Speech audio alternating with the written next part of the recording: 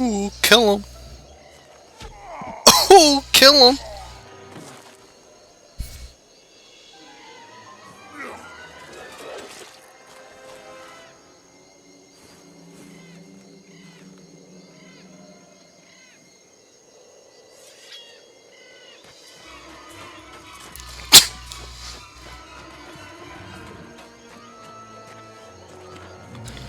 Oh, bro, Dendroid! Bro, Dendroid! And an ogre mage fights back. Oh my! Oh my God!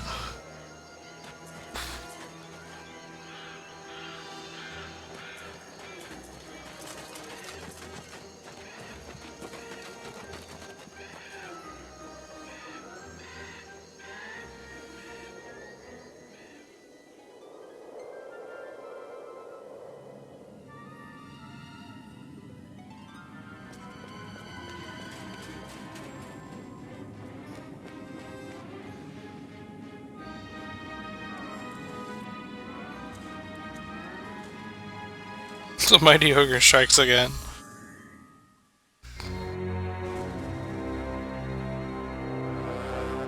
Just like it happens in the game, see?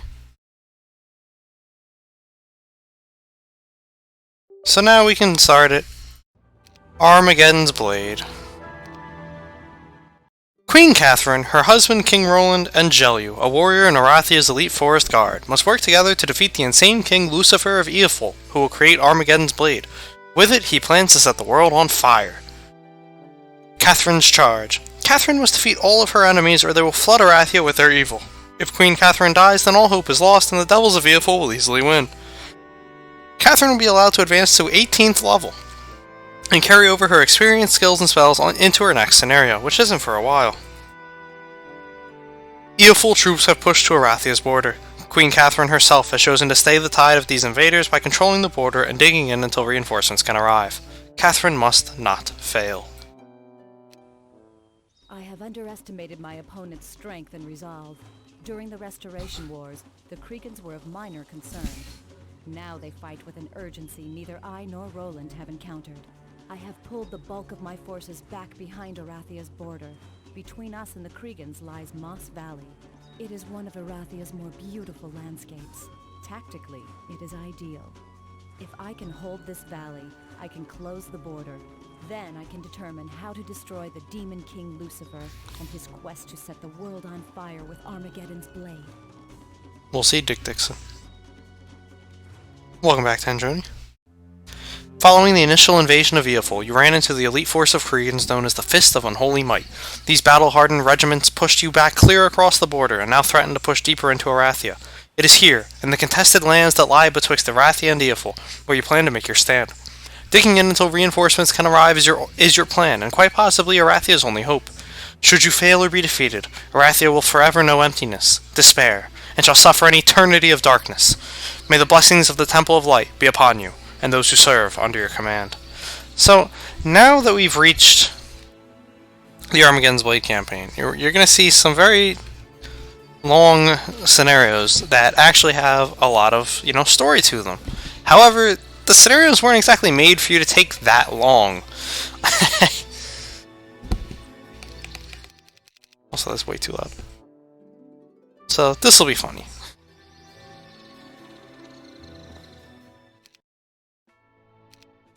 And as you can see, they also start with armies.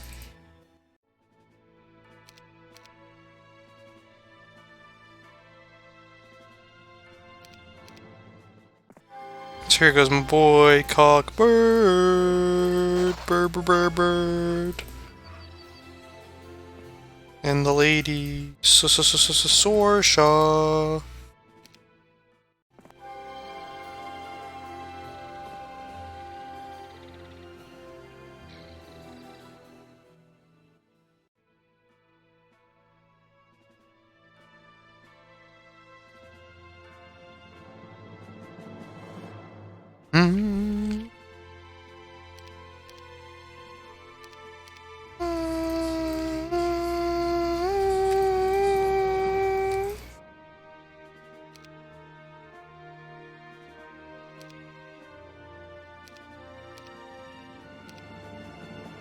Look at all those spells. Expert Diplo, you suck. You can also see that there are a lot of enemies hemming us in here.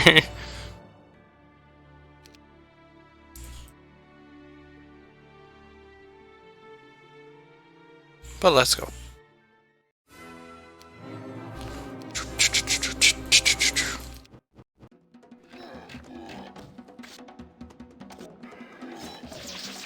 Oh!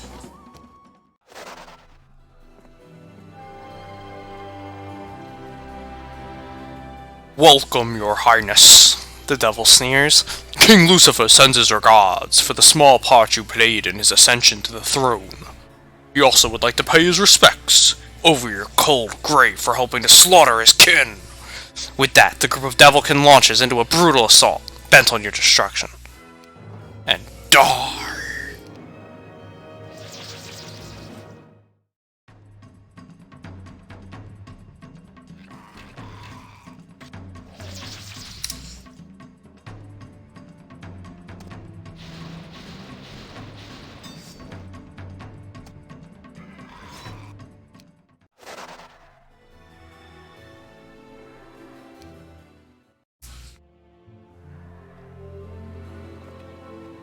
No one may pass. Take your best shot.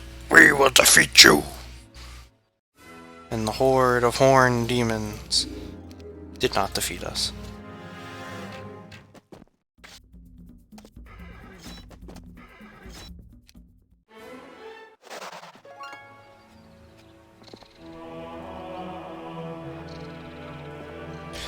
We pixies have been entrusted to maintain the sanctity of this elemental conflicts. Enter if you dare. This is a sacred valley, we will not let it be disturbed lightly. If we deem you worthy, perhaps we shall let you in.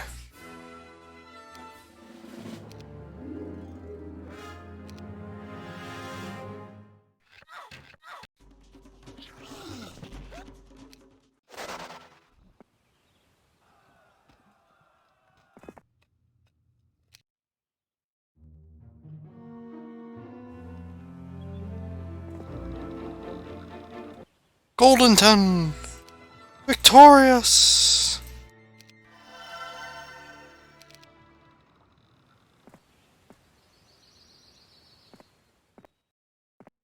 This gleaming citadel stands tall and defiant against the darkening skies that lay overhead. A sense of hope and wonderment overcomes you as you approach the front gates. At this point, a scout from your Outrider group trots back to report of creatures not spotted in Arathia for quite some time. They stand atop the walls and prepare for an assault. They seem wary of strangers, but oddly are prepared for war. Is there something they know and you do not? With only one way to find out. You press on. Nothing done.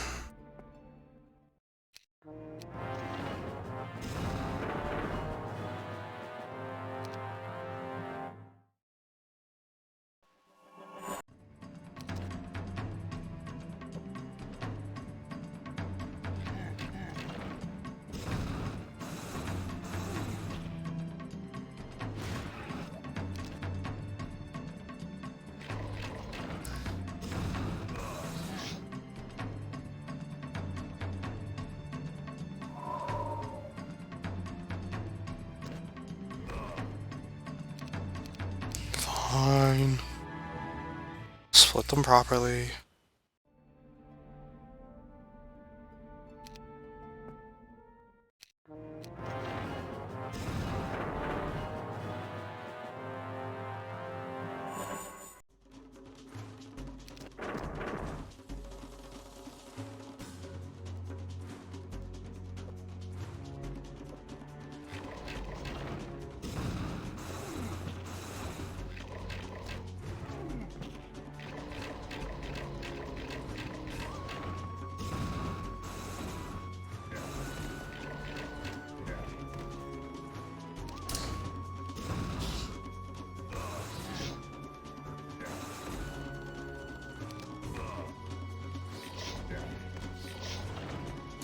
Nice morale, Cuthbert.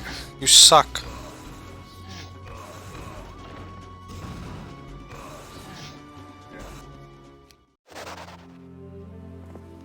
Standing before you is a troop of men made of living flame. Their unblinking eyes stare at you. They do not speak, but instead move to attack. They appear to be protecting something, or someplace.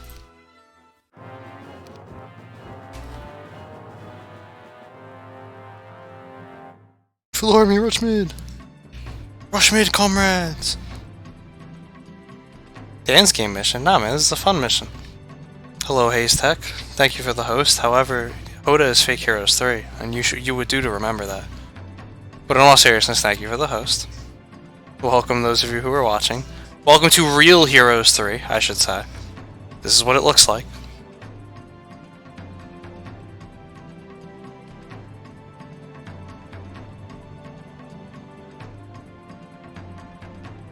The first map is already done in 1.5 months and a story for 1.5 years. It doesn't take 1.5 months. It takes like 2 weeks, but there's story out to like month 7.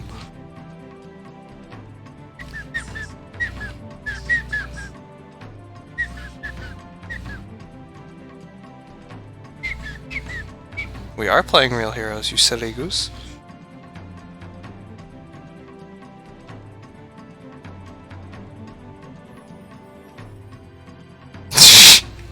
You tell them, boys.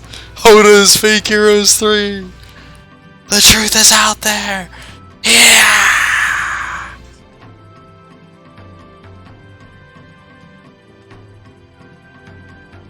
The chat says it, and then I'm obviously reading it back. No, it's not. Losing that many archers means nothing.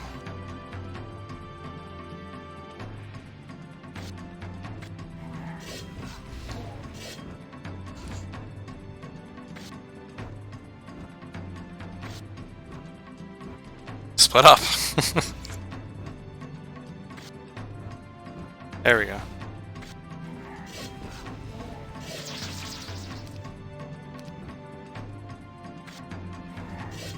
Deus Vult.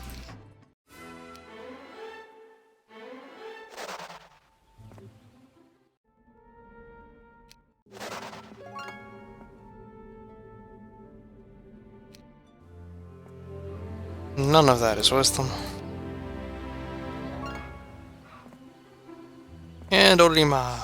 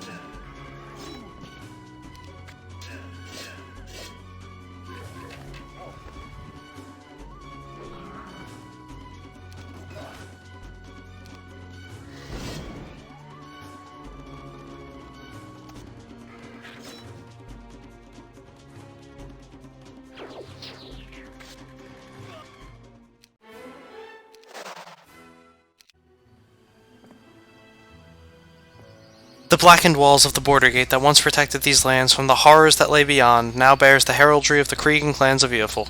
A sickening smell permeates the area, seeping beneath your clothing and into the pores of your skin. The noxious vapors of the volcanic lands of Eoful have polluted the land and killed a great many trees. This is the fate that threatens to befall all of Arathia should the Mad King Lucifer get his way. This is all you have to look forward to if you fail. This realization both terrifies you and strengthens your resolve. Deus Vult.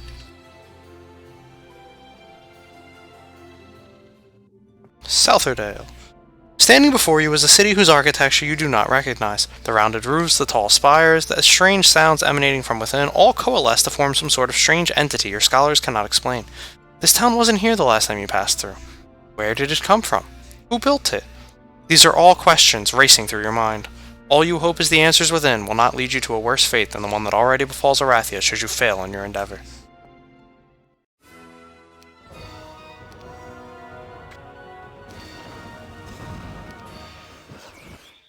Wow. Wow, catapult.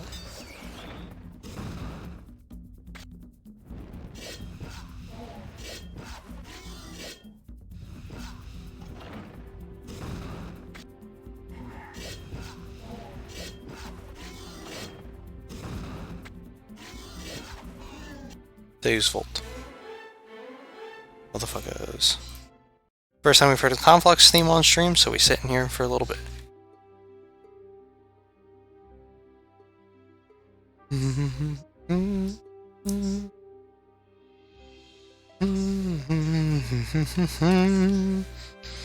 Yeah, but it didn't, so there should never be a forge. Or a factory, or anything like that.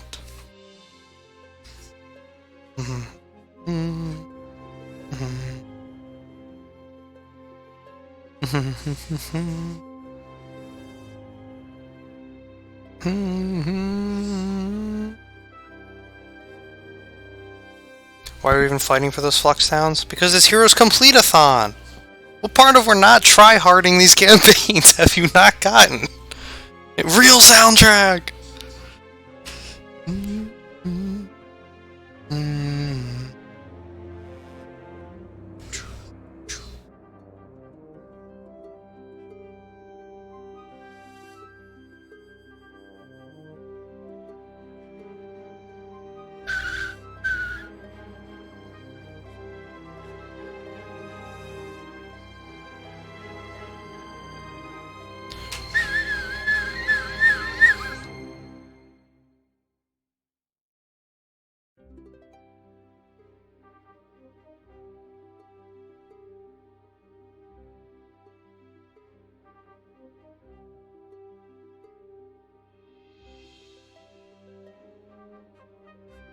Alright, I believe that's one time through. This is my Heroes 3. Hashtag real Heroes 3. Hashtag is my Heroes 3.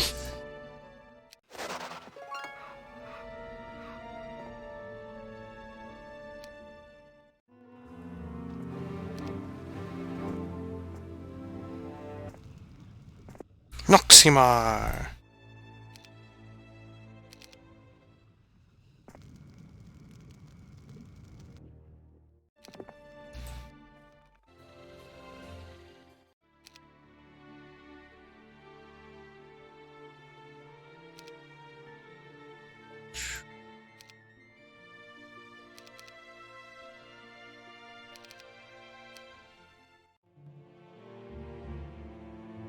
A scout comes racing to your camp, bearing a message. He bows deeply before you and presents a scroll from General Morgan Kendall. His trembling fingers release the rolled parchment into your hands, as sweat beads on his brow. This is not good news he brings. My queen, I regret to inform you that the dark forces of Earful have broken through our eastern lines. I have failed you, but I swear to you on the grave of your beloved father that I shall fall back and protect Stedwick from these foul creatures. Morgan. Once again, General Morgan Kendall has failed us. Shocking.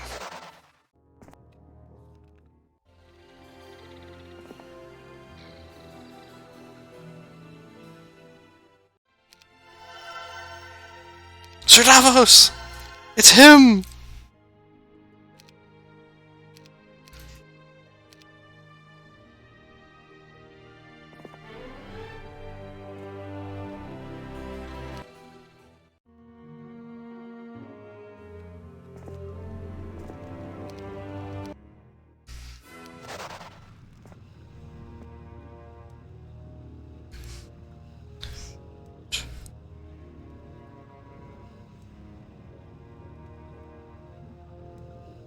The Onion Knight.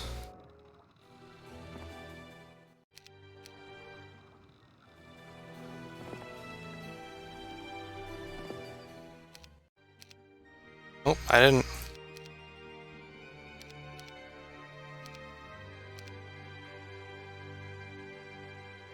The other reason I take the Conflux Towns, by the way, is because I like to actually bait out that last little story entry. And it's a lot easier on me if I just give them one of these, because you can't build up the Conflux Towns. Like, they're stagnant here. So it's less annoying, baiting out the days.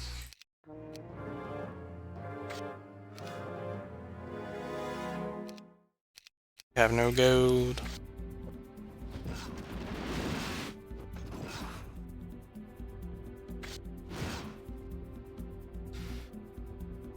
Hey you, what you gonna do? Hey you, what you gonna do? Yeah! Deus Volt! There, you Svolt! Ah!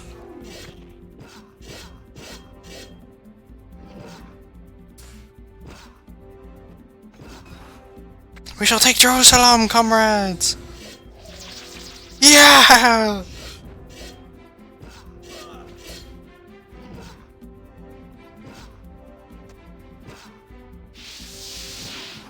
Oh, they lived! We fought the good fight, Sorsha. You fought the good fight.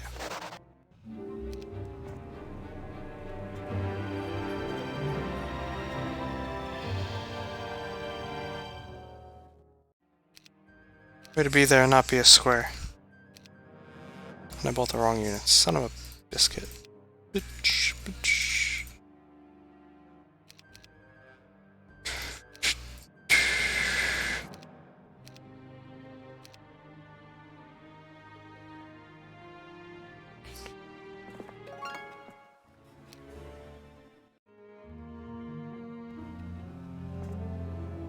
Chantakwa! Oh. If only we had wisdom. This is the best campaign? Nah. Nah.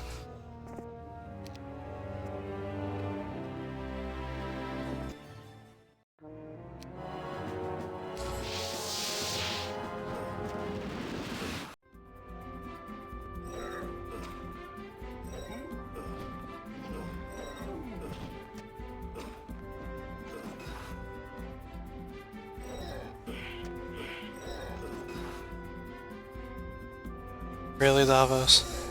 Really? Come on, bro. What are you doing with your life?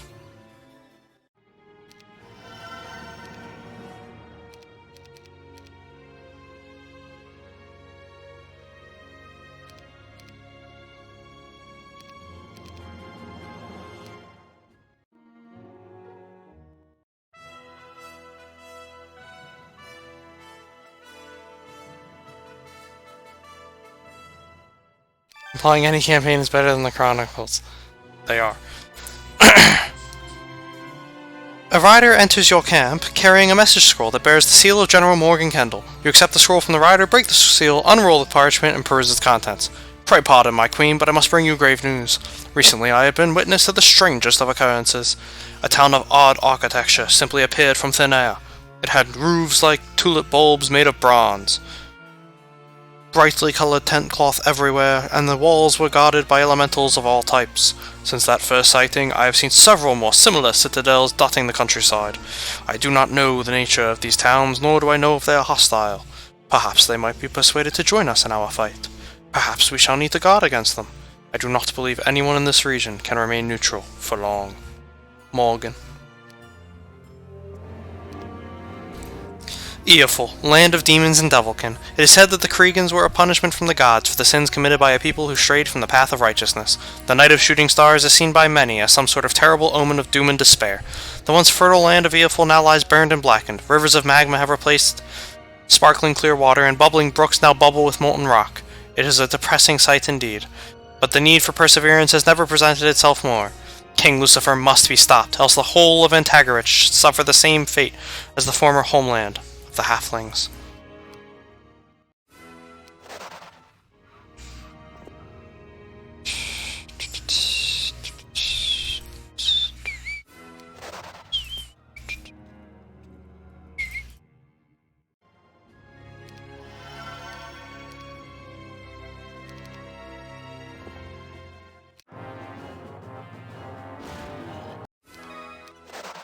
Let's try, yeah. Let's try.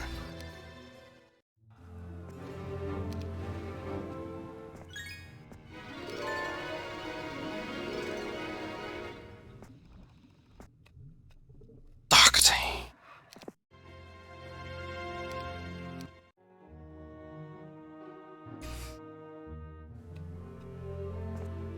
This city is Darktane, named for a dark god long ago, thought forgotten by the people of this land. His spirit lives on within the walls of this monument to his twisted soul, for Darktane was a god of torture and suffering. The screams of Cregan torture victims are like prayers to his glory. And down it goes. Phew. Get the spells we could have gotten.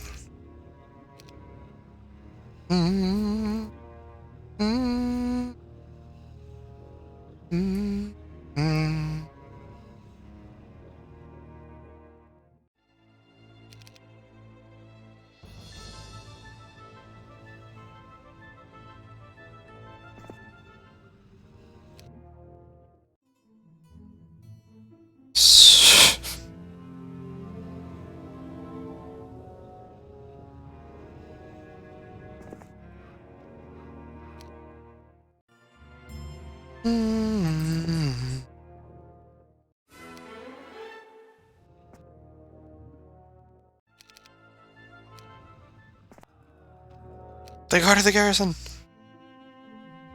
A runner leaps off his steed in a hurry to bring urgent news to his queen. You take the message scroll from the smiling runner and unfurl it. The note is smudged from water stains but legible. Reading it brings some much-needed light to your soul. Good news at last has come. My dearest Catherine, I have amassed a sizable force outside Sedgwick. It will take some time to reach your position, as we will be first shoring up the eastern front. I plan to meet Kendall's army somewhere near Killian's Wake and push back those forces plaguing him there.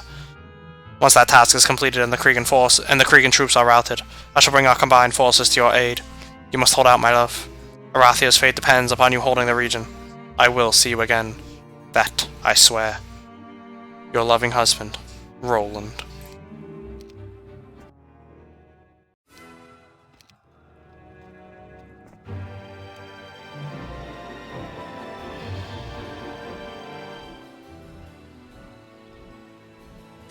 A throng of zealots is too OP.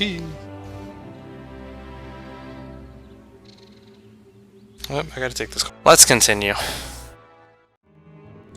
And I'm so glad they didn't reach, because I 100% forgot there was a hero coming for this town. Luna! Luna! And yes, Corel, I noticed you try to be cool, even though it wasn't. Calling actual games fake. You know, oh, you're so funny. Oh, oh. Should leave them with just this one town.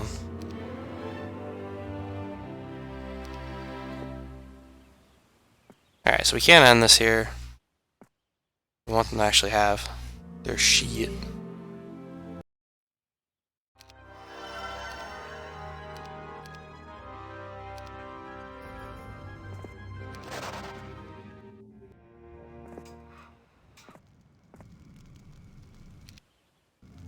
Oh, we can't eliminate them yet.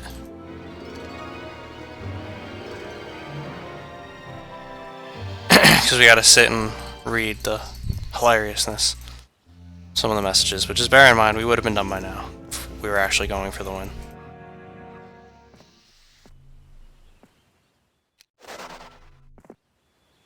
Alright, vengeance. Pacing across the field, you rack your brain for a way to make sense of this insane war you are waging. For what purpose could Lucifer be engaging in such insanity? What was there to gain from this? The answers to such questions will not come easily, nor without a heavy price attached. As you ponder these and other matters, a timid monk clears his throat quietly to announce his presence. Spinning on your heels to face the sudden sound, your flame-colored hair frames your face in such a way as to bring fear to the poor cleric.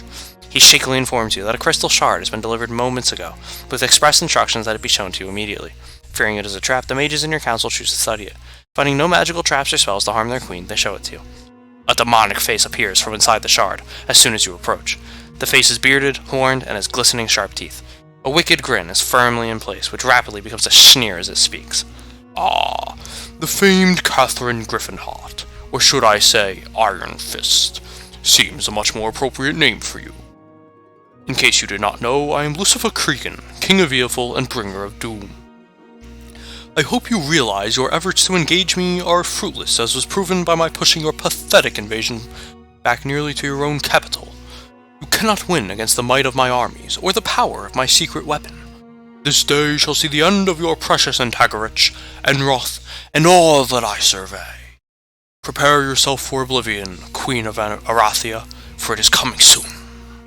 With that, the image fades out, and you are left alone with the threat hanging in the air. Muttering something about madmen, you go back to your planning session and prepare for the coming battles. Cuthbert was avenged. Dun, dun, dun, dun, dun, dun, dun.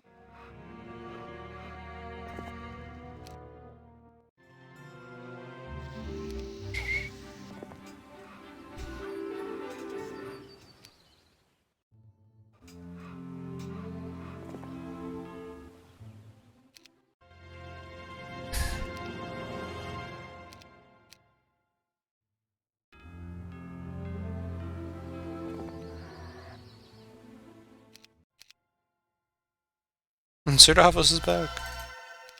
Look at this kid.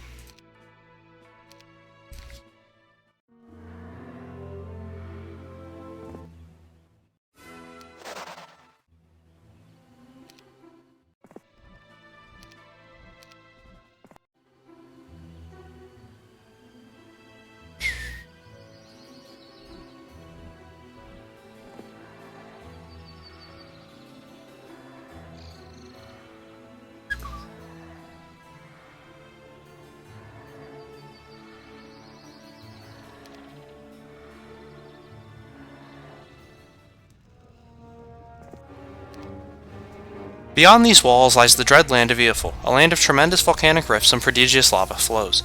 Demons of all types and forms patrol the land. A land once fertile and green and populated by a peaceful race of little people called halflings. That was until the Night of Shooting Stars when the Creekans came. Now all that is left of their race is a few pocket villages. The demons scattered them to the four winds and turned them into an embittered people, with little hope and no place to truly call home.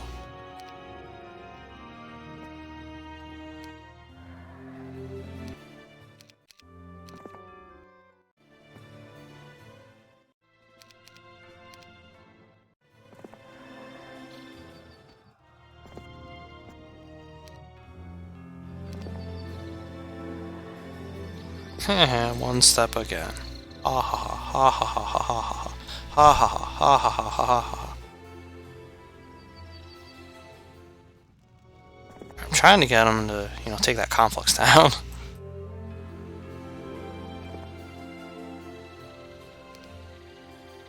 I'm gonna make a save here just in case they don't do it.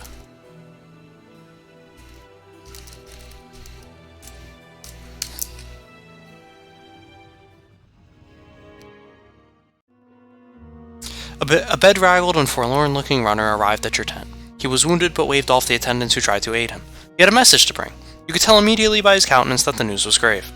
My dearest wife, I must regret to inform you that we have met with great resistance in our journey to join up with General Kendall's forces. The minions of Eofor are formidable indeed, much more so than I had anticipated. Several hundred loyal warriors have fallen, and I fear that many more will be sacrificed before this is over. I am now unable to predict when we will be available to fortify your position. You will need to hold out longer than I had originally been planning on. I miss you terribly. Know that I will be there, no matter the price I must pay. Nothing shall keep me from your side. Perhaps one day, soon, we shall be able to return to Enroth and our beloved son, Nikolai. Roland. Crushing the scroll, you entered your tent, eyes filled with tears.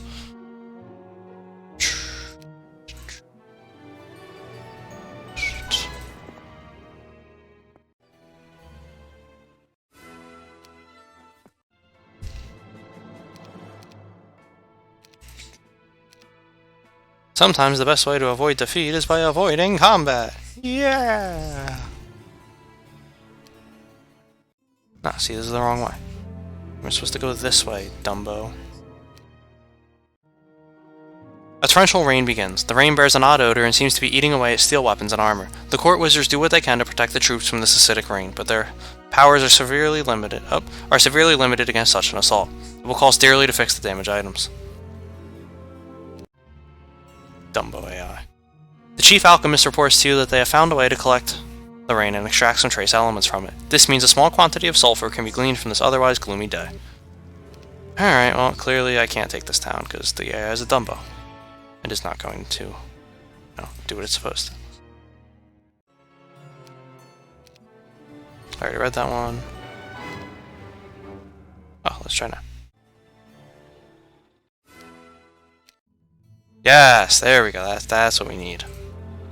Take this town.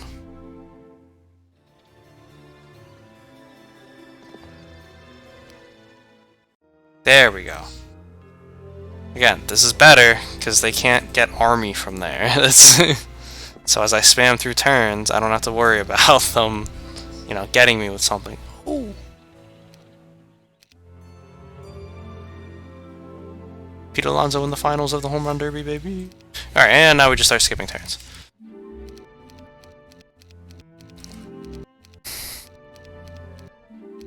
There is still story. On the first day of the Festival of Life, the fearsome clouds that brought the hateful rainfall break.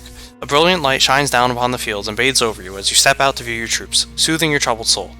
Perhaps the gods are favoring you at last.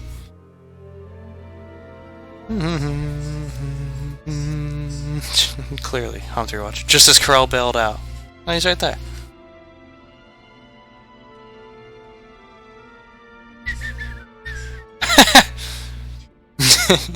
I now continue my sad life.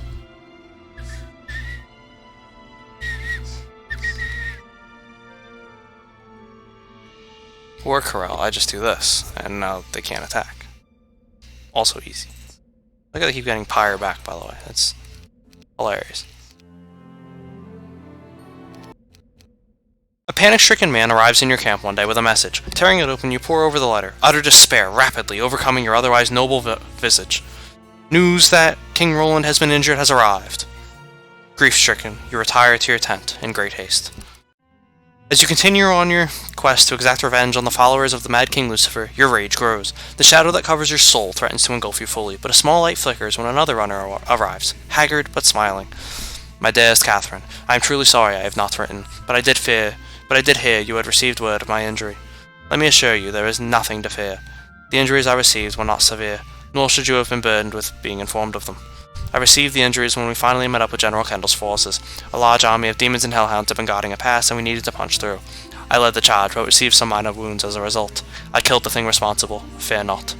All is well, as I hope it is with you and your campaign. Roland.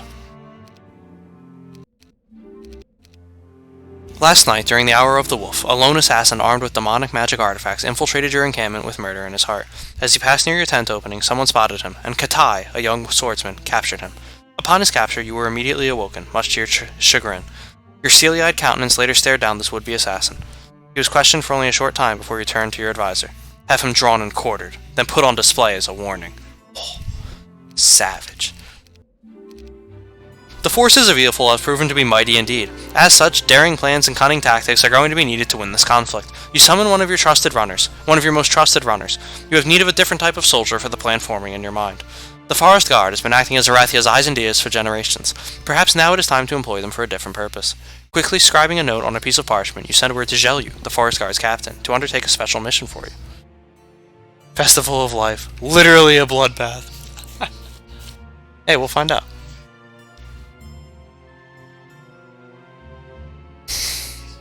Alright, Savu. We'll still be here when you get back, don't worry.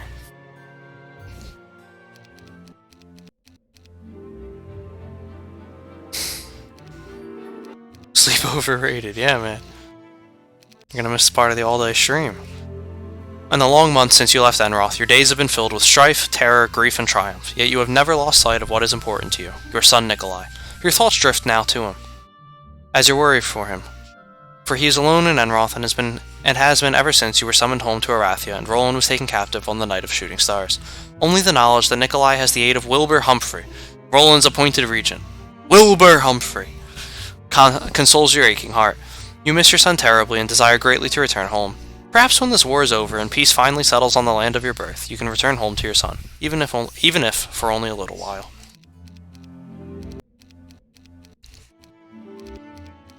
Bear in mind, we're in month 4 and we're still getting messages. You call your troops before you. Oh, here we go. This is a great part. You call your troops before you. Their morale is low, and all are exhausted from the constant fighting and marching. You sit astride your steed, noble and proud in appearance, and ride to the top of a small rise. There, you thrust high the banner of Arathia, and speak. It has been 112 days since the minions of this King Lucifer have invaded our land. We have held out bravely so far, but the true test of our courage and prowess is yet to come. King Roland and General Kendall are currently battling to save the eastern border while we defend this region from Cregan forces. However, we do battle with a powerful foe. The abominations we face in this conflict are hideous and fierce warriors armed with potent elements of magic. You have done well, my warriors, and I ask that you continue to do so in the fights to come. This will not be easy, but I promise you, we will win, for we are of Arathia. This is only 1/3 of that we defeated the combined forces of Deja, Aeoful, and Nyan before. This is only 1/3 of that triumvirate. Fight on, my warriors, for not just Arathia, but all of Antagarich depends on our victory here! You sit tall and proud as the cheers of your men rise to meet you. You smile, knowing the coming fight, while difficult, will be won. You are confident of that. For Brakadun! For Arathia! For Sakadas! No, Antagarich is the continent. The world is called Arathia. I know, confusing. But the world is Arathia. The country's Arathia. The continent is Antagarich. Another continent is Enroth.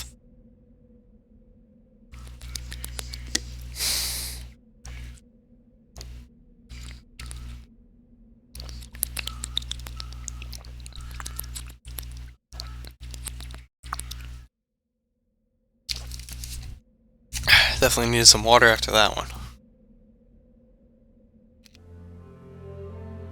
But wait, there's more! As the conflict drags on into its 4th month, as it's 5/2, the men seem inspired, yet weary. Reports from Stedwick have been trickling in from time to time, but it is getting longer and longer between messengers. Roland hasn't even sent a message for weeks. Refusing to show weakness, you dispatch a messenger to learn about the fate of, your husband's army. Concern for his safety and the need of your army's waning strength of resolve to improve pushed you to act. The messenger is urged to make sure the scroll is delivered to Roland's hands, personally. Because it's been such a hard fight. A horseman approaches bearing a scroll. The man is the same one sent by you to locate Roland's forces. He bows deeply and passes his helm to a nearby page. Dusting himself off, he accepts an offered water skin and takes a long drag from it. The cool water washes away some of the road's dirt. King Roland is deep in battle with the Cregan forces and is unable to divert troops to you at this time. In the next few weeks, some forces should be available for your use, my queen. He regrets he cannot be here to fight at your side. Sending him away, you wander back to your tent. Plague! A messenger arrives, snaps a scroll into your hand, salutes, and leaves. Quickly, you open the message and read, your face lighting up as you do so. As soon as you finish, you roll it back up and stuff it into the pouch it came in, snap some orders, and press onward. My dearest Catherine, I have found it possible to offer a small contingent of troops to your position. They have not been paid in a long while, so they will need that as well. They should arrive at Fort Defiance by the time you receive this letter. Walk with delight, my love. Roland. The following reinforcements have arrived. Because, we need it. We need it. It's 634. I mean, it's dragging on. Some intense battle. Could you imagine actually taking this long? Alright, the next one's the last one.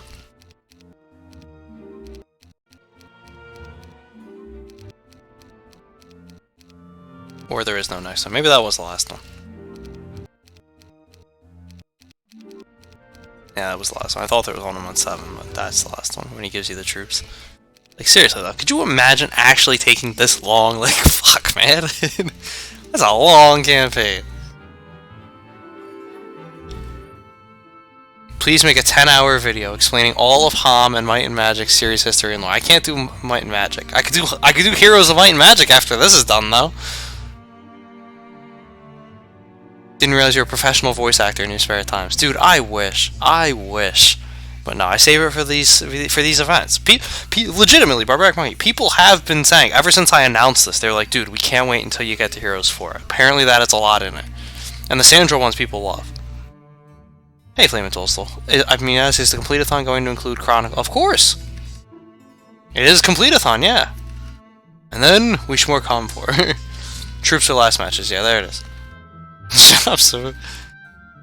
They're gonna destroy it with some pixies and air rallies. I mean, they've got zounds of pixies in there, you know? Zounds of pixies.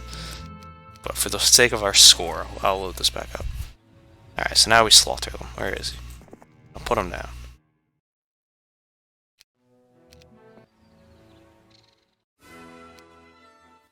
Where is he?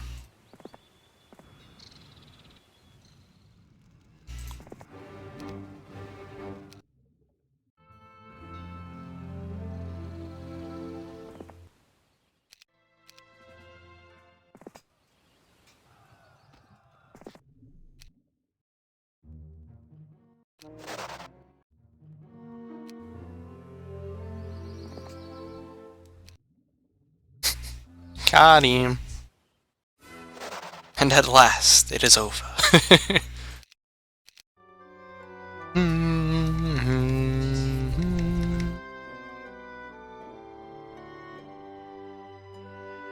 You should record yourself on your phone only when speaking plot, then post it on YouTube as a Heroes podcast. Or, and hear me out here. Hear me out. I just put the picture of Stannis up and do that, and it works the same way. But remember the story of Stannis? We did that. I haven't been able to update it yet, but it's still there. It's my channel. It's my trailer video for the channel. Shadows of the Forest. Zhou must defeat all enemies in this area using guerrilla tactics. He is the only one with the skills to lead this raid, for without him, all is lost. Zhou will be allowed to advance to 12th level and carry over his skills, experience, and spells to the next scenario. And Zhou is the main hero we're going to be using in this campaign. We wish to finish it off in the important scenario, so we're going to try and get him as many levels as we can. Zhou, the half-Vori-elf leader of Arathia's elite unit known as the Forest Guard, has been ordered to wage a shadow war along the Avli-Ilfol border. This area is rife with small garrisons and outposts. It is from these levies that Zhou shall draw his guerrilla force. Messengers inform me Queen Catherine and Roland Ironfist are retreating to the Arathian border. Avli has chosen to turn a blind eye toward the war, but have purposely left local heroes to their own will. Under the Queen's orders, we are to wage a hit-and-run war along the Avli border. Our only support will be local militia hostile toward the Kriegans. Should we be captured, Arathia and Avli will disavow any knowledge of our actions. Otherwise, this task is no different than before. Yeah. Hey Salva, welcome to the stream.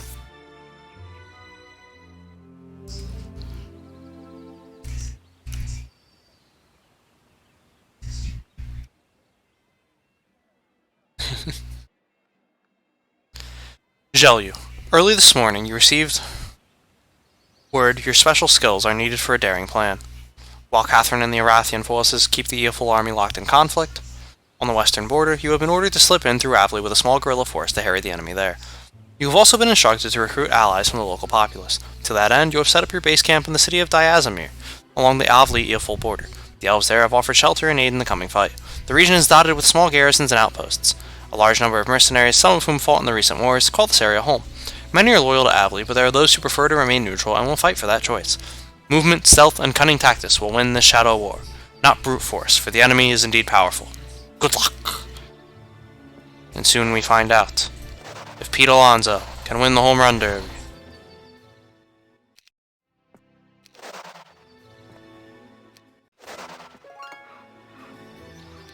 Several new recruits have arrived. I knew that would happen, that's why I was waiting.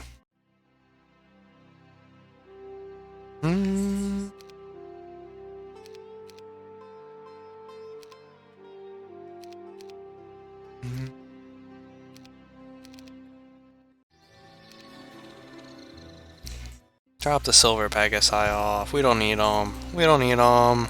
Nobody need them. Oh, I need that though. Where's that one?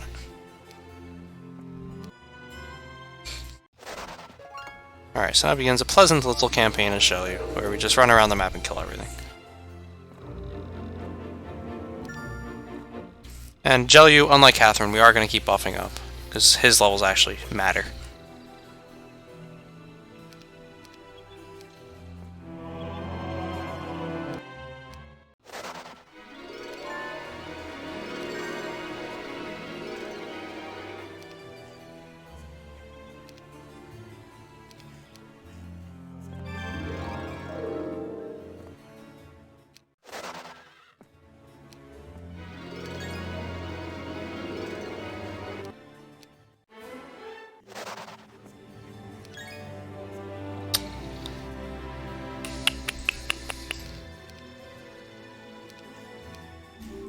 Lame Ogamo. Oh, what else? I have those. I don't have those, actually. It comes automatically upgraded.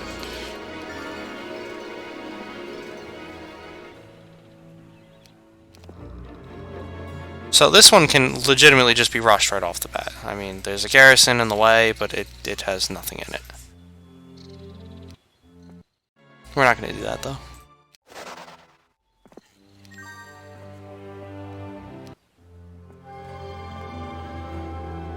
We found these gauntlets. We thought you might like to have them. I would.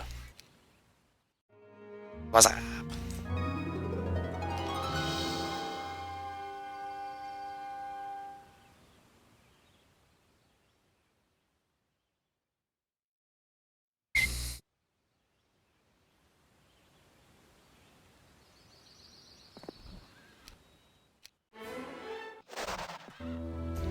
What manner of oddity is this? The architecture matches nothing seen in Arathia, Avli, or any other place save maybe Bracada. But what would a Bracadan city be doing so far from its homeland? Worse still, how did it get here when it was not here a few months ago?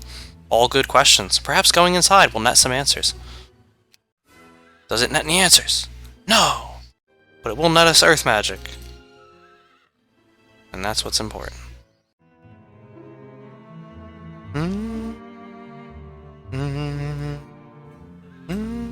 A smiling band of little fairies stand milling about looking for something to do. As you approach, they beam and flock to your side. It seems these are pixies, and they are eager to fight against the evil beings that have come. Well, I don't care. They're gonna die like pigs. Fuck pixies. Get money.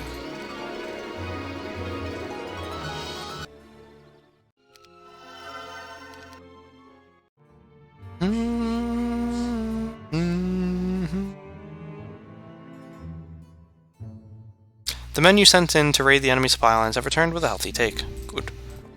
Now I'm gonna return, pick up air, and earth magic. I want logistics and tactics. And the last one doesn't really matter. I'll take artillery though. That'd be pretty cool. It's pretty useful to have, I should say.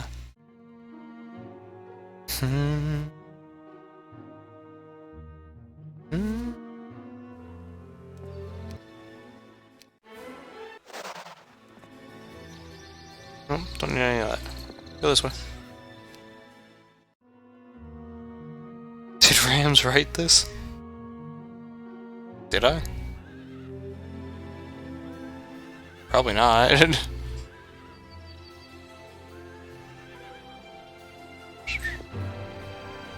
Half buried in the ground near the edge of the orbit, there appears to be a small tube. Uncovering it, you see the magical writing swimming before your eyes. A sage rushes over to tell you what spell it is.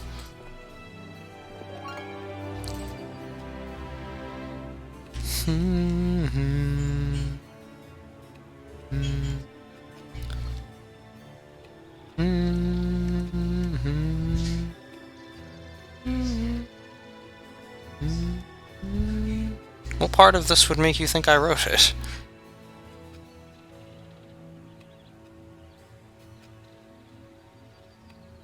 Artillery and archery, what a combo it is. It has all the plot. Oh!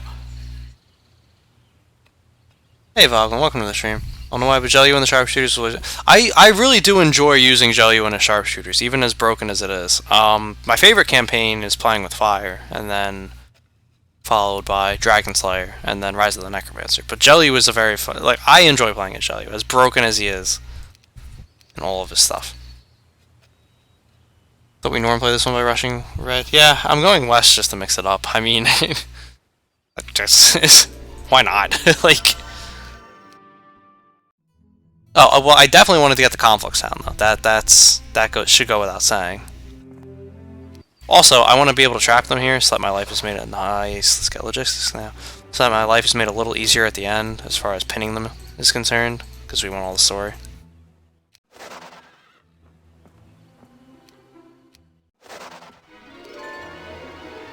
Oh, wisdom. Almost forgot about that. Alright, so now I want logistics, not artillery. The luck threw me off. We don't need luck. You know what the map is.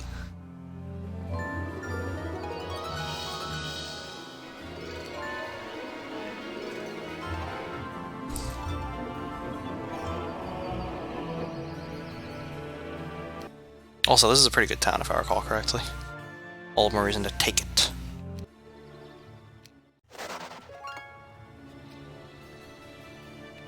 Sarah!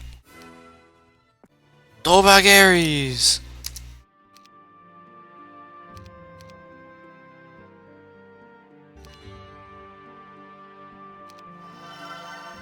Oh, we won the capital rush.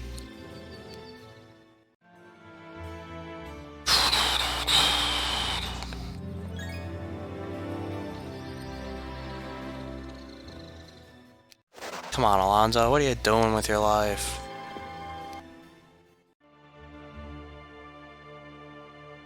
Gotta get that straight cash, homie.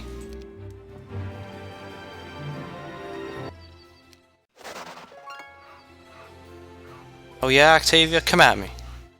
Yeah, that's what I thought. That's what I thought! Get him out of here!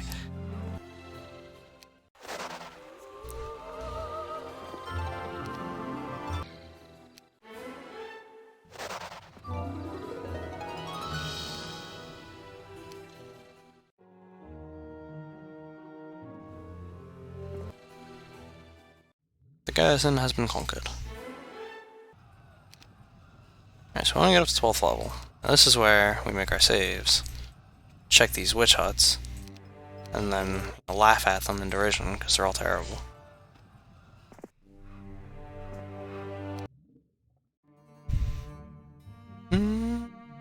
A traveling caravan of gypsies passes near your encampment, and several of the men decide to have their fortunes told. As this is a time of great strife, and with the possibility of death being quite high, you agree to let your men partake of this little distraction. You even decide to join them. The gypsy, a woman calling herself Nyastra the Oracle, reads their futures one by one. Some good, some not so good. Eventually she reaches you. Upon seeing your pale complexion, solid jet black eyes, and flame red hair, she backs away, startled. Your odd appearance and striking presence both intrigue and frighten her, but she is a professional. She takes your hand, sits you down at her table, and begins to read your palm. What she sees is very strange. Your lifeline is uncertain, and yet your destiny is clear. You are to be a widely known figure, one of great import. Yet there is a dark road as well. Something in your future gives her pause. She sees great evil in your future, yet cannot be sure if it is an outside force influencing your destiny or something from within. A strange dichotomy to be sure this Jelyu is. Both where you came from and where you are going are blurred, something Nyastra has never seen before. Each one of these things is told to you in turn, and you listen in rapt attention, hanging on her every word. As you get up to exit her tent, you press a gem and several gold coins into her palm and leave, bowing deeply as if she were royalty. She glows at the overpayment, for normally all she asks is a few silver coins and a promise to live up to one's potential. You are indeed a hero, at least to her. Come on, Alonzo, 3 more home runs! In 49 seconds, here we go, there's 1! There's 2! No, it went foul. Come on, Alonzo! Will the Mets actually win something? Come on! Yeah! There it is! Champion! He did it! What a bro! What a bro! America!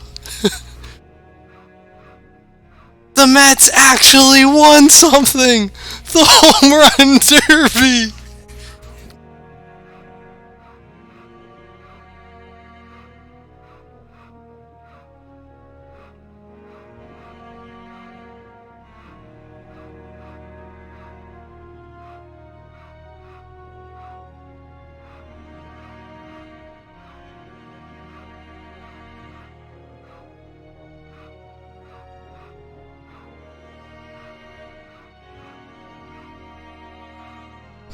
Oh, the Mets are winning! Yeah!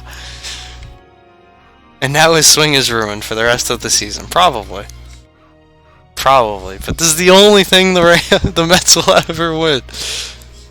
Been a while since you've been able to. I mean, come on, man.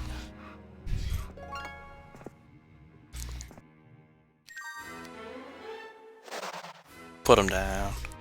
Alright, I look to take every single one of these towns, just to be able to pick up powers within. I'd also like to get advanced. Where's on this one point? So we can...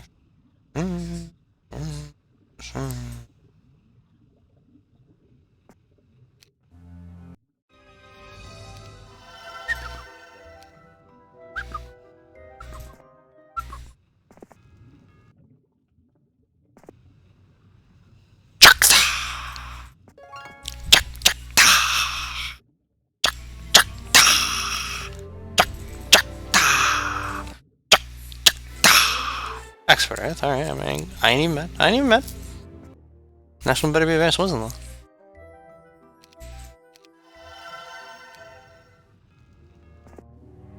Armor, I don't need that. Chak, chak, ta. Chak, chak, ta. Chak, chak, ta. Chak, chak, ta. Chak, chak, ta. Am I allowed to build castle gates? Oh, yeah. And a one. And that one already has one. Fuck you. Elishar with the win? What the fuck? Oh!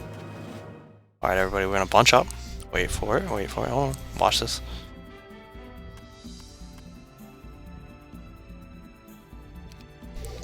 Oh! Oh my god! This guy! This guy! He just did it! Oh my god!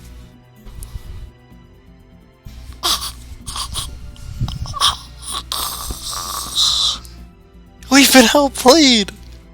We've been schmeckledorfed! Bamboozled! The strat!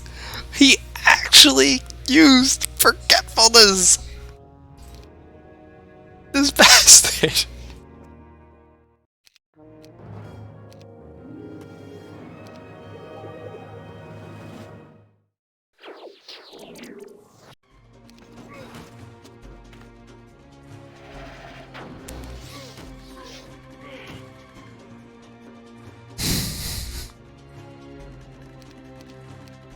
We still got this.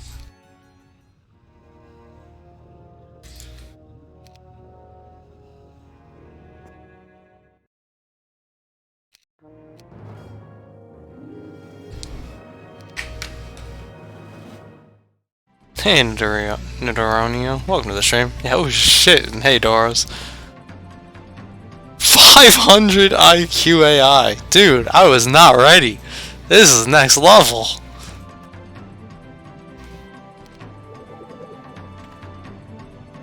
Sorry, we got this. Boom! Laka shaka! He dispelled it!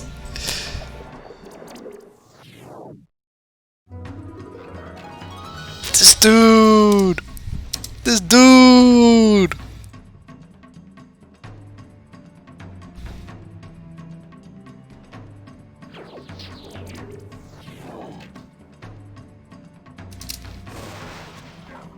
Alright, we got him. We got him. Did not expect to have to try that hard on any fight in this scenario.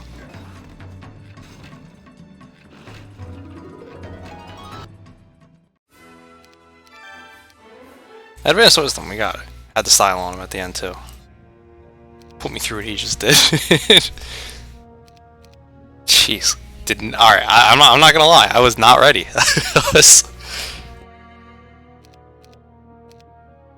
That I was not ready for.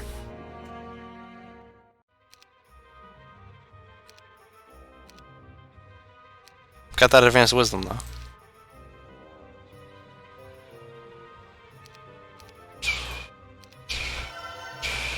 Town Portal, there it is. I can also use it. Beautiful.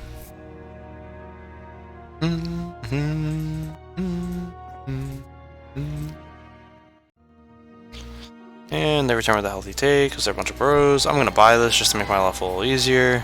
Yeah, I was pretty sure it's just that one town left. I also like how they went in here and then just came back, apparently.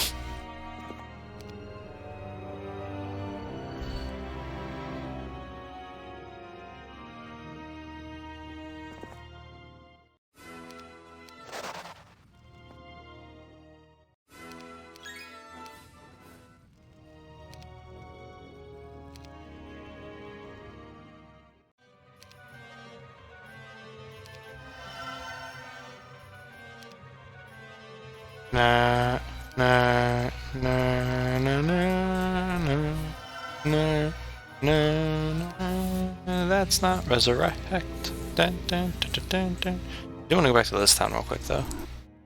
Because I didn't learn clone from there. And I'll go back to Jakta. This should be it. The last town. So, without further ado, you can go sit here with my army. -1. Oh. -1. And I should think that would be enough to keep them from attacking outside of Reaver's Gate. Already visited, not visited.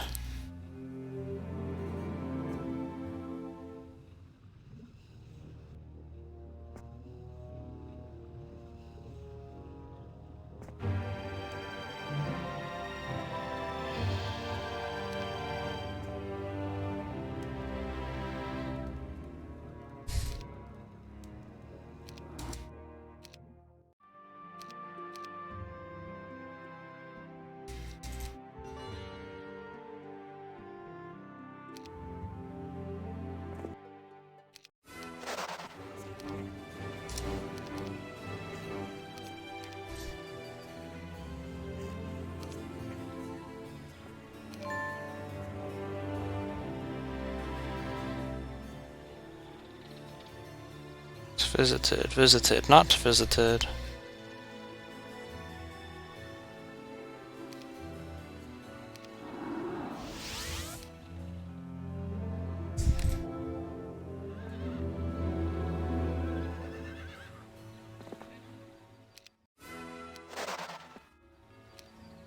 As you pass a small puddle, you hear a voice call out to you, gentle and soft. The voice is that of a woman, or so it sounds. You kneel down beside the tiny pool and peer into its stillness. To your surprise, there is a face of a beauteous woman.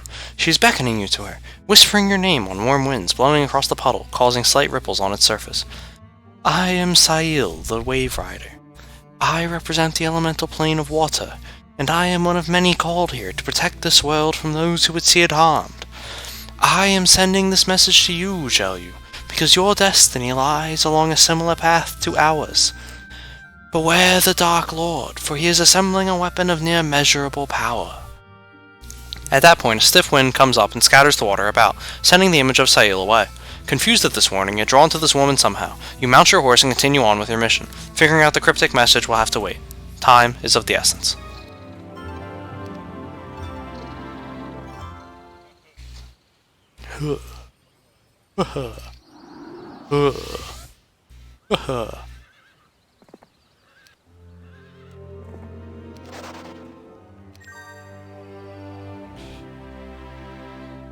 Visited. All that's obviously been visited. Check that. It's not good. This one more about. Did not check that. Unfortunately, I'm not going to get the spell power boost from that town because they're not going to leave it. I don't even think they have a tavern, if I'm being perfectly honest. They should. I've left them their mines, but.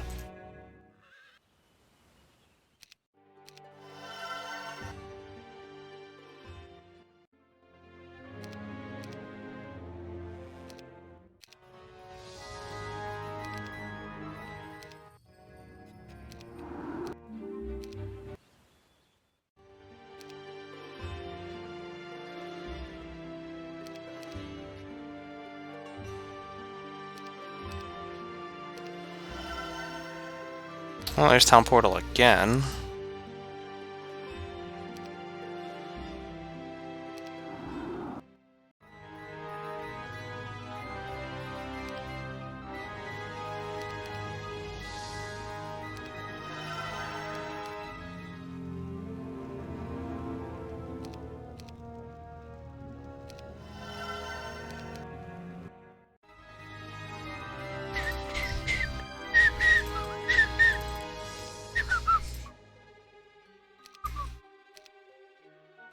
Last shot at Resurrection. Oh, 3 town portals, though. That's interesting. I believe I've checked all of these at this point. That one was Scholar, that one was Air Magic. Armorer. Water Magic. Not check that one. Definitely did not check that one.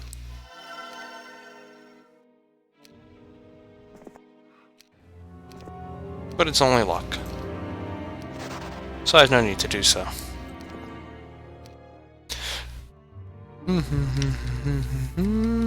Elishar was scammed, clearly. Easy TP. Easy peasy. TP lemon squeezy. You are awoken to an odd feeling in the back of your neck, a tingling sensation. Warning of danger.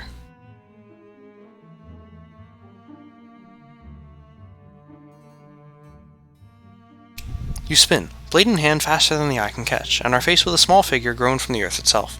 This figure is vaguely humanoid and stands approximately 2 feet tall.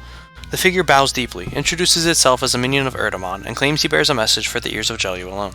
Confused, you agree, albeit warily. You are known as Jelyu, are you not? Very well. I am Erdamon the Earthshaper. I have come from the elemental plane of Earth, and have been sent to protect this world from those who would see it harm. Sail told me you have spoken to her. I trust you have already met the minions of the Dark Lord? Excellent. The Dark Lord has many names and many minions, the worst of which is Zeron, he who was born of man and demon. Be wary of this one, for he is most skilled in the dark arts as well as having an affinity for Devilkin. Then the small figure melted back into the ground as if it never had been. Thinking you were merely dreaming, you lay back down and contemplate what this Erdamon has told you. Speaking of Zeron, he's next, boys!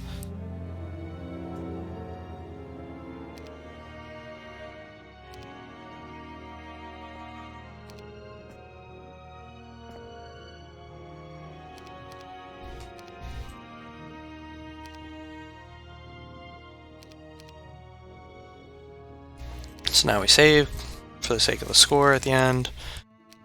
And we're going to keep skipping for story if there is any more. Yep, and there is. Sitting around the campfire last night, you and several of your most trusted advisors were knocked off your feet when the flames suddenly exploded outward. The flames licked skyward and coalesced into a humanoid shape, its eyes glowing like a brilliant green. I am come to speak to the half-human warrior known as Jelyu, he with eyes of obsidian darkness, skin of alabaster white, and hair the color of flame. I am called Fire, the Flame Walker. As you can tell, they really got creative with the names. I am he, born of fire, come here to protect this world from those who would harm it. A tide of growing darkness is flowing across this world, gaining momentum with every day. The one known as Zeron is a servant to the Dark Lord, and is even now seeking the tools needed to build a weapon of terrible destructive power, Armageddon's Blade. My fellow Conflux heroes, Sail and Erdamon, have secreted these tools away in a far-off land, yet the Zeron has located us anyway. He is powerful, and we shall attempt to stop him, but we now fear that we cannot stop the weapon's creation. We can, however, let you know the wielder of the blade is not invincible. That said, the flames form into a great fiery phoenix which gouts its breath into the sky, shoving aside the darkness of night for the merest of moments. It then poured back down into the fire pit and returned to being a simple campfire, as if nothing had happened. A pair of warriors dragging a third enters the encampment early in the morning. The dragged man is gravely wounded and appears near death. Healers rush for the man and begin their work as you approach. As he gets closer, you can see that this man is a member of the Talon Brigade. How he has gotten this far north, you cannot understand, but the fact remains he is here. As you kneel beside him, the swordsman grasps you by the edges of your cloak, and in a raspy voice speaks his warning. There is one out there, my lord, a devil named Zeron, who is the one seeking Armageddon's blade. My unit was sent here by General Kendall to aid you. I am all that is left of us. Zeron is close to completing the blade. He is going to use it to destroy us all. His words trail off into silence as he collapses into death, his body limp and lifeless. The man's last words hang in your mind. What is this Armageddon's blade, and who is this Zeron you keep hearing about? Answers are needed, and needed quickly, for Arathia is running out of time.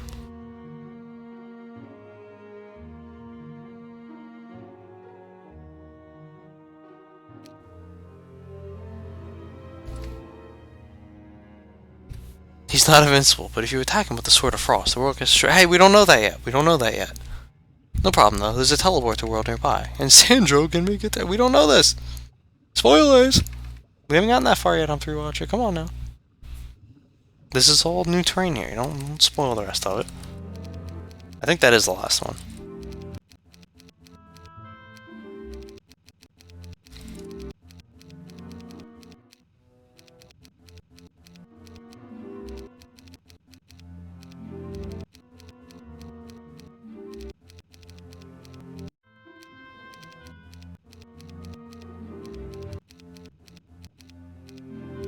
Yeah, that's definitely the last one.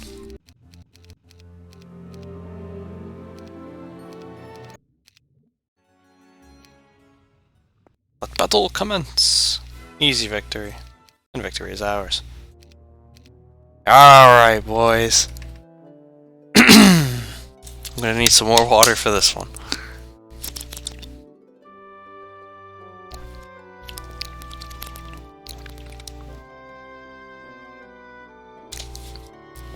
Let me grab another bottle. I'll be right back. Till then, get your hype! One of the second greatest cutscene in all of Heroes 3 is coming up after this. After these commercial messages from Dr. Pepper.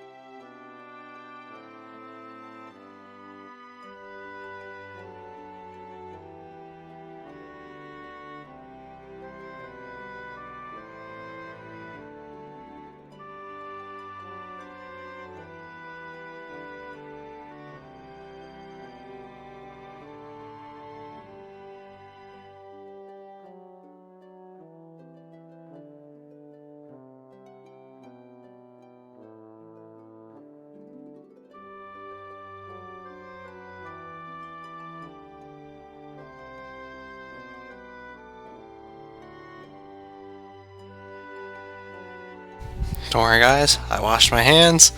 Oh, well, I hope your coworkers enjoy hearing this too. Pudik, oh my god! Oh! That's the ultimate hype!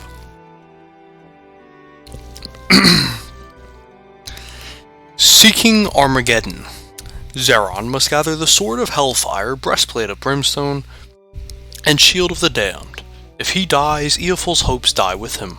He will be able to advance to 12th level. All of his experience, skills, and spells shall transfer with him to the next scenario. The greatest hero in all Eofol is Zeron the Terrible. He's been attempting to fulfill King Lucifer's vision for some time now, but every time he's gotten close to one of the objects needed to build Armageddon's blade, a hero from the elemental conflux has arrived to take it. Now he has them cornered in Avli, and they are ripe for the picking. Here we go. My quest is sacred, given to me by the king himself. I have searched the continent for the relics he desires. When I have come close, a mysterious hero has spirited my prize away. I have pursued these heroes for months. Now, I have them cornered. They will either surrender the relics, their lives, or both.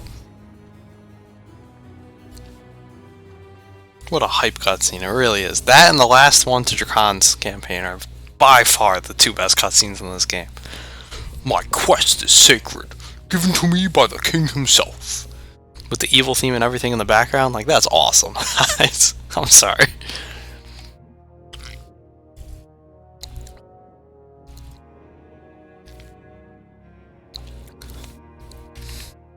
Zeron! Zeron! You're welcome, Pudik. I'm glad you know what, Pudik? I'm glad you were finally here for this.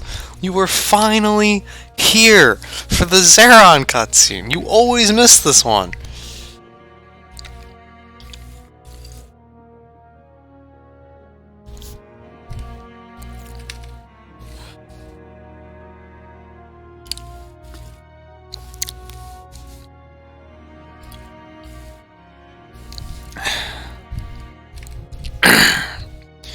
You, my faithful Zeron, have been given the glorious task of locating the artifacts needed to construct Armageddon's blade.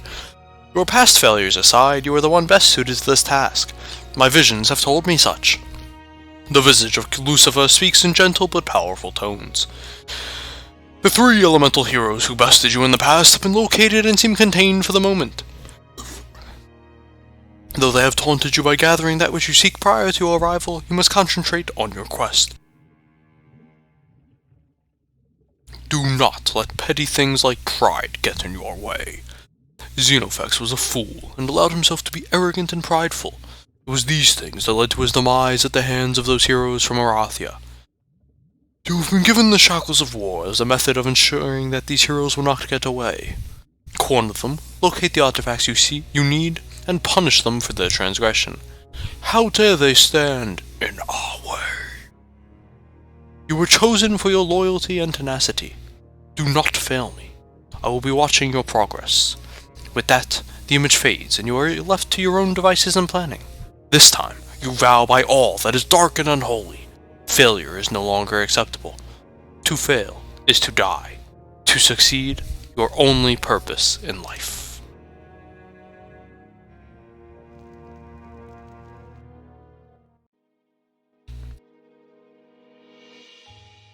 You didn't see the cutscene? You know what, Pudik? Just for you.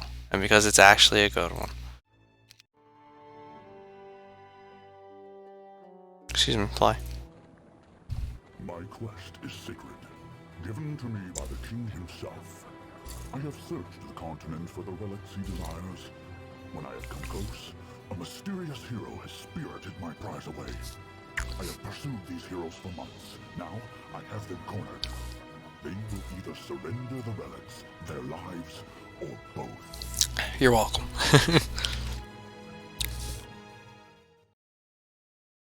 When did he fail before? Well, it said he kept trying to get the artifacts, but every time he did, the complex heroes would take them from him.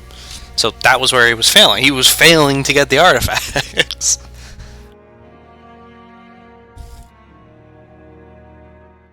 Blackpool. Tryhard pool.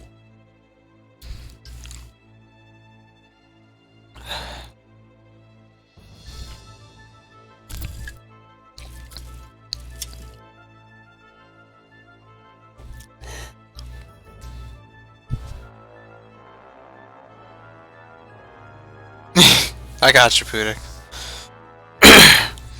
Never appreciated the plot before Rams. I mean, I enjoyed the story. I like, one of the things I really do credit this game for having that the first two obviously did not is there's like fun story to read during the scenarios. Like, I think that adds to the game. I really do.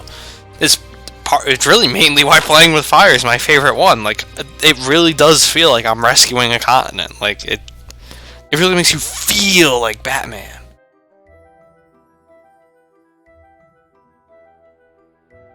You saw my quest is sacred, and then an ad turned on. Well, you got it, you know? We watched it again.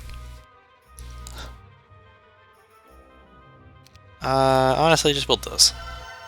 Fuck bitches, get money. We're gonna rock and roll here. Because all these towns start with a castle gate, which means that, combined with the army the game is going to give me right off the start here, will make this, you know,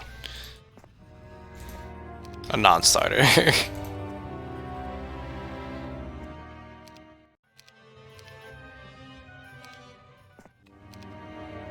Those heroes don't matter, they're not Zeron.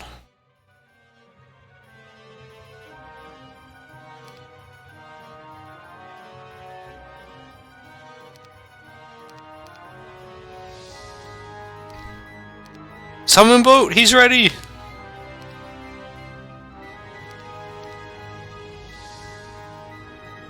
And yes, I am going to be buffing up Zeron. I know that you end up fighting this Zeron later. That's why I'm buffing him up. Otherwise, you know, what kind of noob doesn't buff up Zeron? Come on now, guys. And now we're gonna rush mid on the AI.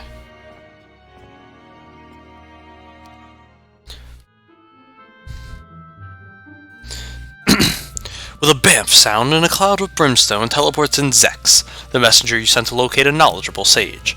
Zex has in his clutches a smallish human with dark features and a bushy mustache. The man dusts himself off, as if he could simply brush away the noxious smell of the demonic teleportation. "Are you that which I seek, human?" Sleen looks a bit nervous, but bows deeply and replied, "I am he, Judge Sleen, Master Sage and Arcane Historian. Tell me all you know of the 3 Conflux heroes who have eluded me so these many weeks. I shall know that which you know, or I shall rip your heart from your breast and have myself a little snack."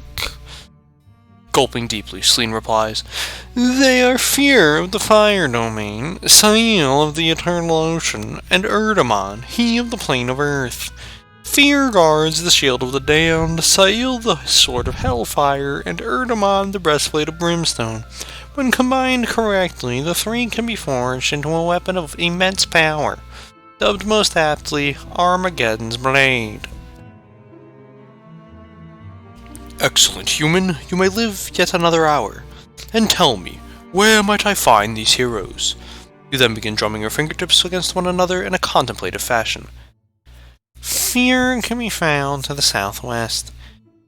I know not the location of the other 2, your unholiness," Sleen oozes, "but I would be most pleased and honored if you would allow me to discover the whereabouts of this elusive pair." "Very well, Sage, but if you do not bring me that which I seek in 1 week, I shall send Zex to retrieve your still-beating heart for my supper. Now go!"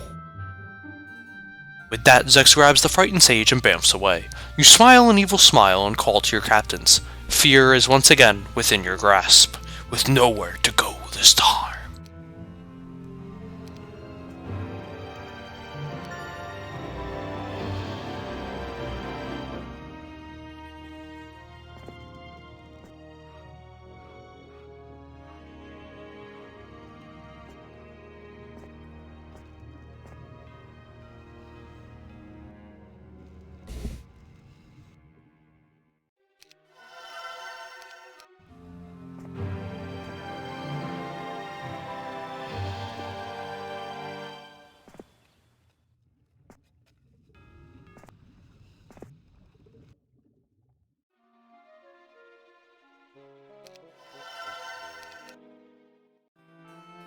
Wow.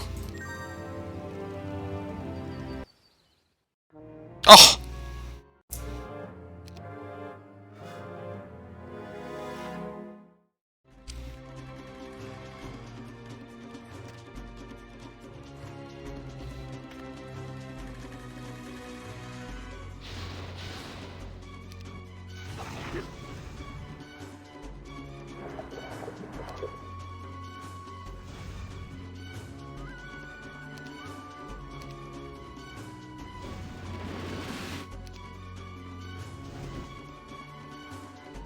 Fuck them.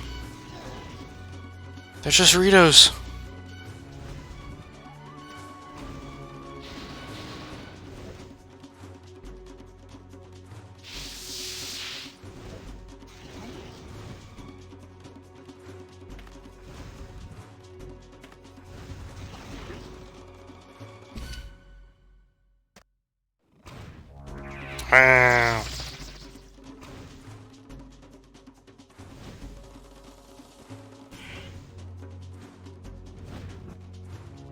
Got him.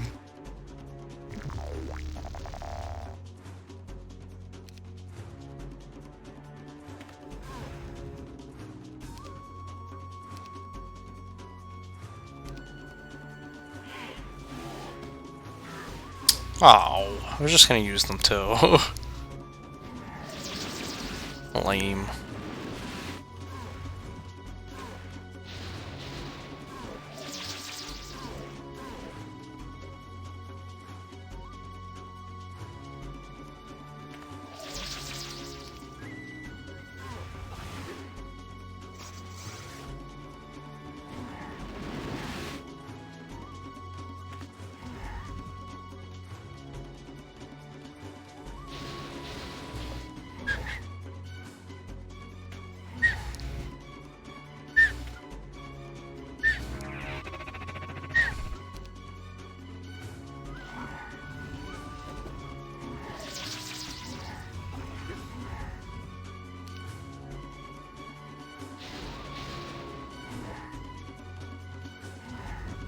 Easy fight. Easy fight.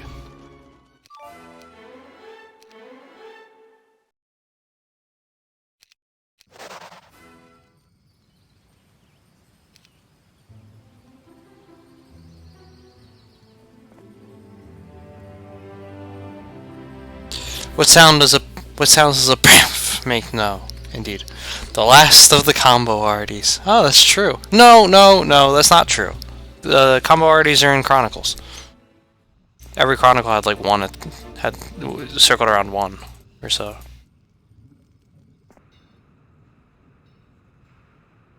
The fuck is this?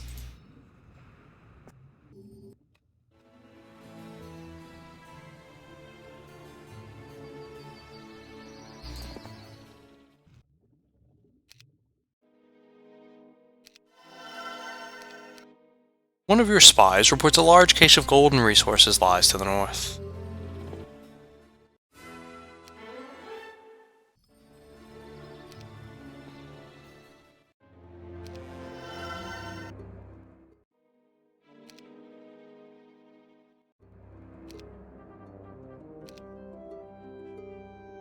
Well, I already cast what I want with expert fire magic. There's no reason to take it.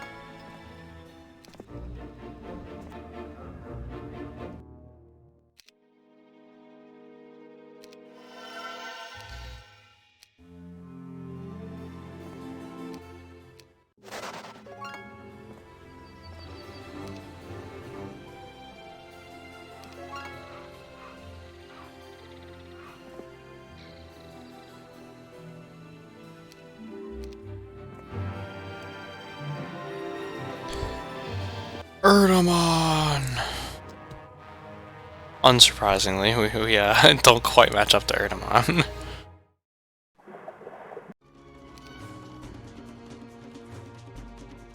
He matched our tactics.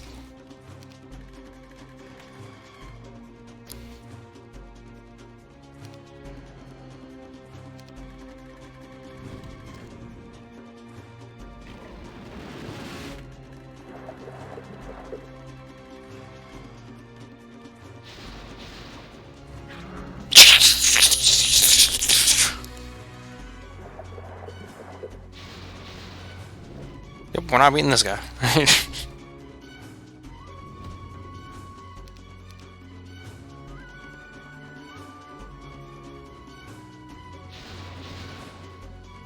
Jesus, he chased him down. Alright, nope, nope, nope. I got one.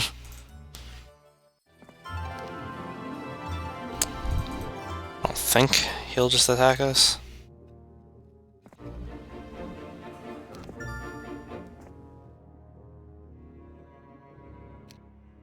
Nope, he does. Oh shit.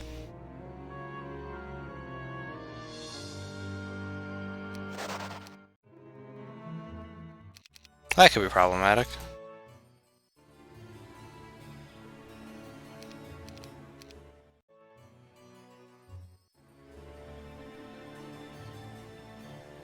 Alright, well he didn't attack when I was out there. Maybe he'll be a bro and not attack again.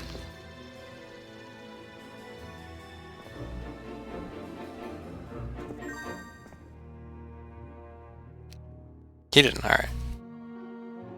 I guess he did because it was right next to him. The flap to your tent is flung aside, and a human figure thrown to the floor at his feet. You twist your face into a toothy grin and gaze down upon the pathetic excuse for a man that lay there, broken and battered. Good morning, Sleen. What brings you to my door on this fine, dreary day? Sleen simply rolls over onto his back and tries to focus his eyes, which are glazing over due to injuries caused by a rather over-anxious guards. I bring news to you, your eminence, of the 2 conflux heroes you seek. Sail the Wave Rider is to be found near the town of Phaedril and is heavily fortified. Erdemon the Earth Chandler is located southeast of that town and not too far away either. The slippery human reports, his eyes darting about the tent seeking a way out should this Dark Lord become displeased with the report. Very well, human. You may now return to your wretched little life. I shall spare you as I said I would. Now go. Leave my presence before I decide it is time to snack. Zux! Get this pathetic worm away from here. Take him someplace unpleasant. With that, the big devil Zex grasps Sleen by the wrist and bamfs out. Returning moments later, Zex reports he dropped Sleen in the midst of a battle between some young wizard's army of Armageddon and a group of purple dragons with butterfly wings. He figured it was as unpleasant as he could get without killing him. But then Drakon never makes mention of this. So did he really drop him there? Or is it just a lie?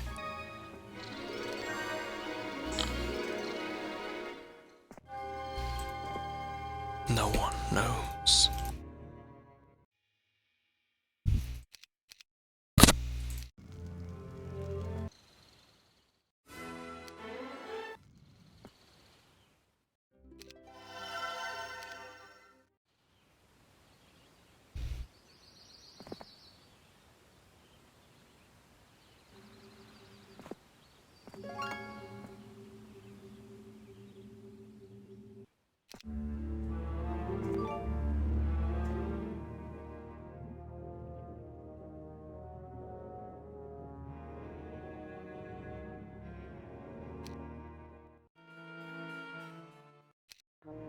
It's Sail!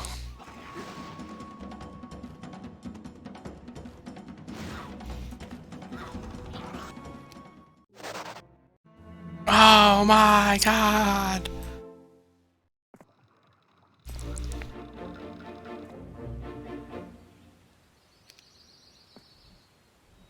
She's mad, dog. She's real mad. She's an angry elf.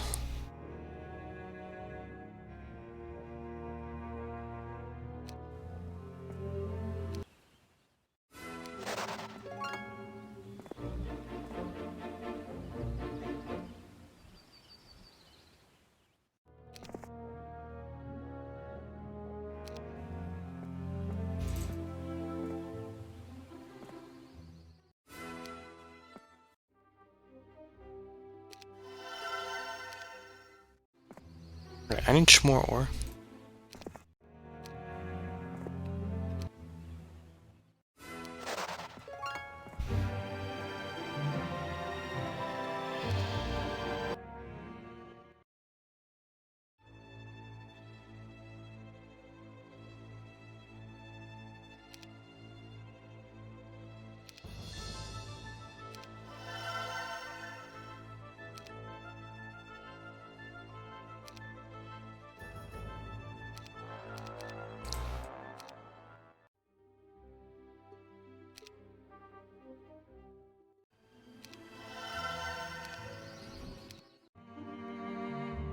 Your minions report that several key supply trains have been ambushed, the contents looted, and the wagons smashed. Unfortunately, the bandits escaped before any could be captured. This will be a costly problem.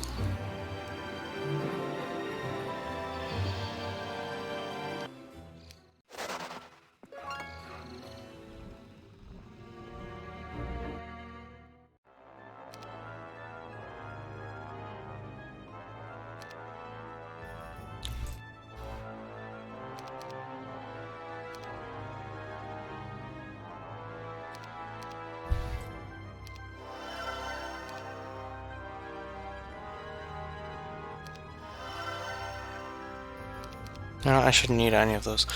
Reports start pouring in from all across the land. Someone has been hitting small encampments and even a few daring runs into cities. They are small in number yet very powerful. These hit-and-fade style attacks are difficult to guard against. But you manage to convince your minions it is indeed possible to stop these guerrilla raids.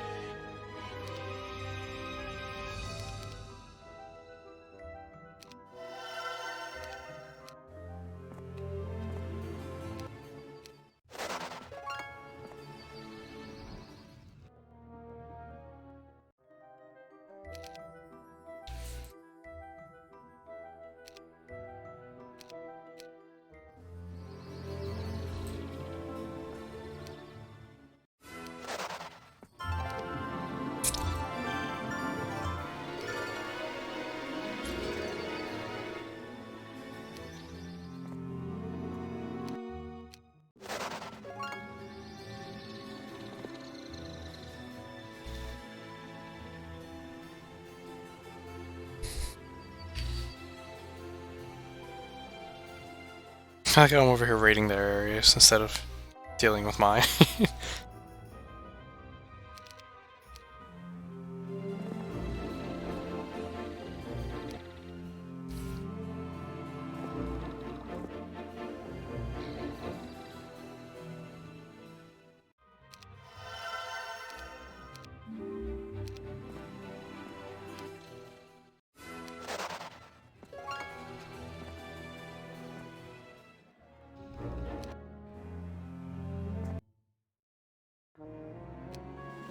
Come on, Zeron, you're better than this.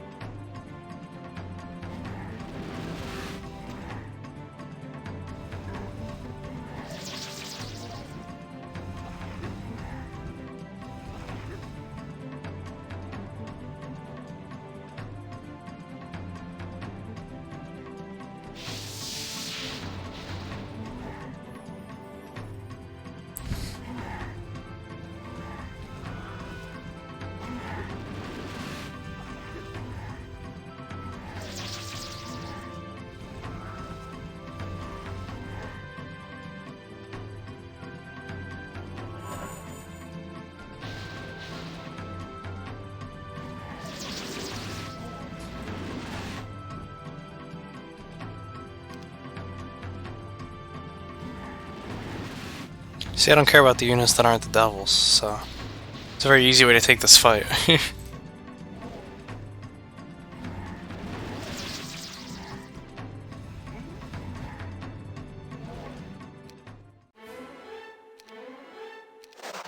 Oh, now his quest is truly sacred.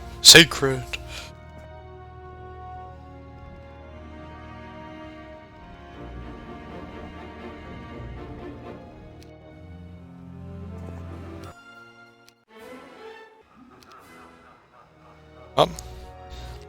And as everyone remembers Heroes 3, Athons go, it's time for my evil laugh.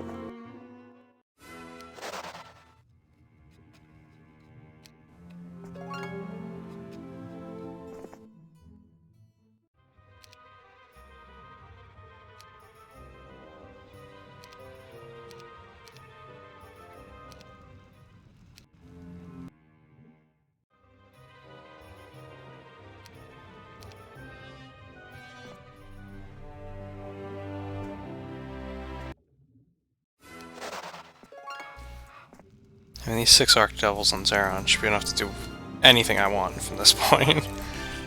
In my zone, at least. And by the time I'm done farming my zone, we shall move on.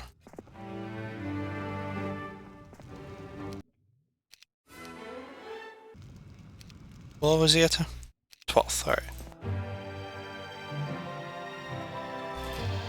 Looking good, looking good.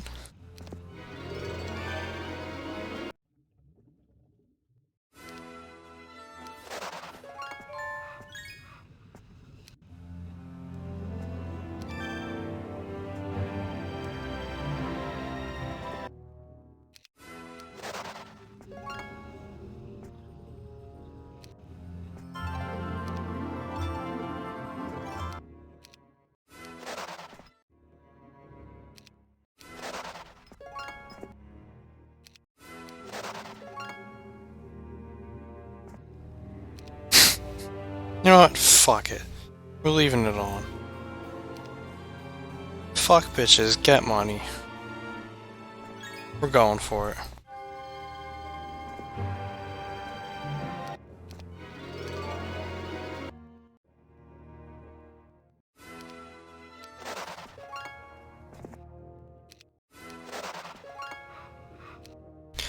You were out pacing in the darkness last night, pondering the possibilities, when you suddenly heard a noise to your left. Slowly you spun to see the source of said noise. To your delight, you noticed a small elven man shimmying up a tree with a spyglass and a quiver of arrows. You grinned to yourself and teleported to the man's location. The scent of brimstone filled the elf's nostrils and nearly caused him to gag. You smiled evilly at the spy and snatched him away to interrogate him.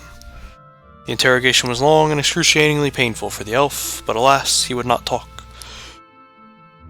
The Arathians trained their forest god well, or so it would appear. The leader of these raids must be located and dealt with.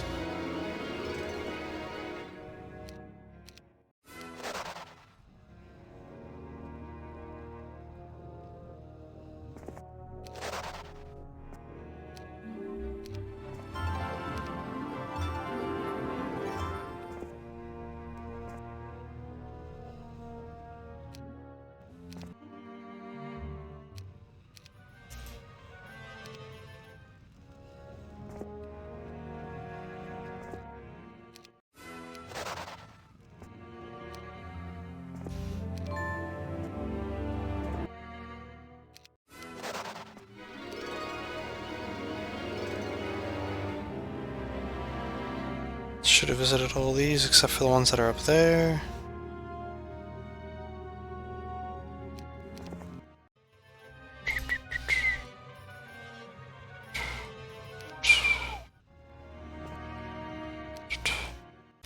King Lucifer wishes to know what you are doing to acquire the pieces needed to build that which he has dreamt of non-stop for weeks now. Armageddon's blade. Came the deep baritone voice in the red crystal shard kept in the chamber of speaking. Your heart leapt into your throat. I have learned the location of the 3 heroes you seek, my master. All that is left is to destroy these excuses for armies. I shall have them in my possession soon. Fear not, for failure is not an option for me. See that you do, Zeron. I would hate to think what would happen should you fail. The voice then trails off into the blackness, the crimson stone strangely quiet, silent and dull in color, and you are left alone.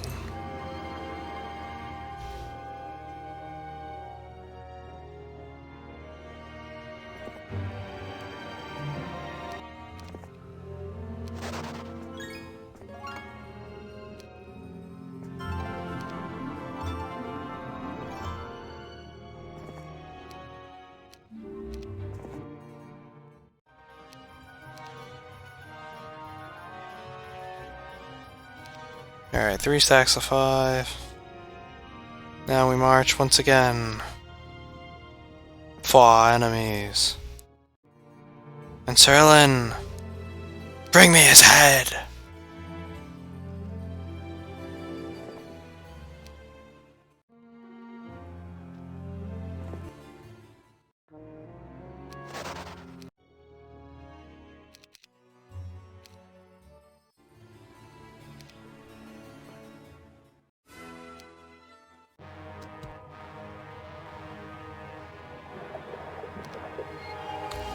Wow.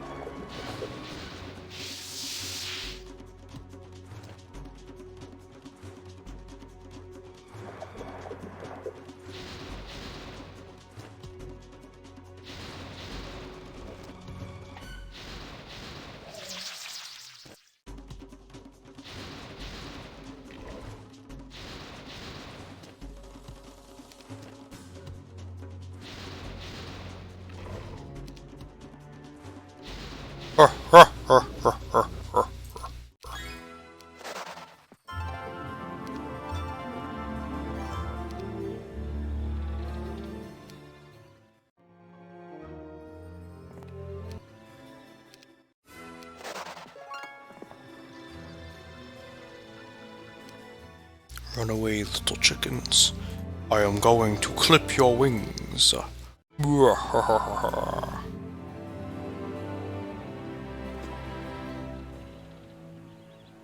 at that, guys.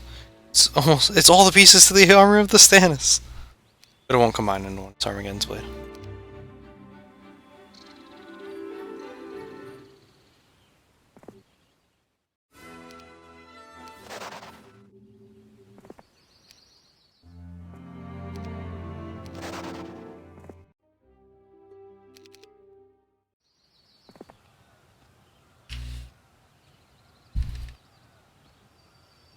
Put him down. Zeron is just the devil, Sir Moloch. No head for you. Just Sandra's liches. Yeah, man.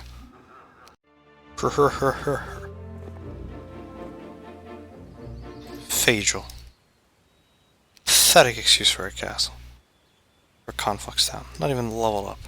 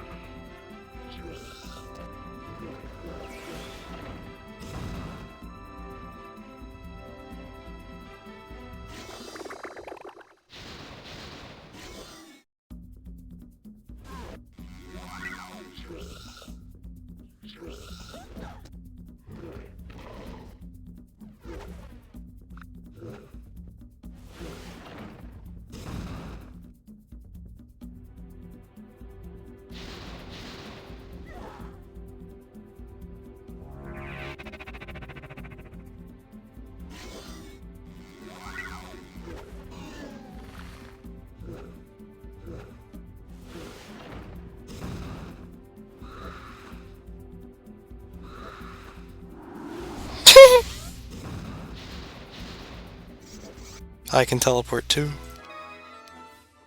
We did it! We vanquished the AI!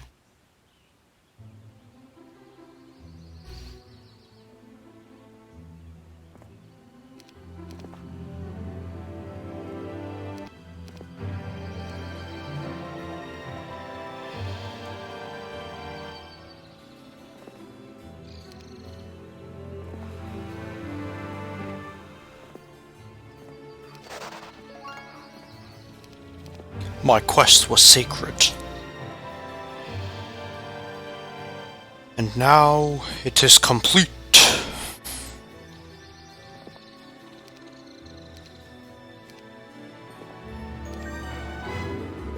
Gleaming in the sun is a breastplate that glows with an eerie orange light. As you get closer, you notice that flames appear to dance within the metal. Under its surface, it is an odd-looking sight. To be sure. You immediately recognize that which you have sought for so long, the breastplate of brimstone.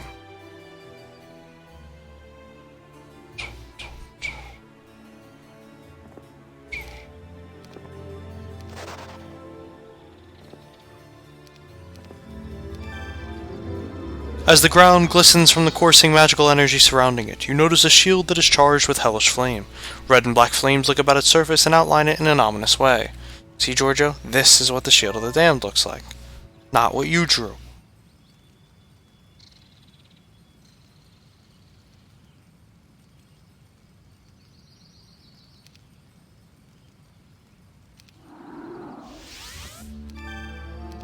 Just in case I missed some story, because we've reached the point where we need to actually do this to make sure you didn't miss any. Yeah, see, we did.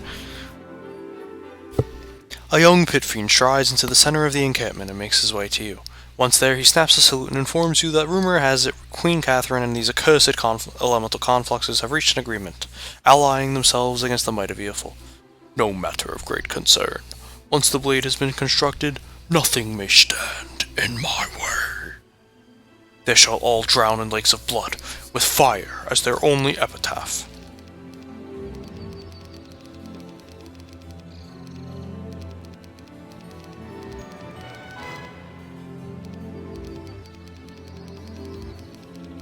And that was the last one.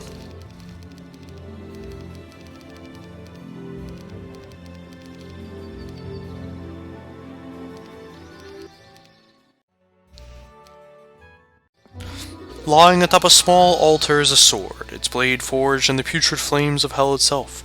It calls to you, and you oblige its wicked desire for carnage by strapping it to your side. At last, you have the last artifact you needed to construct the blade. Soon, the world will tremble at your feet. Maker of Sorrows. Zeron must seek out Grand Forgesmith Kazandar and force him to make Armageddon's blade. If Zeron fails, all is lost. Zeron is only allowed to advance to 24th level. Zeron must seek out the Grand Forgesmith, Kazandar. He's the only man with the knowledge and skill to build Armageddon's blade, and it is vital that he convince him to do this. There shall be interference from the accursed conflux towns. He must complete this quest and then return to the capital. My king seeks to build Armageddon's blade. With this fabled weapon, he will set the world on fire. I have the elements to build the blade, but only the Grand Forgesmith Kazandar can fashion it from the... Kazandar. Na, na, na, na, na, na, na, na, na. Ironically, they have surrounded Kazandar, but have not killed him as I would. This proves they are soft. They will not stand in my way. Snow theme, by the way. Just gotta point that out. Na na na na na. Alright, let me read this and then finish my banana snack. Selene has provided us with the name of the man whom you will seek out. Grand Forgesmith Kazandar, an alchemist and weaponsmith of great repute, is the sole man in all Antagorich who has the knowledge and skill to build Armageddon's blade. Find him, Zeron. Find him and force him to construct the blade, for if he does not consent, make him suffer until he does. My vision will become reality, and you will carry it out for me. According to Selene, he is being held somewhere in this area of the contested lands, protected by those accursed confluxes. Destroy them. Make them suffer for daring to stand in the way of destiny. You are too close to achieving my victory to be held off by this rabble. Succeed, and the rewards will be glorious. I shall wear your skin as a cloak, and your eyes shall adorn my rings, should you fail me. As the vision fades from the red crystal shard, you stand and summon Selene to your side. Zex, your faithful servant, bamfs away, and returns shortly with the slimy human. So, Selene, here is my task for you. Find me the location of that smith. Failure is not an option.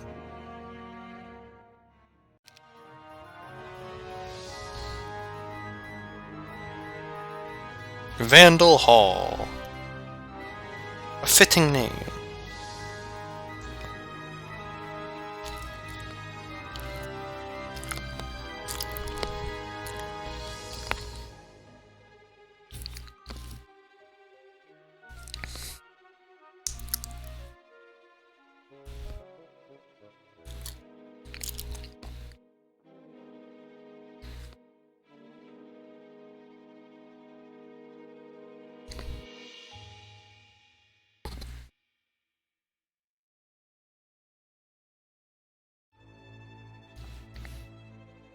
This is a really good town theme too.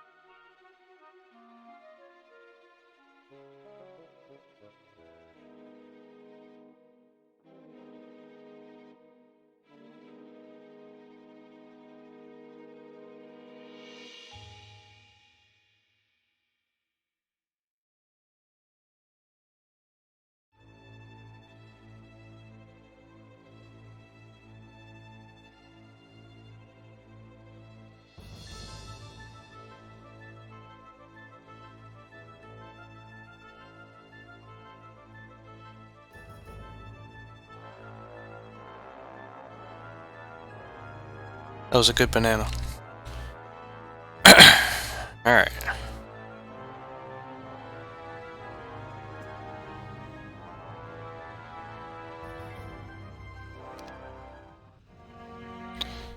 So they all start with army, once again.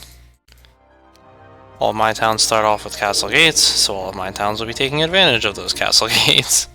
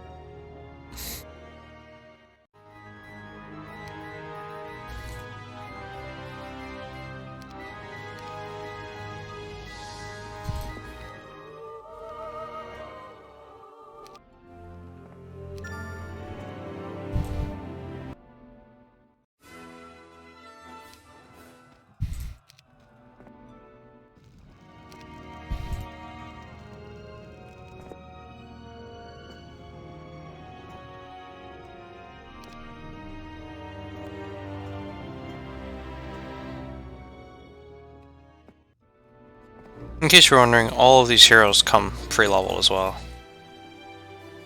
Which is pretty cool.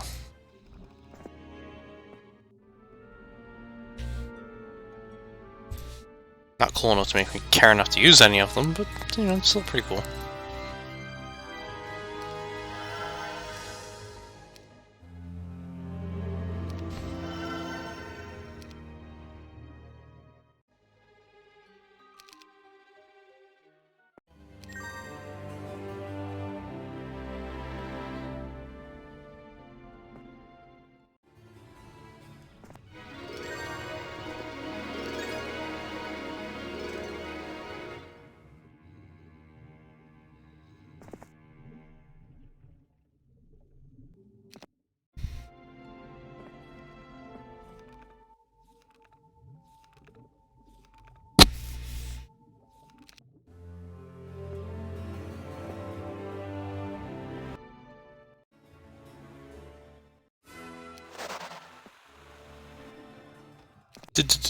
DJ Khaled.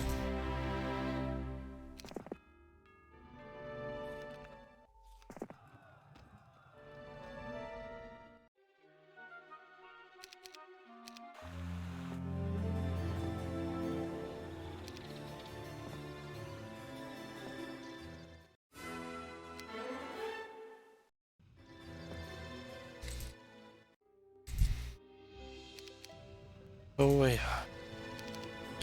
Actually try to stand in my way.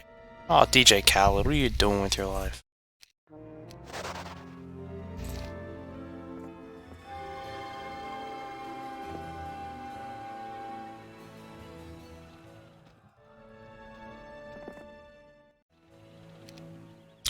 Zex teleports into your presence with a message on his lips. Kneeling before his lord and master, Zex begins his report. My master, I have come to regretfully inform you that our enemy has again begun their shadowy attacks on our supply lines. We lost 3 more caravans, and the mark of that accursed pale warrior was left behind on one of the wagons. Arise, Zex, my faithful companion, I have a task for you. Seek out Selene and put a name to this mysterious pale warrior. I wish to know his name so I might know it when I kill him.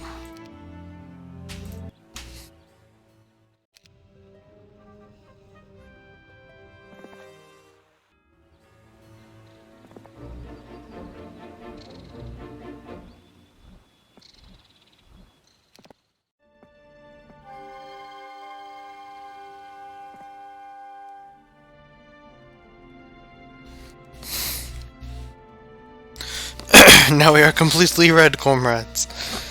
Even the heroes are red.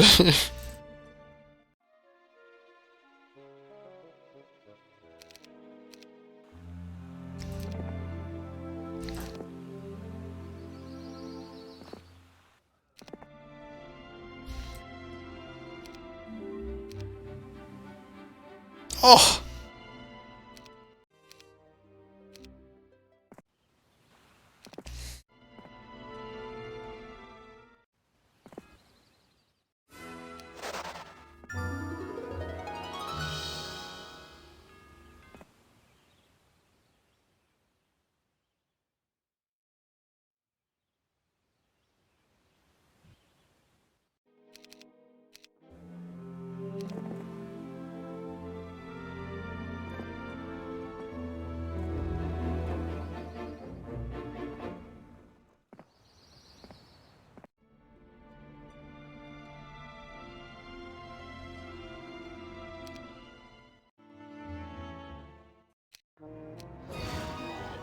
How did he have the option to retreat?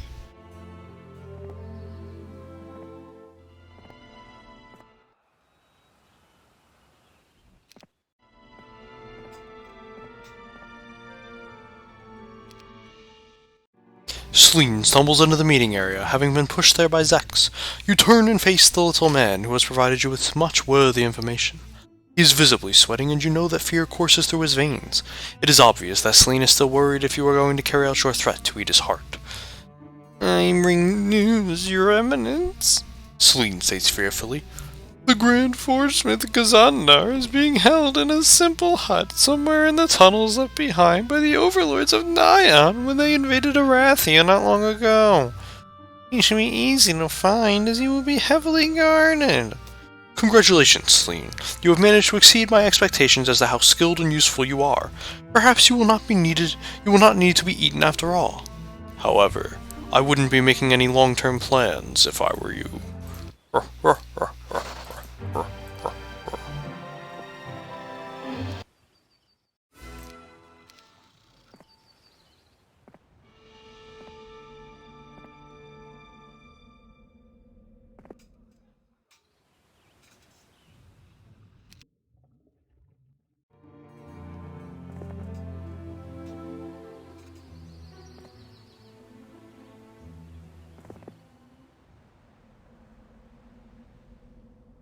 Yuck, yuck, yuck.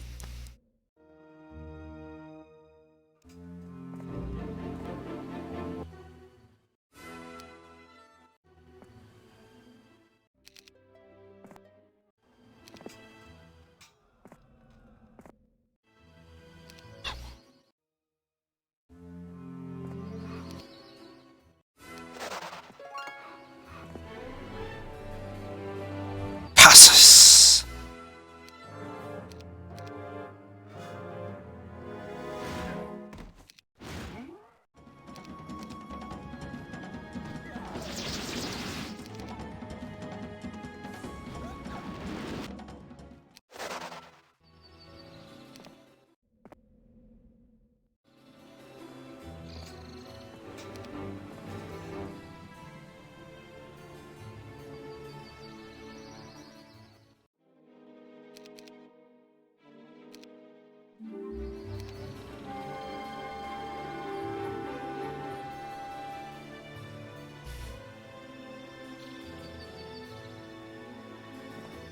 Before we make a grand march, let's run back up here real quick.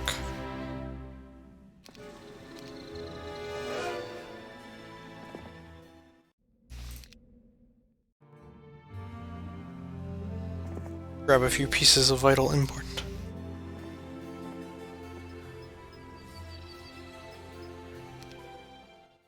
Shit, I didn't think she'd be able to reach. Thought she'd be a step short. As the AI usually is.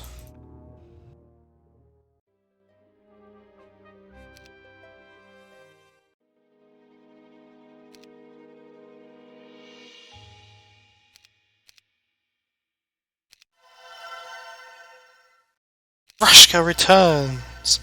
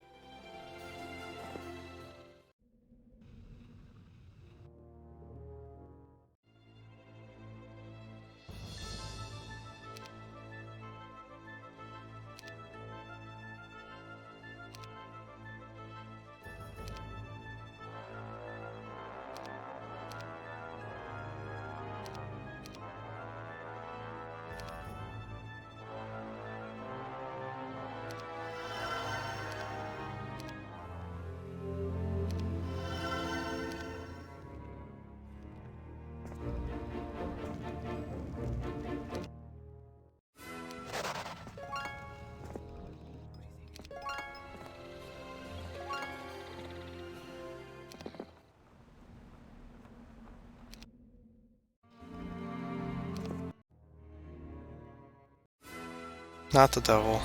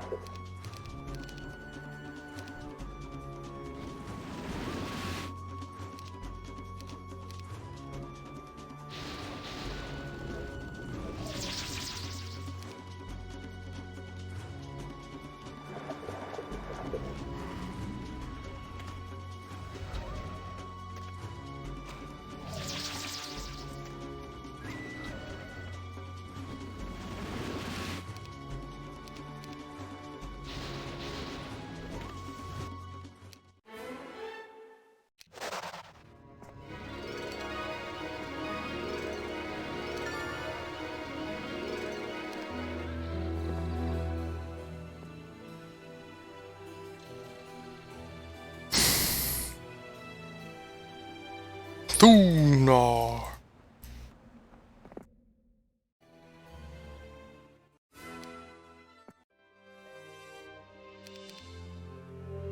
Excellent job, Rashka. And I strike.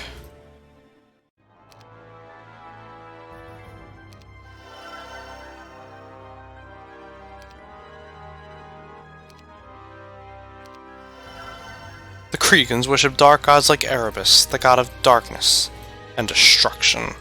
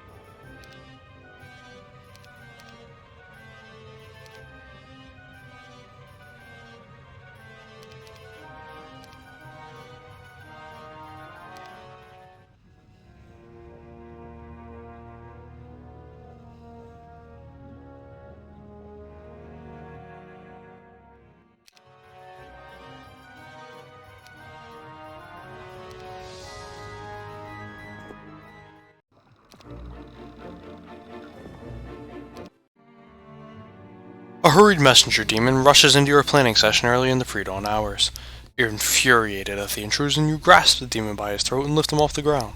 With fetid breath in his face, you ask him why you are being interrupted. My master, I came to pass on a message sent by our spies in the contested lands. They tell of a meeting between the elemental lords of the conflux and Queen Catherine. They also say an agreement has been reached between the two armies. There are no allies! The demon manages to croak out just before you crush his windpipe. Throwing his lifeless corpse to the ground, you bellow out in rage. Bring me Sleene! I want to know why this little piece of information escaped his attention. I want to know why Queen Catherine is still alive. I want to know why incompetents surround me so. Zux! Get this useless sack of griffin droppings out of my sight. I need to think. Now, that just never made sense to me, because in the last scenario, there's a cutscene about him hearing about this meeting, because his exact words are, "It matters not, we're gonna win anyway. And once I have the blade, like, all else doesn't matter."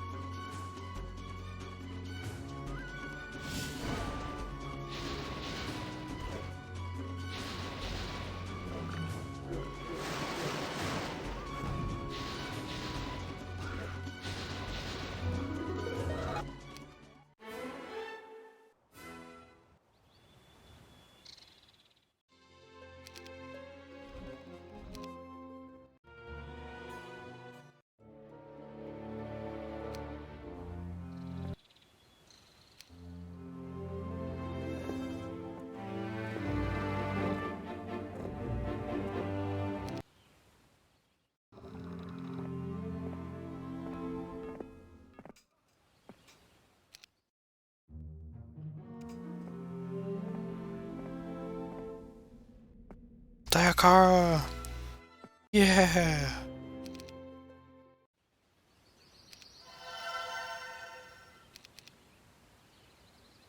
had to take advantage of that stables buff while I had it.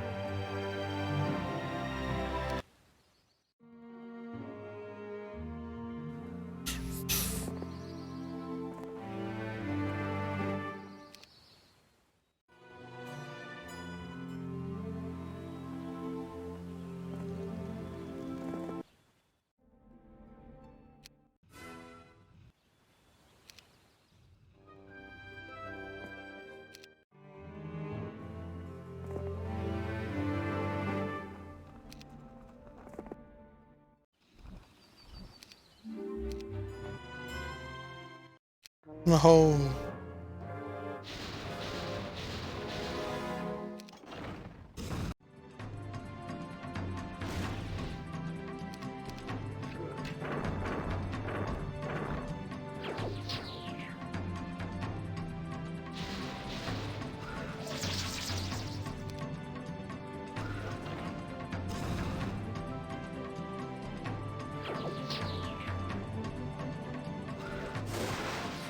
Ah, well that's why we lose. He's gonna do that garbage.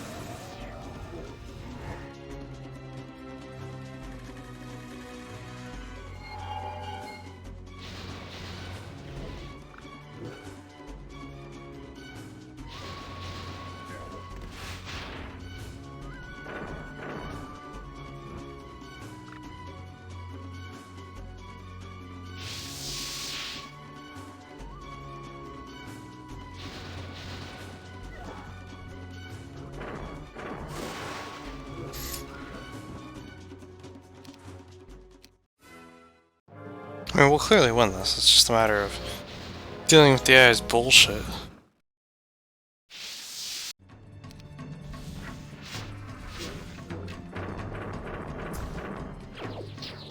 That's why.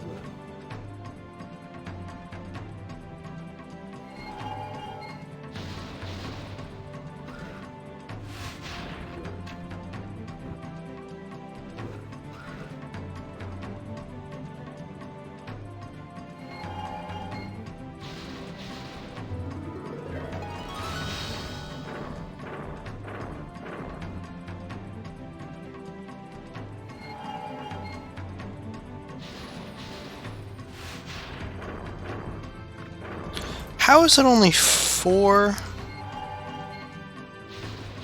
spell points for him to use that?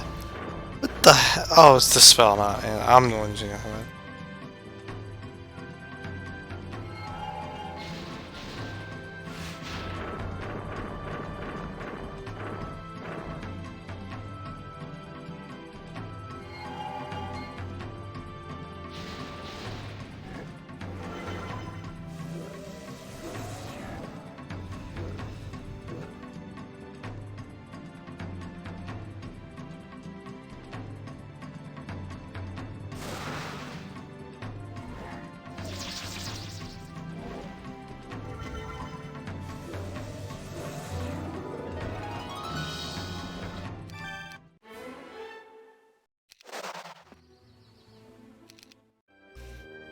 Silly fight.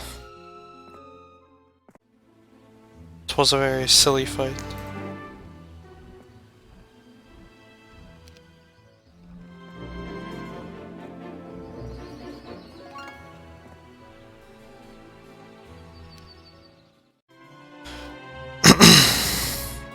Just find Rez and win easy. Is this the Zeron you fight at the end, or did we just prove that? This is the Zeron you fight in the second to last scenario. I believe is what we proved. A forlorn-looking Zex enters your chambers, a long look on his face. He obviously bears grave news. He kneels down as is tradition, but is waved to stand and give his report. Yeah, we definitely showed that you fight one of these. Zeron. You fight Zeron. You don't fight Sandra. You do fight Zeron. It was weird. My master, I regret to inform you that your mother has been slain in battle. It was the pale warrior who's been plaguing us so. Dave's dick slayed her pussy, and Jelyu slayed her. She fought bravely, yet was slain by that accursed one during one of the raids that he has been leading. I am truly sorry, my lord. Zek states as he takes a step backward. Leave me. When the tent is clear, you drop to your knees and sob. Soon your sobs turn to laughter. Laughter with no humor.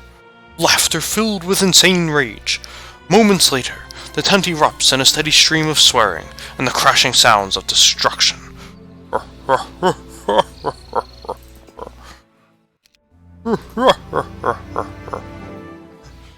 Welcome back, Iwie. Your mother. Ooh, that's a. I thought it said a horde at first. I was like, what? 'Tis but a pack. 'Twas but a pack.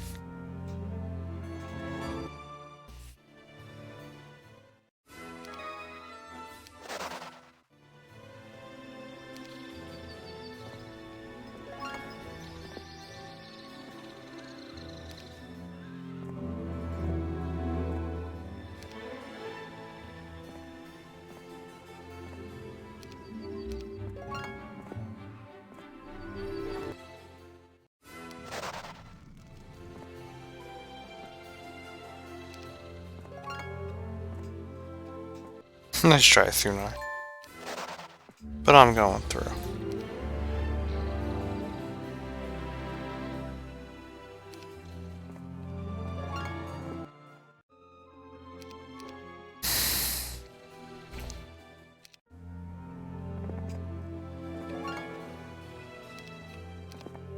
Alright, so we've slain all of the enemies up here. You can't eliminate them because they have a set guard, but we did it here. If you die as an Inferno character, don't you get to just go be with your King Lucifer in hell? I know, right? In your sleep you are visited by haunting dreams. In it, spirits come to you with a warning. Your present course of action is leading towards your destruction. You laugh in their faces and the visions get worse. Still you laugh at their pathetic attempts to sway you from your appointed task. You have suffered far worse fates than some insipid ghosts haunting you in your sleep.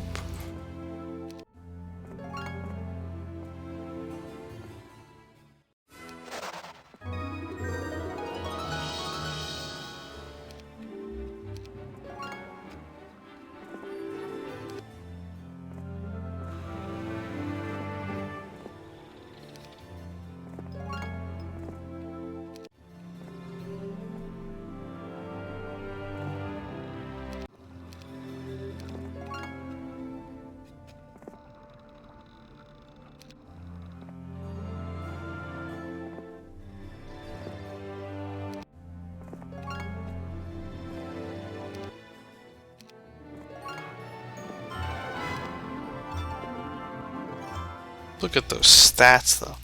Look at that swole Zeron. Oh.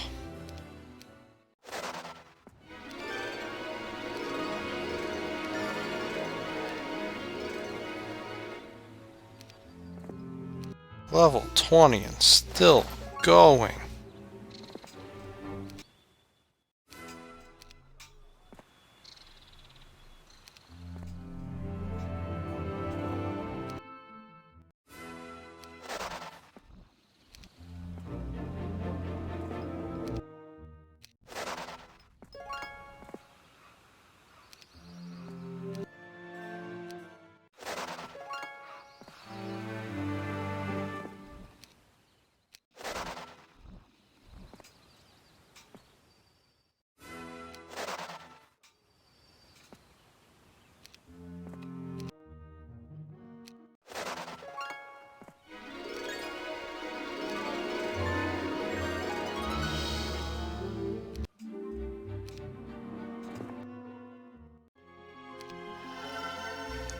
Alright, come on, town portal. Would have made life a little easier.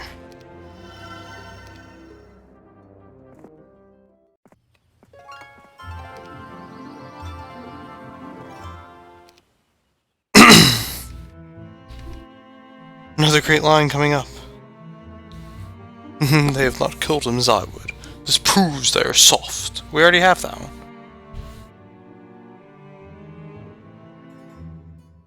You missed that. It was in the cutscene. Zax bamps in and kneels before you while you were deeply involved in examining tactical maps.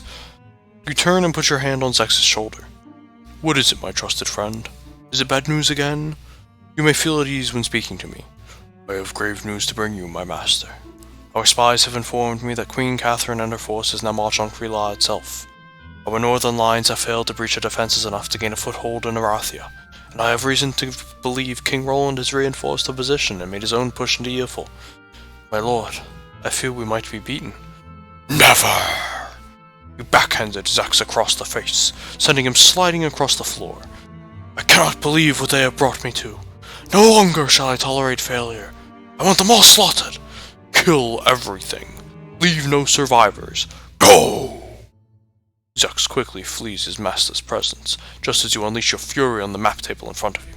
Maps and markers fly across the room, scattering like spores in the wind. Know this, Catherine Iron Fist. I shall have my revenge. I swear by Erebus the Dark, I will flay the skin from your child's bones as you watch. You shall suffer my wrath for this insolence. Which leads you to wonder, why doesn't he just go and get her son now?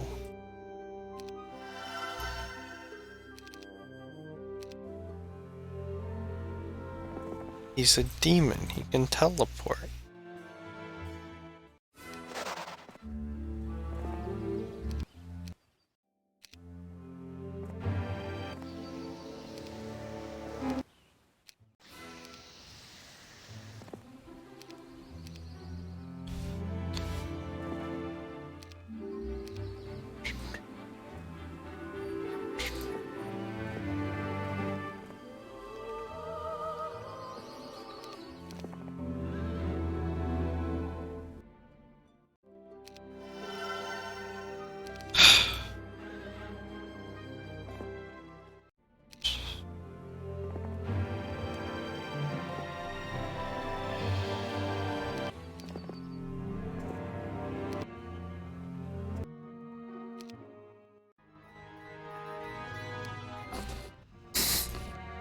Permanent disguise, we did it!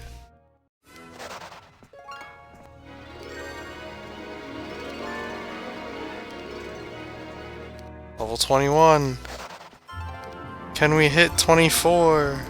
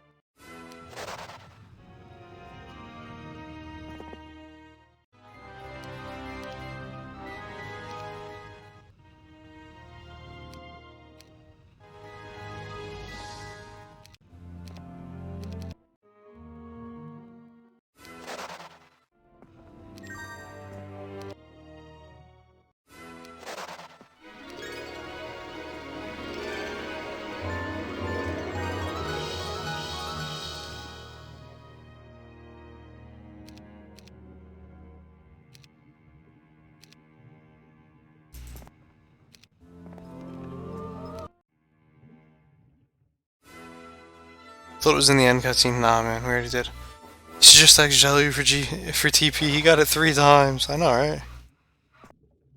Clearly, we're just operating out of the wrong castles.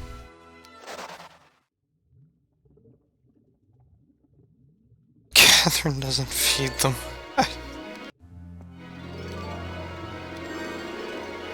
Level 22! Zeron's power grow.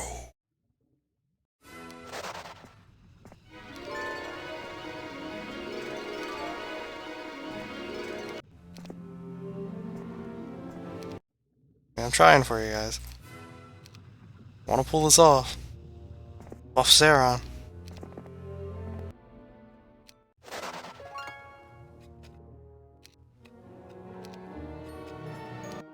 Especially for Pudik. He'll love it.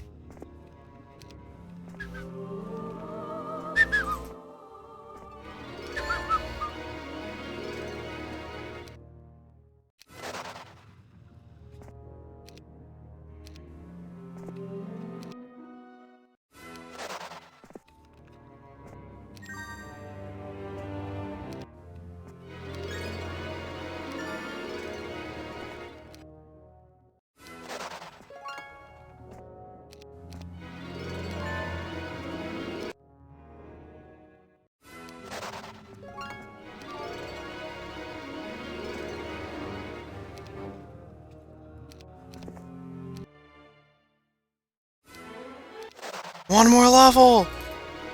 Let's go! You can do it, Zeron! I believe!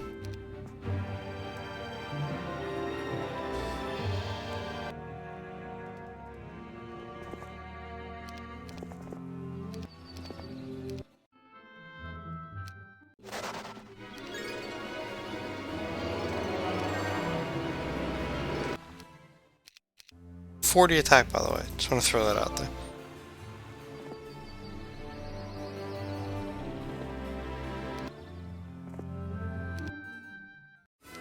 On the bright side, I should have all the tents now.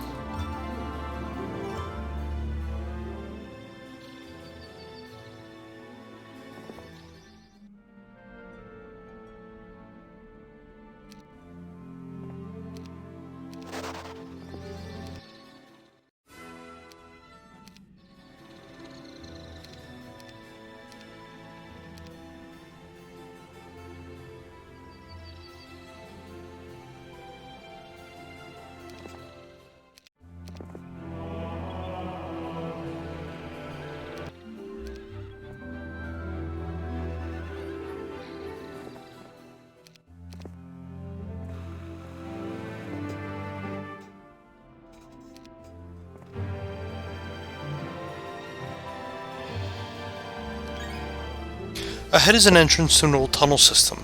At last, Sleen's information is starting to pay off. And there are obviously multiple directions to go. The dank, moldy smell of dragon dung hangs thick in the air. Perhaps this is not a good idea.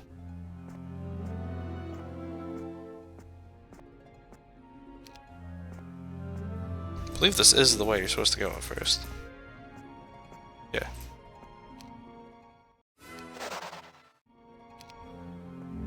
And a 1, and a 2, and a skiddly diddly do.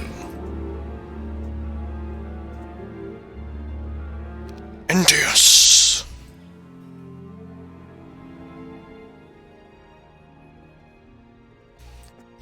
You will not stand in my way.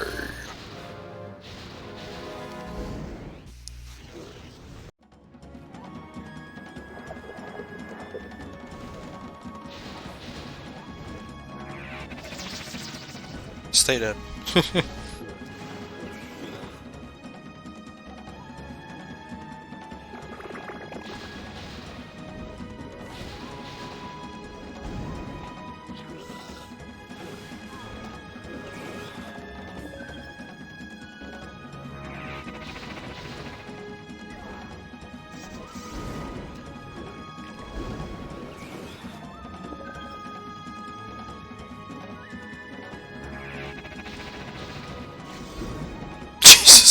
These fire shields! What the fuck?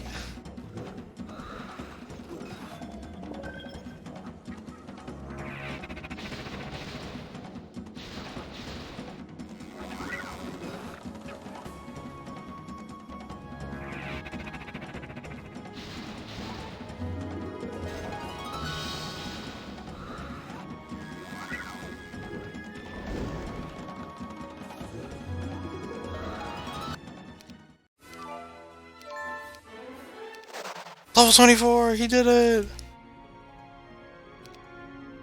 And we got the Dave scale armor! Yeah!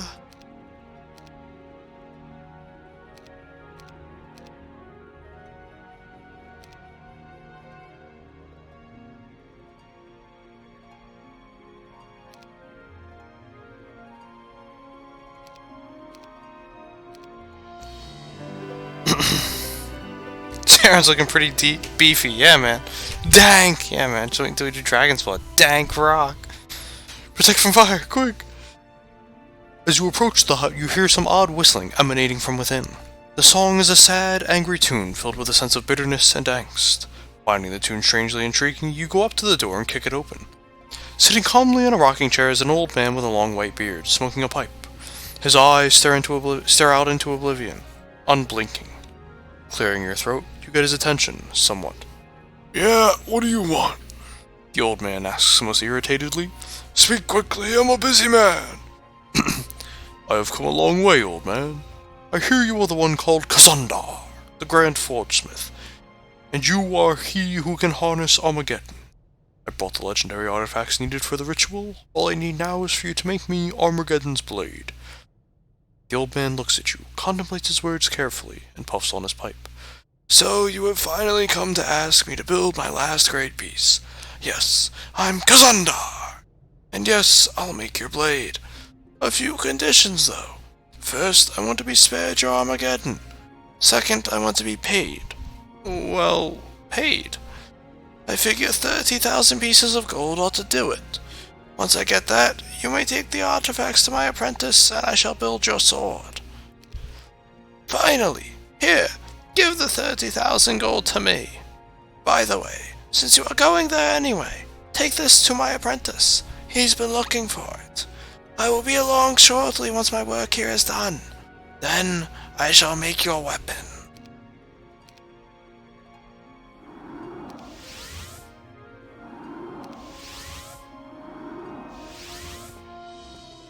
Echoing off the walls of the caverns comes a sound you've never heard before. It's a sort of wail mixed with a crackle. Not entirely sure what is making it, yet it could just be a trick of the wind down here. Or maybe not. Washes of heat are coming from down this passageway. Perhaps a nice cozy lava pool is up ahead. At least there you could relax and loosen up the toughness of your muscles. However, with your luck, you are not too hopeful of that. There is the crackling of electricity up ahead, and several of your men have their hair standing on end. 'Tis an odd feeling indeed. But we have to go this way. The musty smell down here is stifling. A feeling of uncertainty is nagging at the backside of your brain. Too bad Celine couldn't actually find the bloody hut. Is that crackling flames you hear? Yeah, had to get all of them.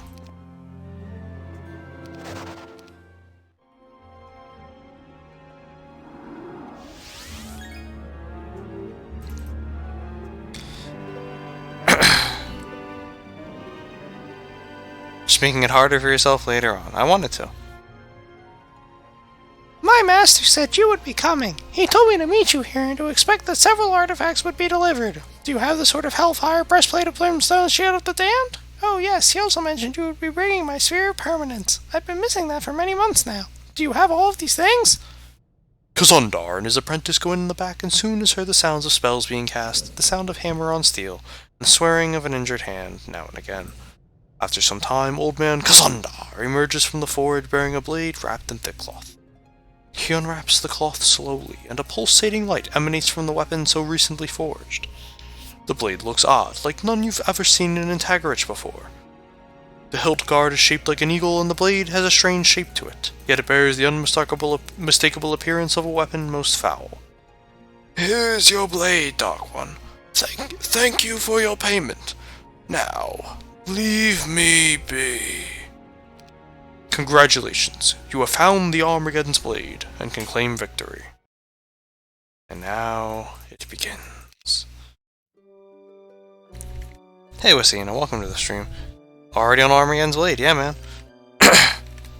Apprentice voice is top 5 part of Heroes 3-a-thon. Hey, it's Heroes Complete-a-thon. I should have been voice actor. Dude, I wish. You know what? My dream job is to be the play-by-play guy for the Mets. You know how awesome that would be? Also, shout out to 39 knowledge on Zero. 43, 41, 31, 39. You'll see, Humphrey Watcher. You'll see. When the fuck was ROE? Yesterday. Yeah, yesterday. ROE doesn't take me that long. The fact that I even split it up into 2 days just speaks to how early I had to wake up yesterday. I don't tonight. I gotta go to the bathroom though, so I'll be right back.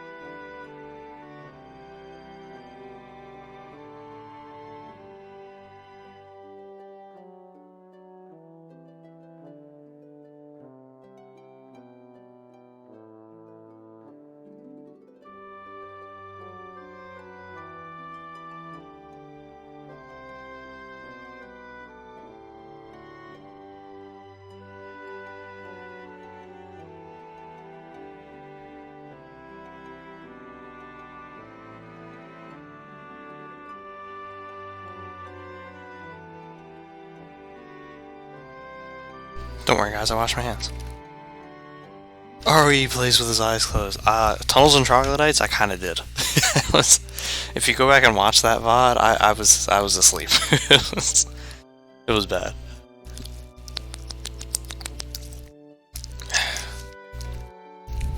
Did you wash your hands? Of course I did. It's the first thing I say every time I come back. Don't worry guys, I wash my hands. Anyway, Return of the King! Return of the King! Yeah! Roland must defeat the demonic armies camped on the other side of the Great Lake. Without Roland, the men will go their separate ways.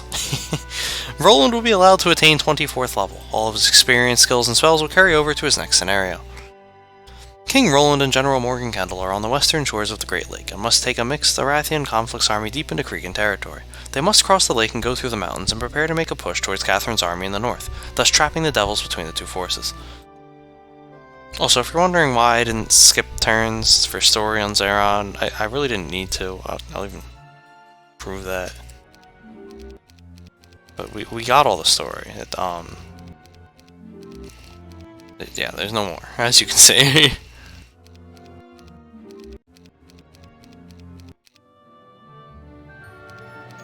Just wanted to prove that to you guys.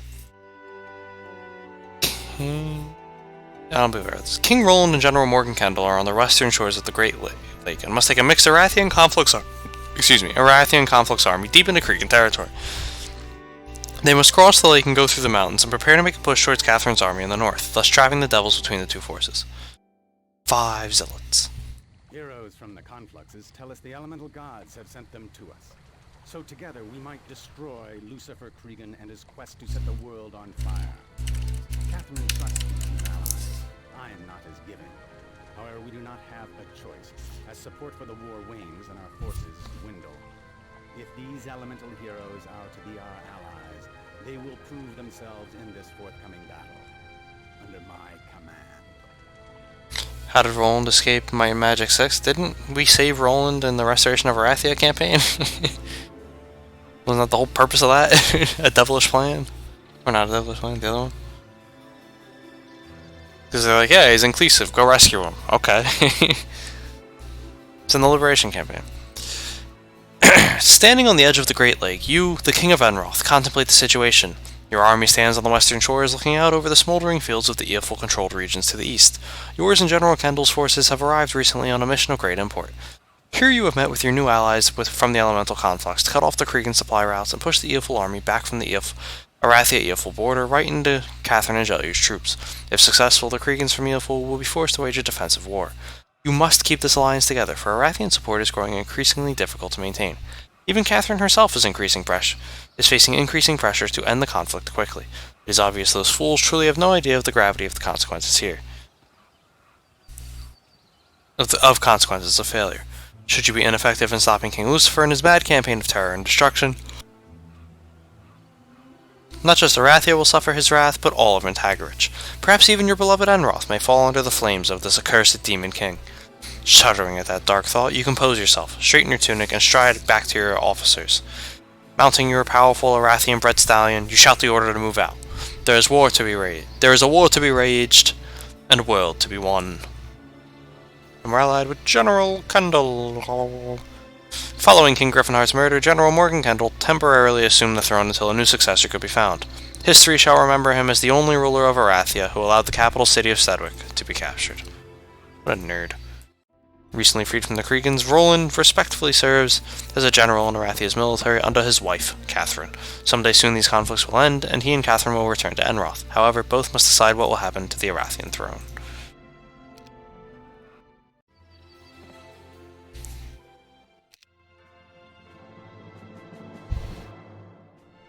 Swordsman specialty starts with no swordsman. I'm not a fan of these secondaries. I think you guys can see why Jelliu is the one that we choose to make our main. Story aside.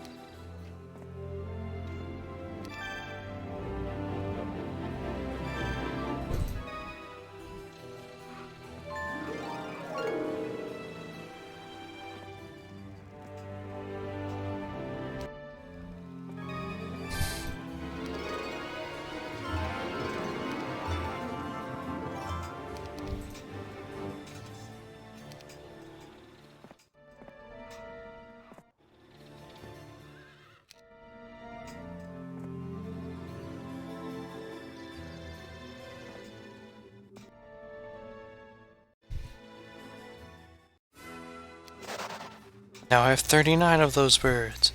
Yeah! Who's the real winner here? Charge! Go, Kendall, go! Oh my god! They were ready! What the fuck is this?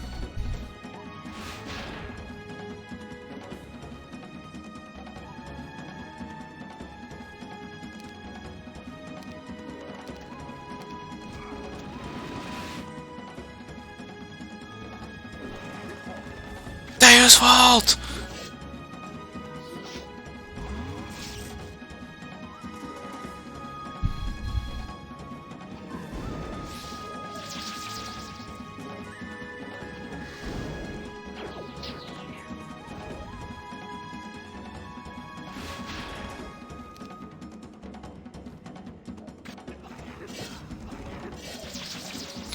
Deus Vault! Oh. No melee penalty.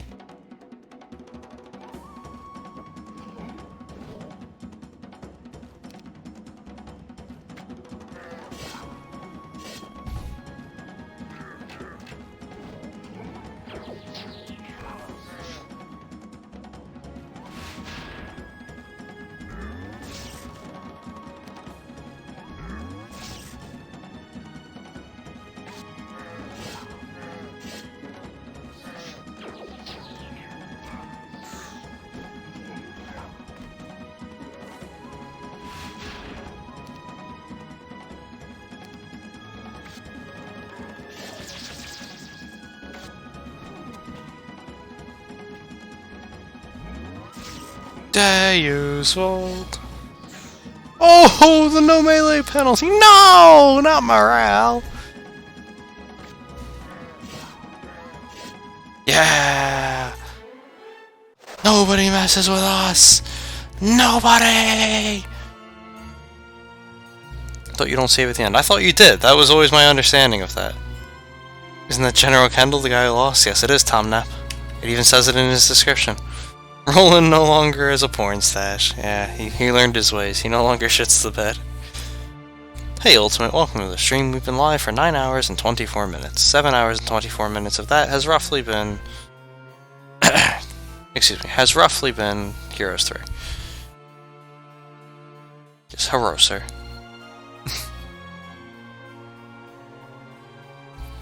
Does that mean we get to use Summon Boat spell? It does!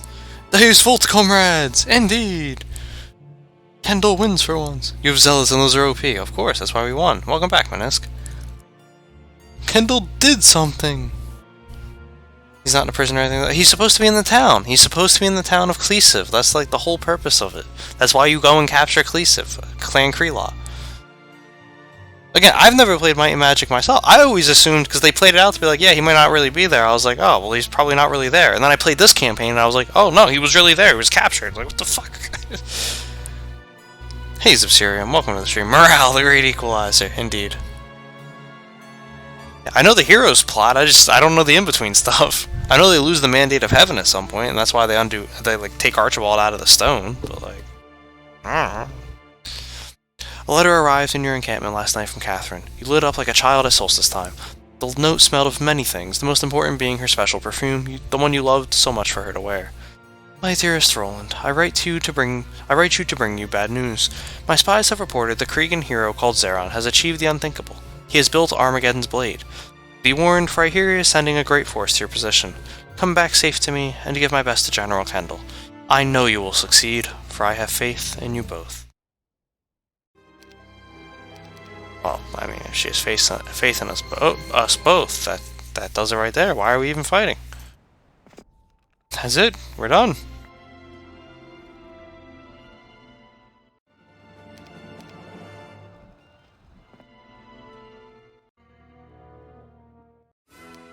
Easy Bean Bridge.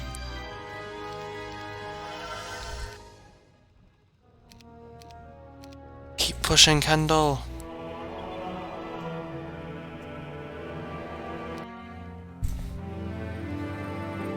Keep it going.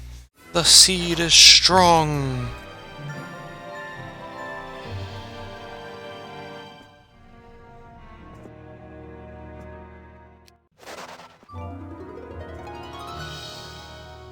Stupid Magogs, they ruined it.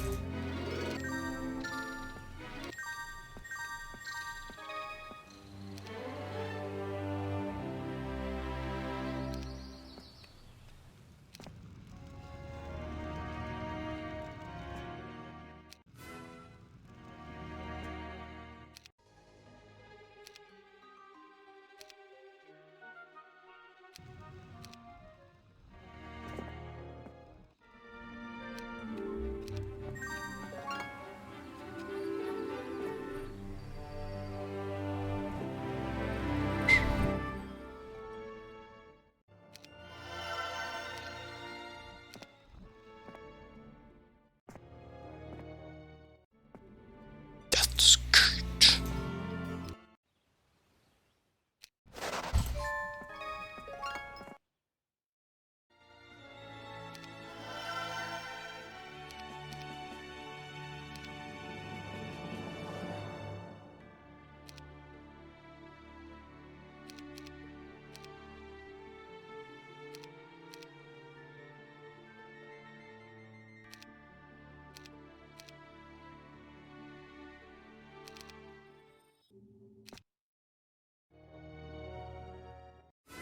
Oh! Oh my god, General Kendall! Can anyone stop this absolute madman?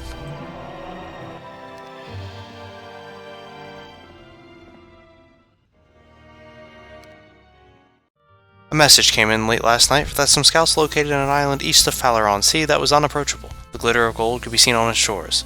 Perhaps this is where the dreaded Dragon Pirates' treasure troves are kept. The trouble is, how does one get to the island? There must be some way, either a tunnel or a monolith.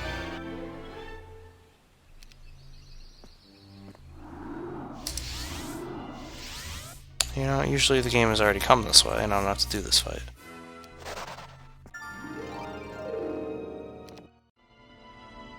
He's still going!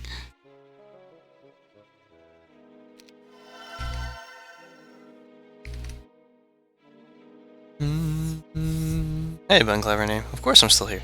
Huge Might Magic Sailing God, can't take advantage. Oh, there you go. Has faith in us both.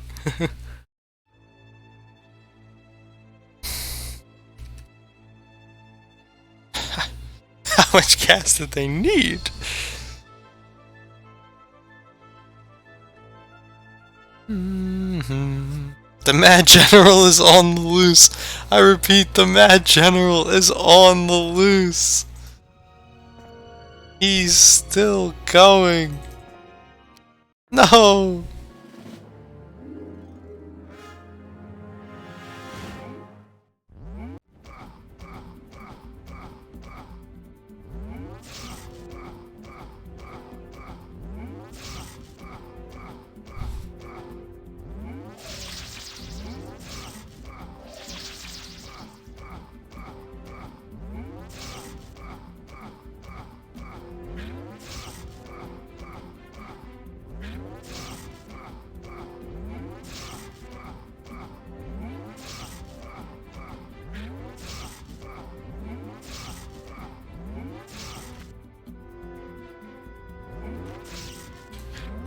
Zealot's over!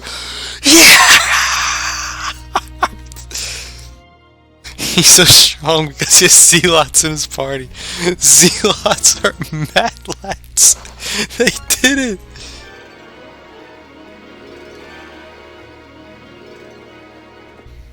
I mean, if that doesn't just prove that Zealots are OP, I don't know what more I can possibly tell you kids. And this is a poor man's TP right here. To go get to the rest of the army. Nothing could stop General Kendall. Only General Kendall stopped General Kendall. Holy fuck, what a march.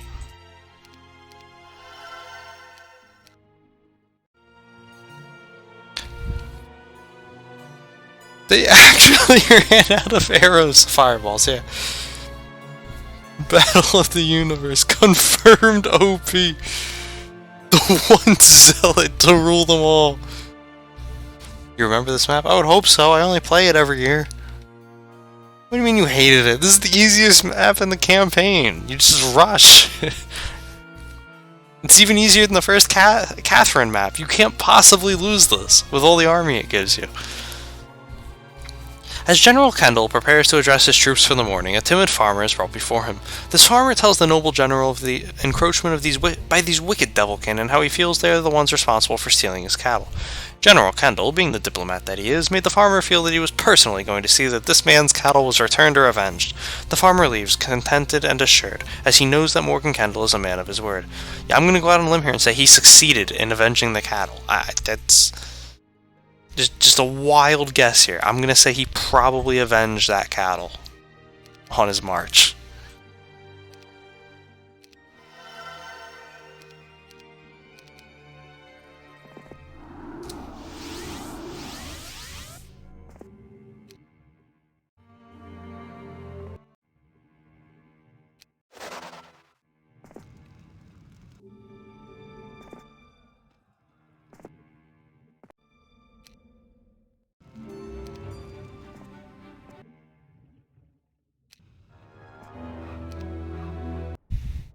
Your mother can't afford to purchase a boat.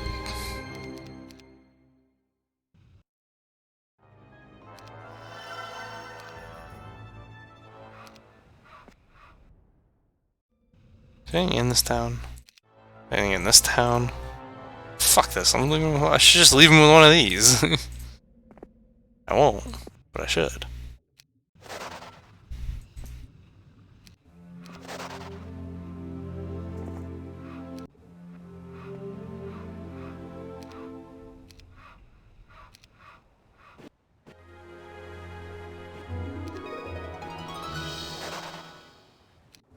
Alright, and we can win the map right there. Again, not buffing up Roland, there's no reason to. Maybe because of how large it was. Large?! The easiest map is the penultimate map. Well, yeah, you just DD in. You get the Mad General in this map. How could you lose it? Exactly! Look at this dude! Kendall literally won the map! If you need one zealot to rule the world, imagine having two. That's the universe.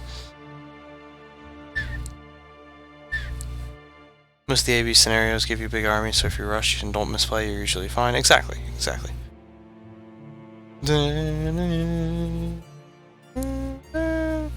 Gotta love the mechanic of no troops. Well, let's walk in through the gates and claim this town and city is mine. Indeed. Exactly. Like there's no stopping the zealots. A young centaur messenger arrives this morning just after breakfast was being cleared up, presenting you a message from Jelyu. You thank the young scout, and the centaur trots off to return to his master. You open the letter and find its contents. My lord and husband of my queen, I have sent Harizale here with this message to report on our status. Our guerrilla attacks are proceeding well, and the enemy is feeling the sting of loss due to our attacks. He has been pulling back steadily, but I have lost a great many men doing it. I have begun integrating the troops from our new allies, and have found them to be very effective. They fight hard and well. You would do well to trust them, for they are loyal and fierce. Good fortune be with you, my lord. May the light always shine upon thee. Jelyu, Captain of the Forest Guard. Images and sounds swirl through your mind as you sleep. Terrible images brought forth from your damaged soul, which cries out for peace of mind. You had been held captive for nearly 7 years, and the torture inflicted upon you was unimaginable. Now you suffer the ill effects of those 7 years. The dream is the same every time. You are locked in a cell. The walls made of some dank, cool gray stone, with a single door the only egress. You are chained to a bed, your flesh crawling with bugs of some sort, and forced to listen to the screams of the tortured souls that accompany you on your way to hell. The sickening sounds of a whip cracking on flesh tear at your very being with each snap, and wail from the lash's victims. You struggle to be free from this terrible nightmare, but are instead dragged down even further. As the sounds of suffering continue, your door is opened, and several grotesque figures enter the cell, unchain you, and drag your near useless body out into a courtyard. There, you are placed in the stocks and have your skin slowly peeled away. You try desperately not to cry out, but can only hold out for so long. While you are being flayed alive, you catch a glimpse of the demon's lords, all of whom are laughing at the helpless king. You grit your teeth at the pain, and hold back the tears that want to flow heavily. After finishing their fun, they throw you back in your cell, healed of the wounds, but not relieved of the pain. Unable to move from the sheer agony of your injuries, you simply lie there, writhing in a near fetal position. Lifting your head from the cold stone floor, you peer through eyes swollen shut from fists and see the spectral face of your twisted brother laughing at you. Archibald's dream ghost points at you and laughs a chilling laugh, one that angers you beyond your knowing. You have never been so helpless as then. Not since your banishment during the Succession Wars have you felt so alone. You want to die, to simply cease to exist, but the devils come again and whisk you away to be beaten once more. As they reach for your arms, your eyes shoot open, and you curl deeper into your bedding. This is not the first night that this nightmare has visited you, but it is the first time in many weeks. You must find a way to quiet these inner demons, something to chase away the nightmares, once and for all.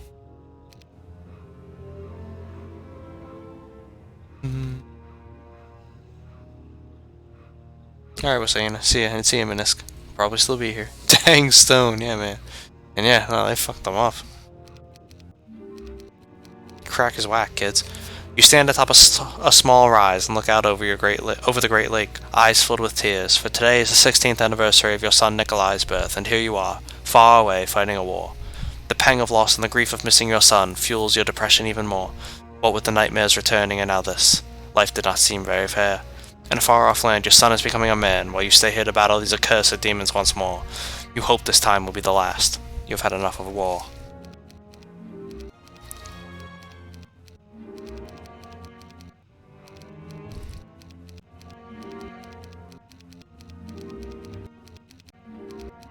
Oh, are we done?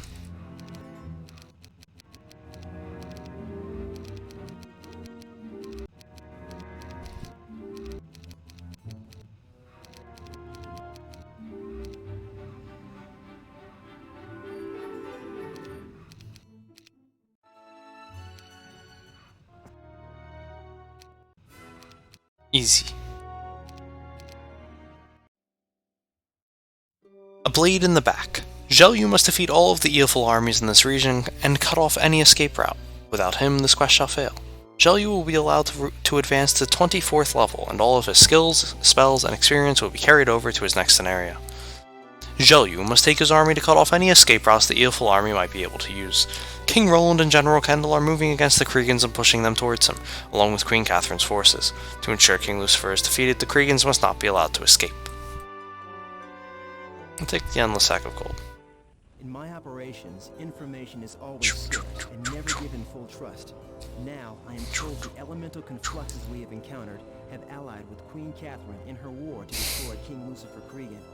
I have orders to move deep into Eoful, behind the main Cregan force Catherine holds at the border. There, I am to cut off any potential escape route. Pray this is not a trap.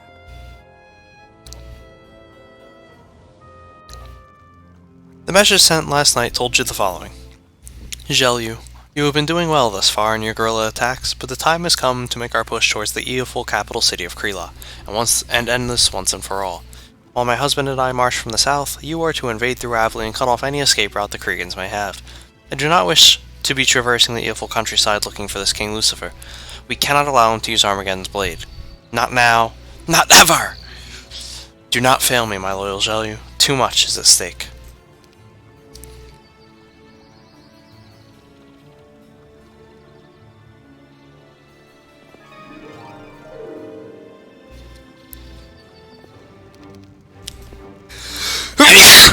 Excuse me.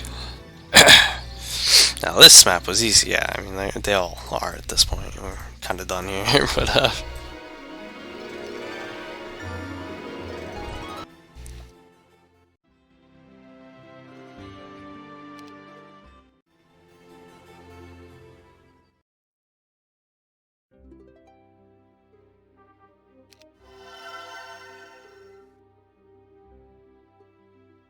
Dun, dun, dun, dun, dun. A letter arrives from Queen Catherine by Griffin Rider. The rider, in an obvious hurry, simply leaves the letter without even so much as dismounting the great winged beast. Upon ripping open the sealed message, you read in total shock and disbelief. Zhou, my faithful servant, I am sending this letter to inform you that the nobility in Arathia is becoming increasingly difficult to work with on this war. They are beginning to refuse to support me with monies and supplies. Troops are even beginning to be withheld or delayed. They tell me they consider this war at its end. Little do those short-sighted fools understand the gravity of the situation we face. As such, I am recommending we utilize our newfound allies more, as we shall need them to win this war. I have a plan to deal with the nobles, but the timing must be just right. Good luck. We are all counting on you. Catherine.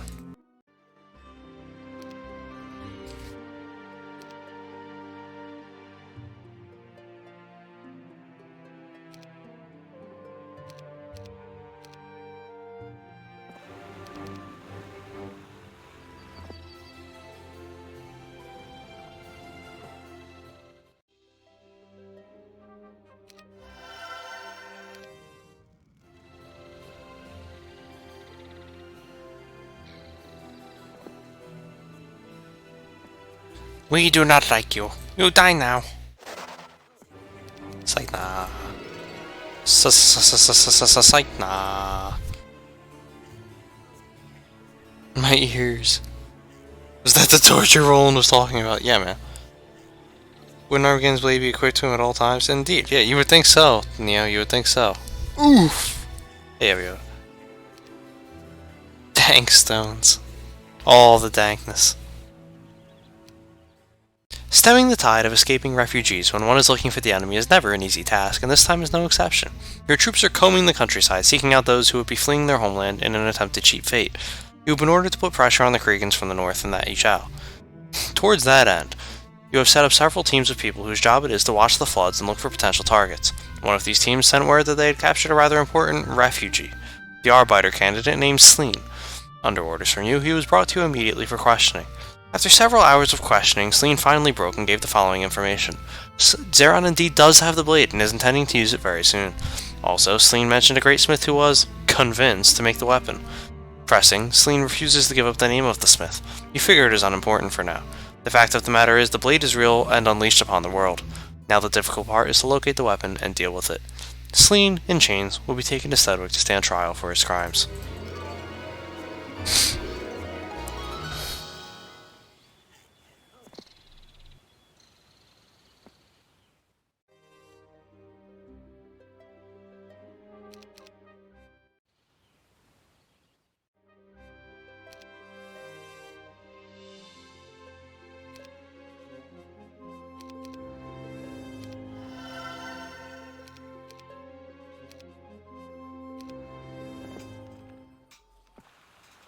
Your entrails shall decorate our lair. Flee now, for it is your only hope of salvation.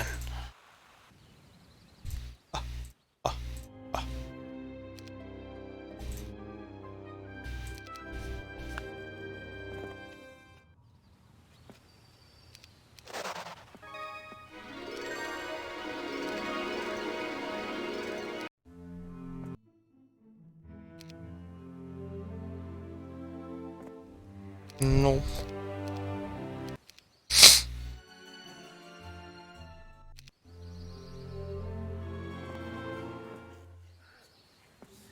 Sons of Arab is coming. Watch out, these are gonna eat you.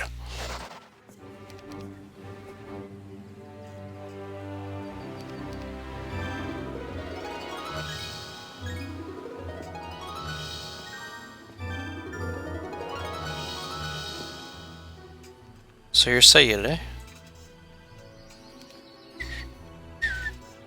And here's Erdemon. Erdemon has logistics, very nice. A note is delivered to you via a strange messenger, a corpse spike to a tree.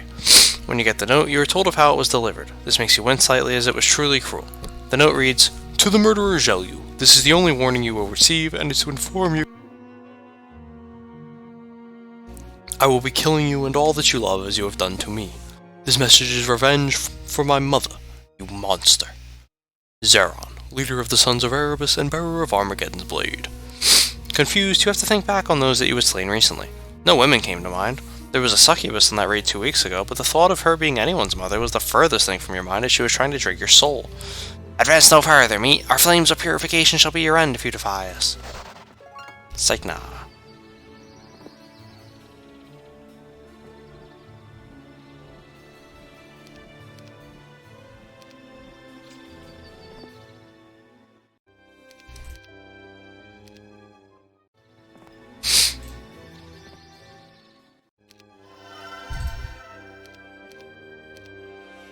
Alright.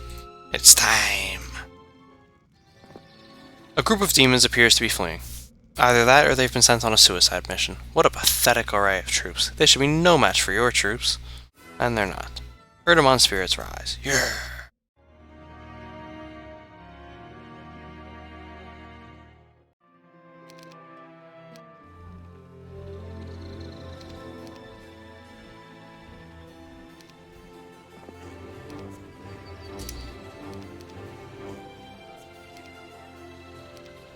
I'm still looking for my favorite one, though.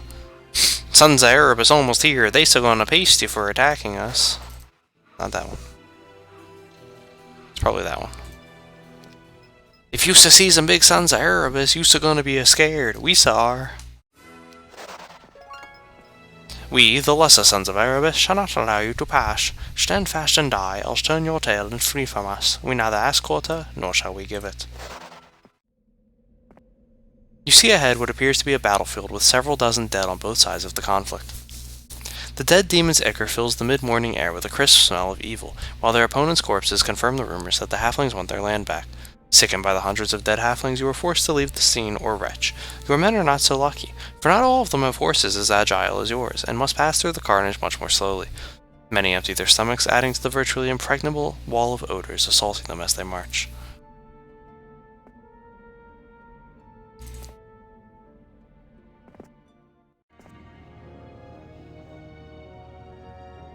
These Sons of Erebus don't seem all that tough to me. They're not. That's the trick. Ye shiver in despair, for the Sons of Erebus shall feast upon thy bloodied husks. Indeed.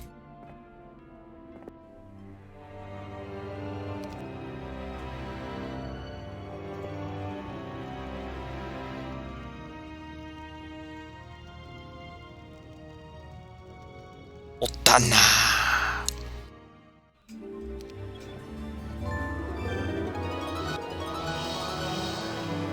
Nevermore shall you walk in the light. The sons of Erebus are on their way.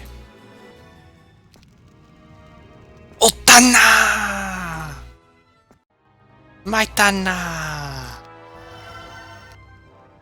I'm 111 as well. Good time to take it.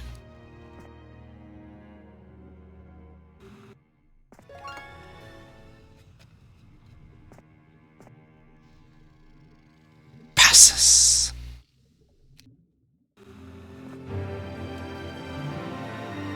There it is. I love this one. We still gonna eat your knuckles, shouts the leader. Knuckles, knuckles! Chant the rest of the familiars at his back, peeking out from behind the leader. Brave warriors indeed. Brave and dead.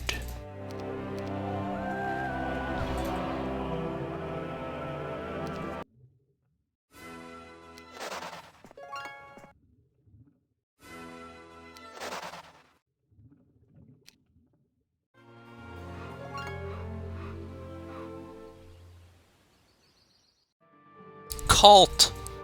My boy!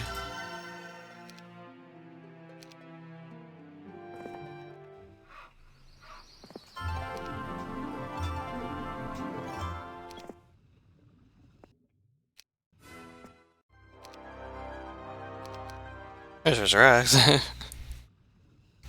was looking for that last time.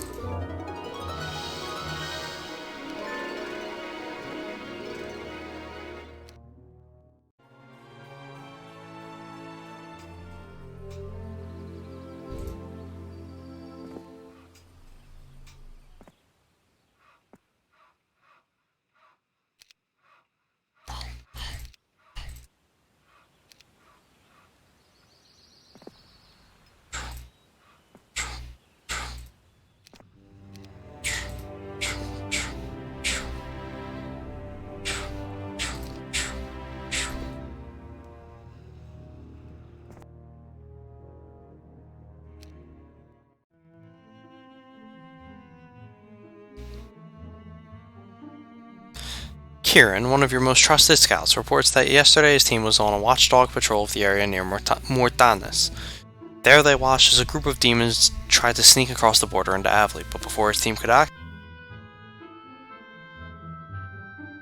the devils were cut down by a horde of smallish humanoid warriors wielding slings and short swords. While the numbers of these little people were not very numerous, the demons never stood a chance. They did manage to slay a few, but not enough to make an account for themselves. When the demons were all dead, the little people disappeared into well-hidden tunnel entrances. Kieran and his team were stunned by the swiftness and ferocity of the attack, but eventually went down to take a look at the battlefield. The little people were in fact halflings. It had been believed by many that the halflings who used to live in Nearful were all killed, but apparently this is not true. Interesting. Indeed. Very interesting.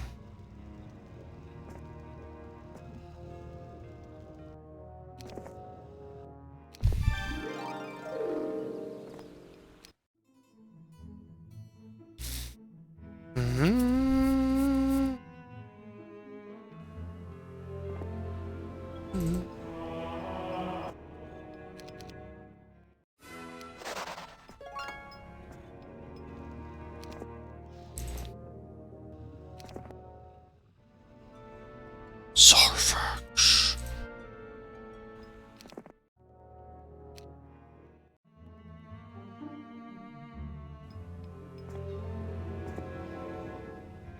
Zoraiden.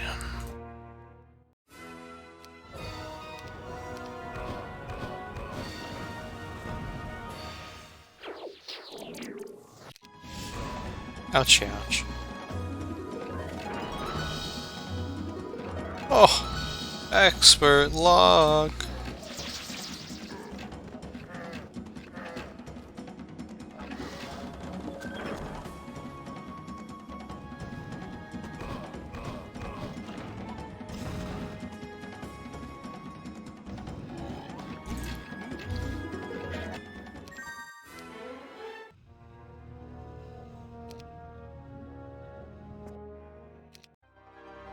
Sacrifice, sacrifice, sacrifice. Sacrifice!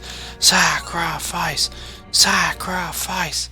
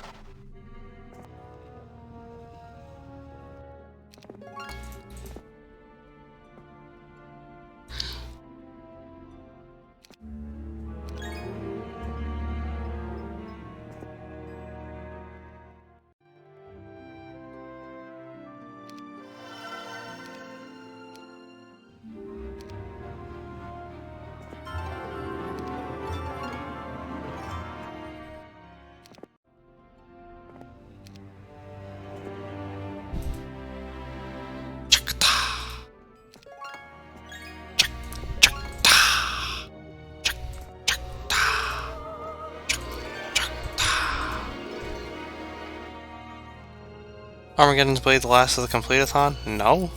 What? How is that even close, dude? It's Heroes Complete-a-thon. We're doing everything.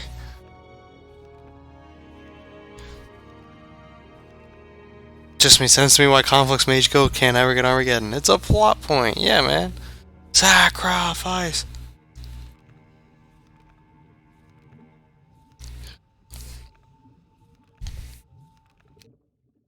Wow. Never surrender, come on. Never back down. Never surrender.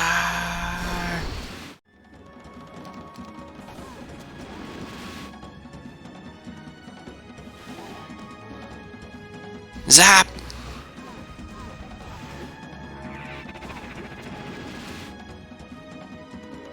Zap.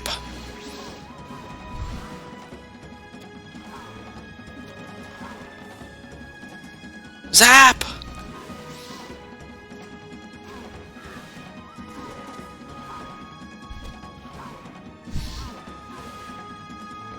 You have failed me, Erdemon. Utterly failed me.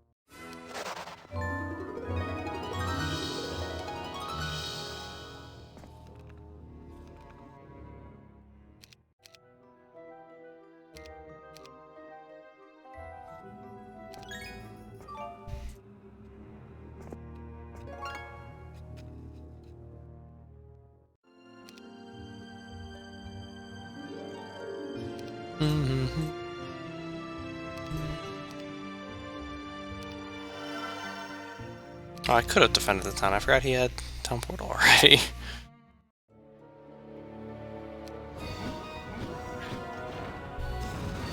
Tower Defense 4 Chronicles? Yeah, but it's only gonna take a couple hours. I don't think anyone's ever done Complete-a-thon, dude. Like...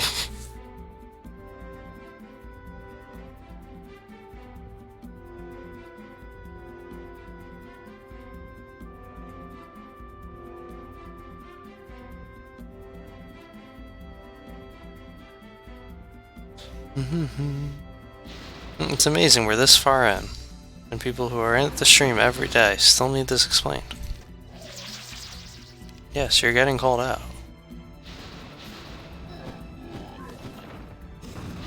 Wow, ballistics again. Holy fuck, this AI with ballistics.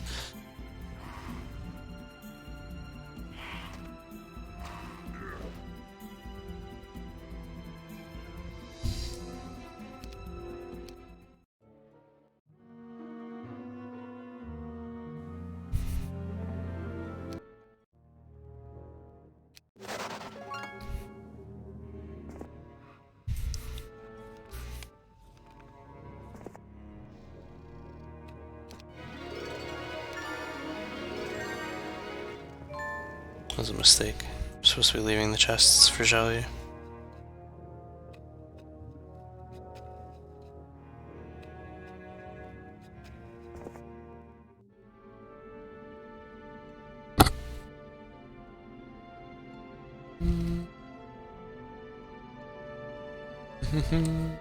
Well, this marathon has never existed.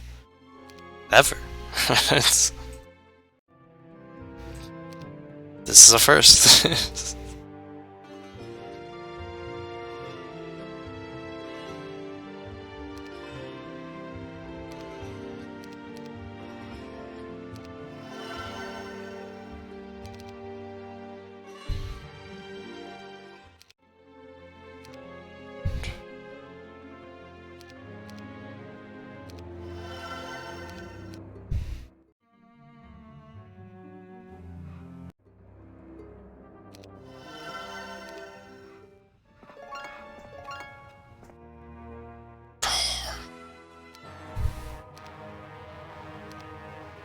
Haha.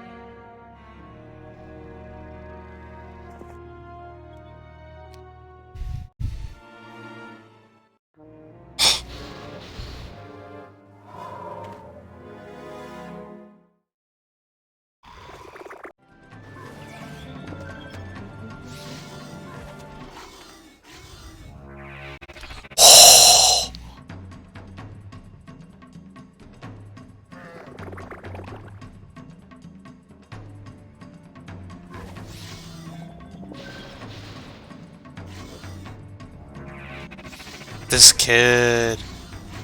This kid.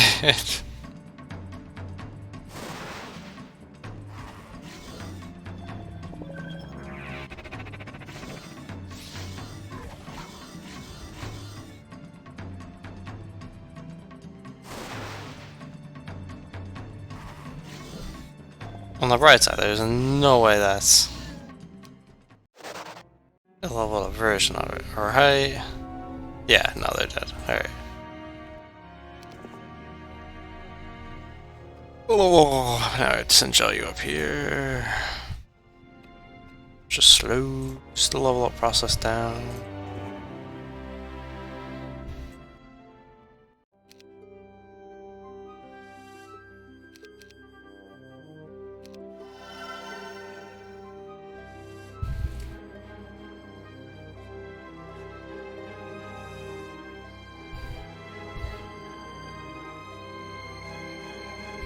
Bruh, I've been talking about doing this for a year. Literally, a year. You're getting no sympathy from me. You're getting called out.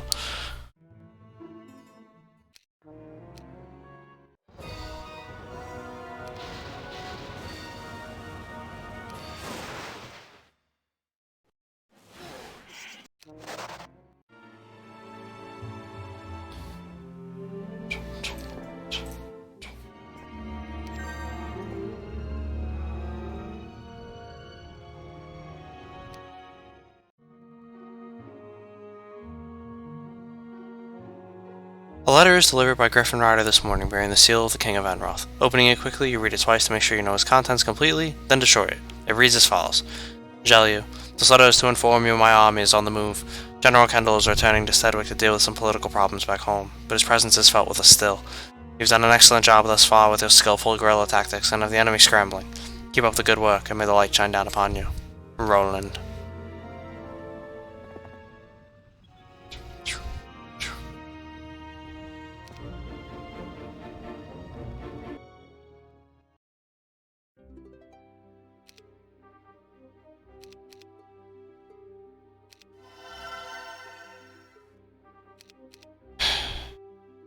I don't think we're getting Dimension Door, boys.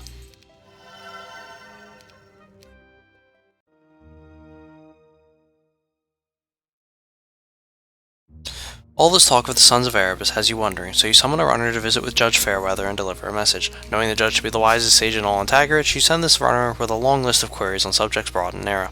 Your priority is to keep the demon horse from fleeing your way, but it never hurts to know thy enemy.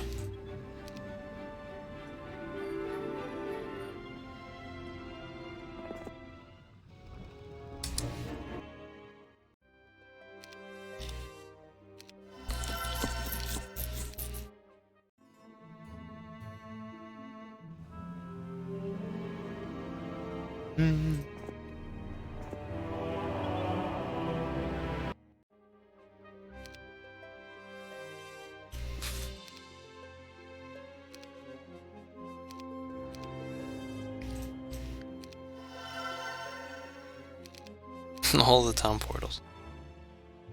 So we're not having logistics hurts my soul. It takes way longer than it has to get across this goddamn map.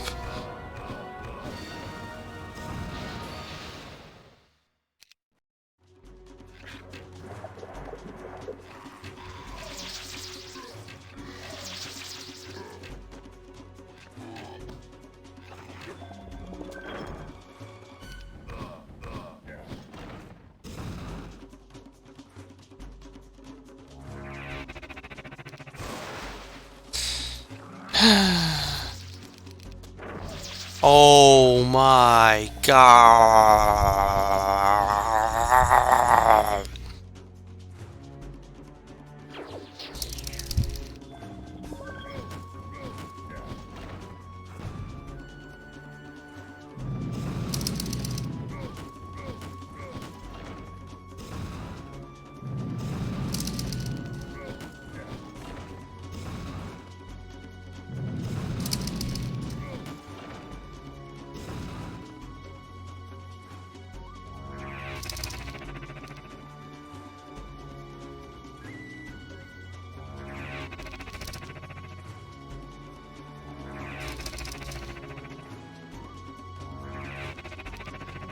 No man dies tonight. Not now. Not ever.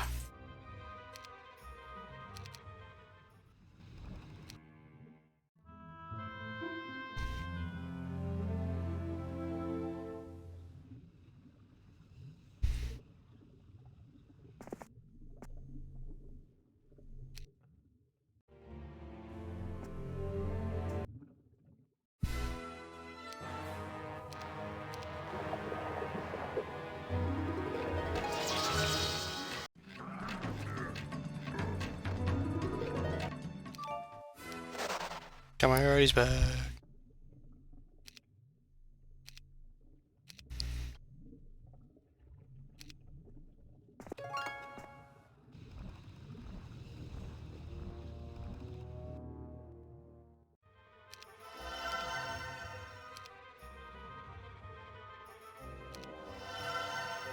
There's Sandro, most trustworthy man in Antagarage, or in all of the planet of Arathia even.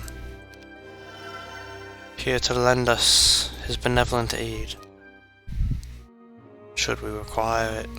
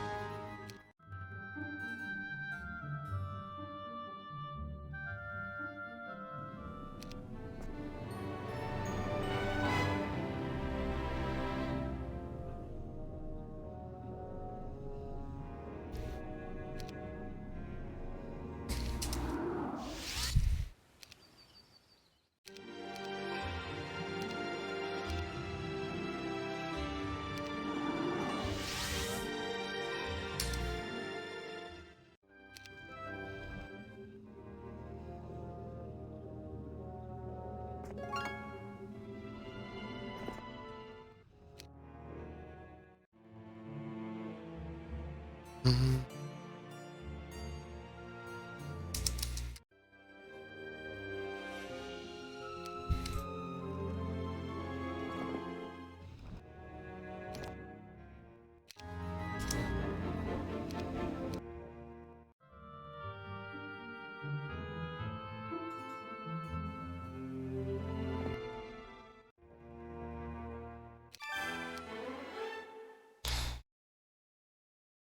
I'm sick of pathfinding. It'll still serve a purpose.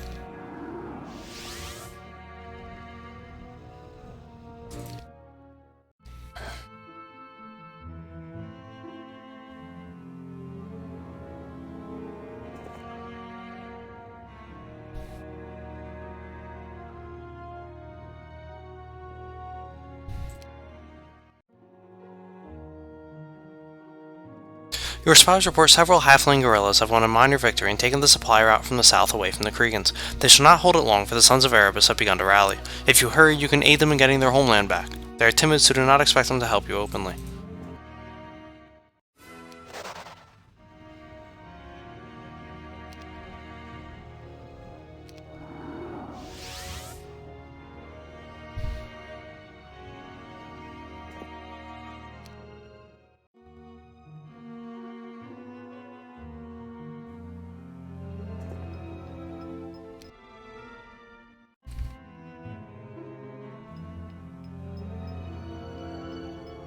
Can always watch the VODs anyway. Yeah.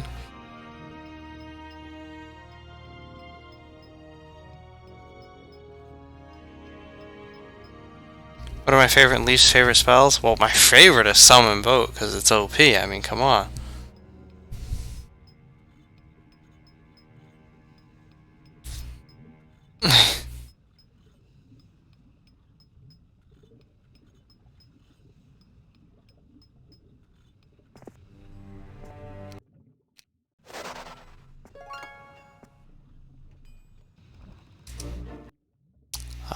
My least favorite is pick one that the AI casts relentlessly, and that one. Whatever one that one is.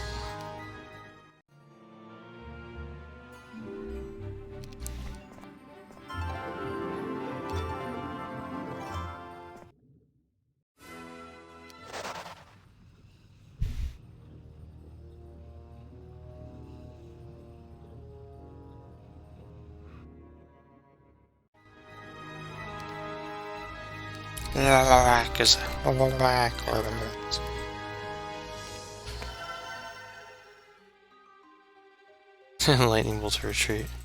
It's up there. For the early home games, absolutely. That was some bullshit.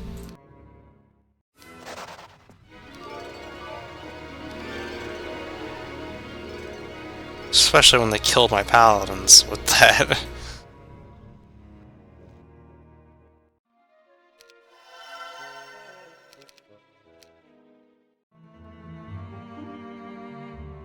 Yeah, maybe Magic Arrow. Probably a safe one to go with.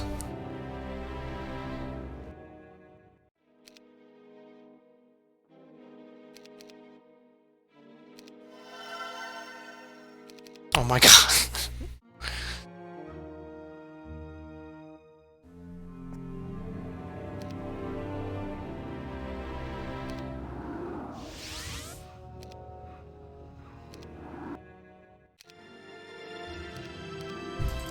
I mean, my thing is, it's not really a spell that annoys me the most in this game. It's, I guess, the AI's ability to just constantly retreat that annoys me the most. Welcome back, Algis.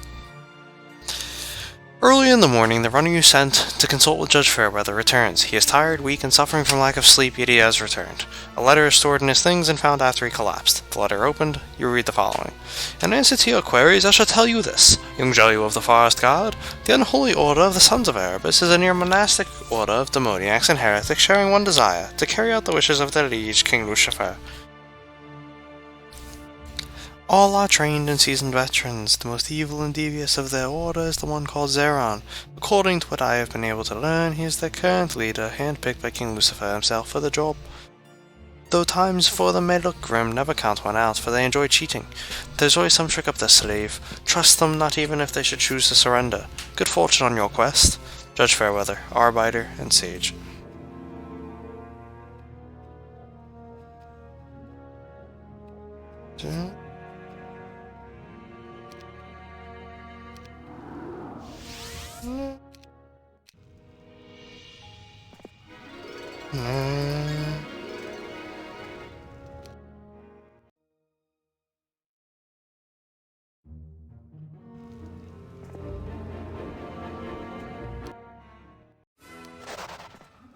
So level 24 is our goal here. Still what we're shooting for.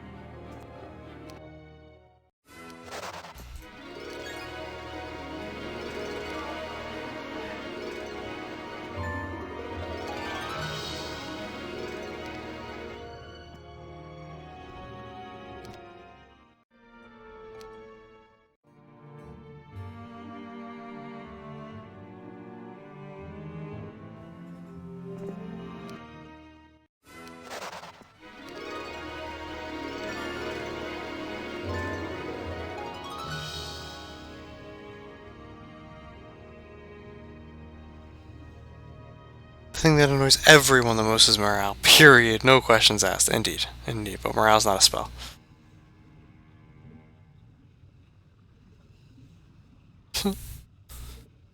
Even when you have max morale, you can still get missed turns. Yeah, I guess morale. It's freaking undead. On this stream it does.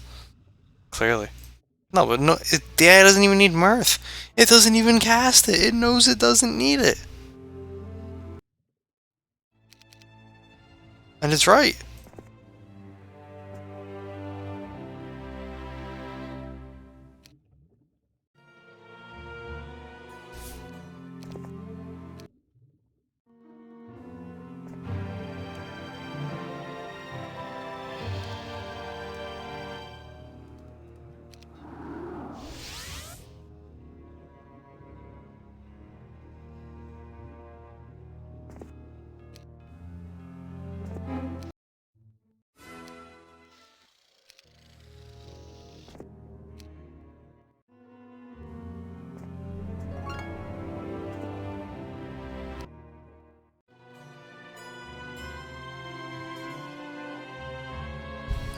At dusk last night, a small boy came running into camp, seeking the pale warrior called Devil's Bane.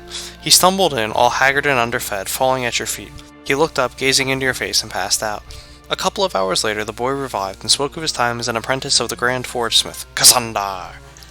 He then spun a tale of working as a simple boy in a simple forge, when along came these mysterious people looking like fantastical creatures who spoke in hushed tones to Kazandar, and the whole lot of them vanished in a puff of blue smoke.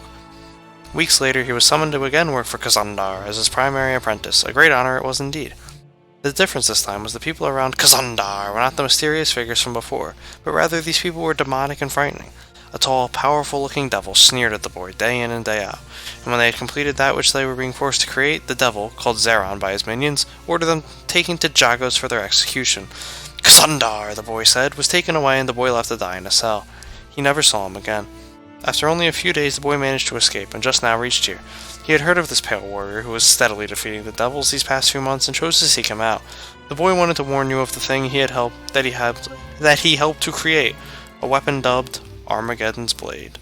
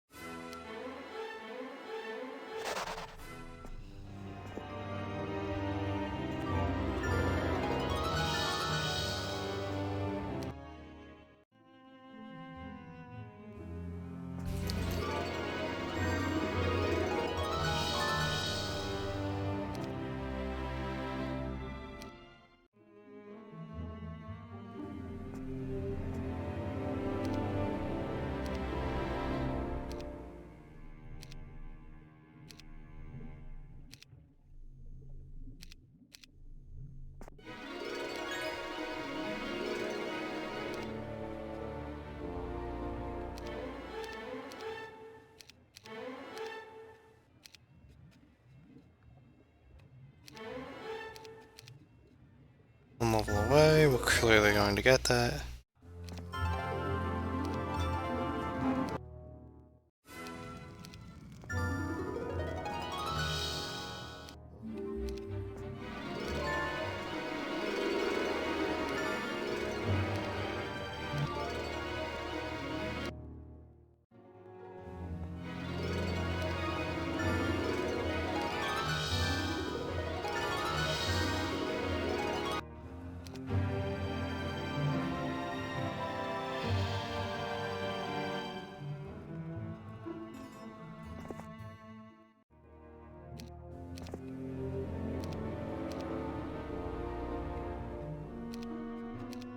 $5,000 away, actually. Maybe we won't clearly get that.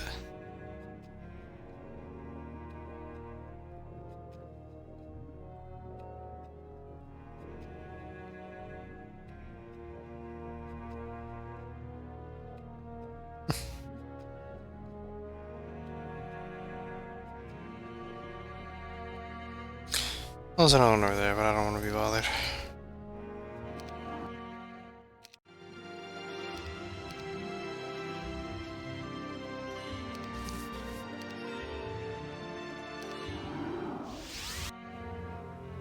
It's time.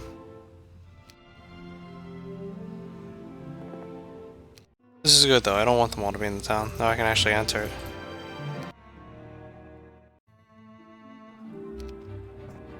As your army approaches the city of Jagos, you can see a peculiar thing. There are scores of men crucified upon the battlements. One in particular stands out. He has longish grey hair, a full beard, mustache, and a strange aura about him, even while dead. It appears as though Grand Forge Smith Kazandar has met his untimely end. And not in a pleasant manner either.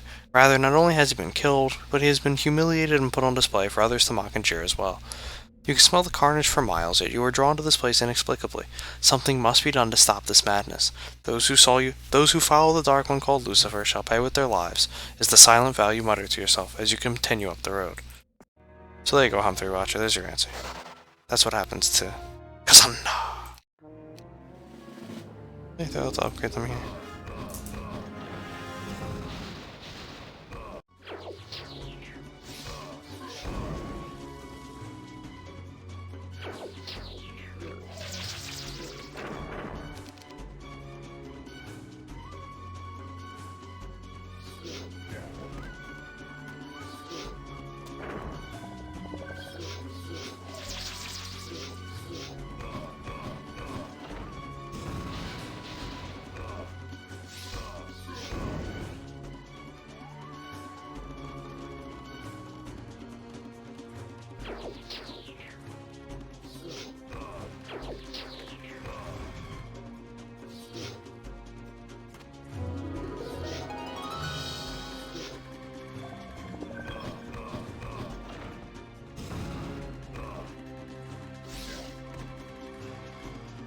I will beat Lucifer tonight, you silly goose. Adios, Humphrey Watcher. Why are you not killing them, trying to get every spell or something? Hey, Masterman, welcome to the stream. No, the way I play these campaigns is the main hero I'm going to be using for them, I like to get as buff as possible. So it's honestly not even really about spells, although that is close. I mean, that wouldn't be too incorrect. It's more about just getting Zhou as many stats as possible, because I always like seeing the stats of the heroes at the end of the campaigns. Come on. Missing with that bullshit.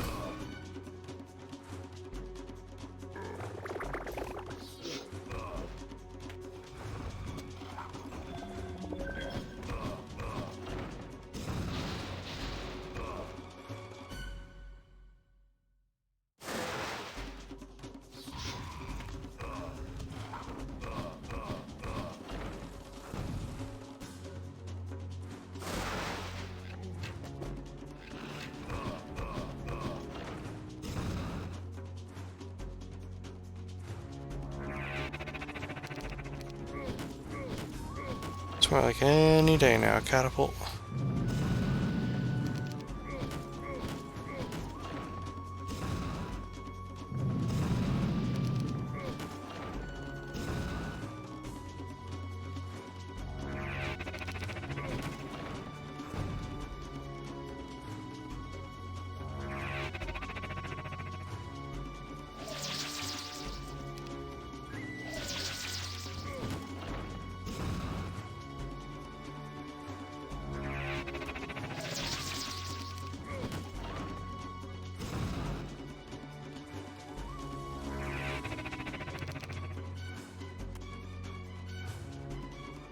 not gonna have enough to get them all.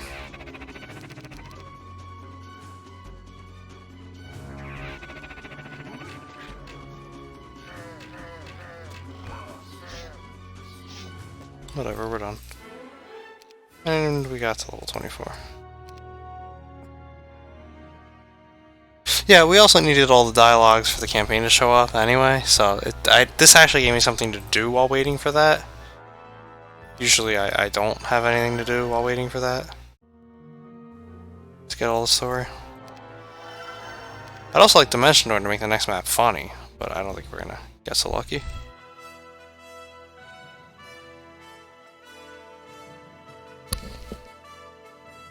Not enough spell points. We ran out of spell points. It was 16 to cast Resurrect. We only had 10 left. There's nothing to do with time. I'm in no rush. I'm getting tired, but I'm in no rush. Hey, we got Fly. Alright. At least will help with the last one. The next one, I mean. Oh, I was gonna say, there's totally somebody up here.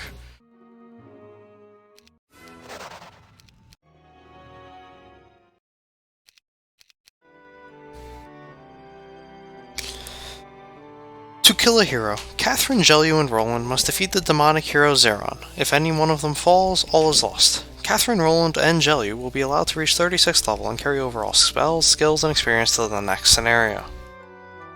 Catherine has lost support in Arathia. They are tired of war and do not wish to pursue this any further. To ensure victory, Catherine has stepped down as queen and joined Roland with the Conflux army, pushing deeper into Eoful. General Kendall has been left to see to the task of picking Arathia's next ruler. In secret, he has dispatched Jelliu and his forest guard to help his former queen and good friend in this most serious of endeavors. With the majority of the Cregan forces destroyed, Arathia's lords have grown weary of this war and have withdrawn their support. Wow. They do not understand. This is a critical moment. To continue this war, I have stepped down as Arathia's queen. Myself, Roland, and the Conflux forces will continue to press to the capital of Eoful. However, between us and the Demon King stands the hero Zeron. We are told he wields Armageddon's blade. We must succeed for the safety of Arathia and the world.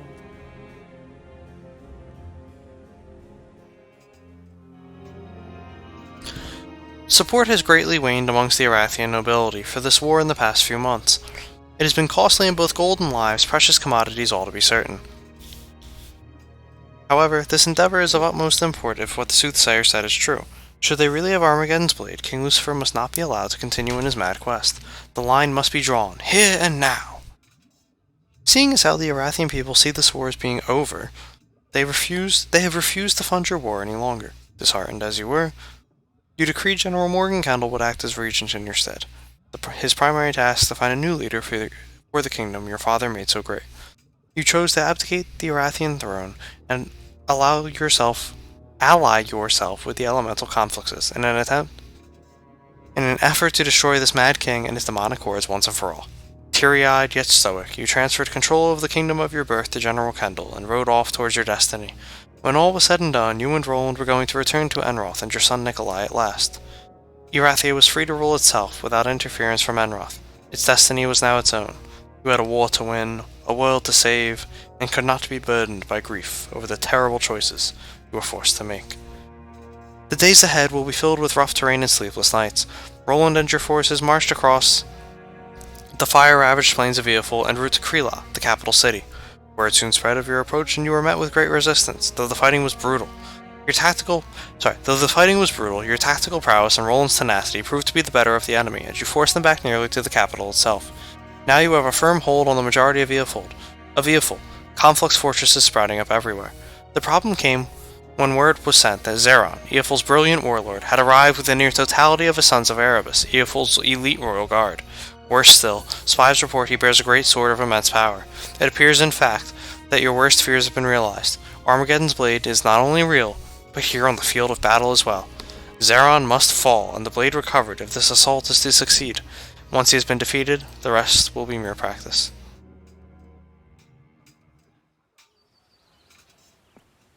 Armed and ready, sir. What are your orders? To schmork. Those are my orders. and my orders are absolute.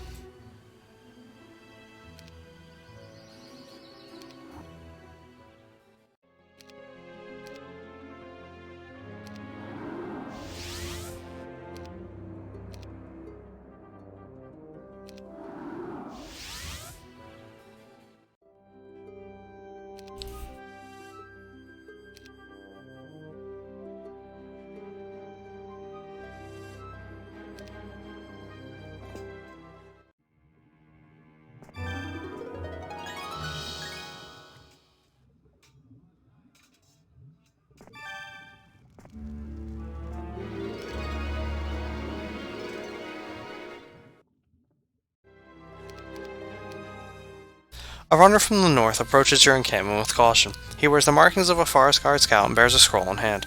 You wave him over, take the scroll, open it, and read its contents. After a brief reading, you turn to the runner and tell him to inform King Roland of this message. The runner leaves to go inform King Roland that Jelliu has been sent along as well, at the request of General Kendall. Arathia still supports your quest, just not as it has in the past. It is a good feeling to know this war will be won, and won much more easily now that Jelliu and his forces have arrived as well. However, the nagging feeling that Zeron is not going to be easy to defeat continues to plague you in the back of your mind.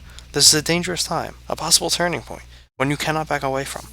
That blade has to be taken from the terrible hands which now wield it, no matter the cost. 36th level. How exactly did the game expect you to hit 36th level?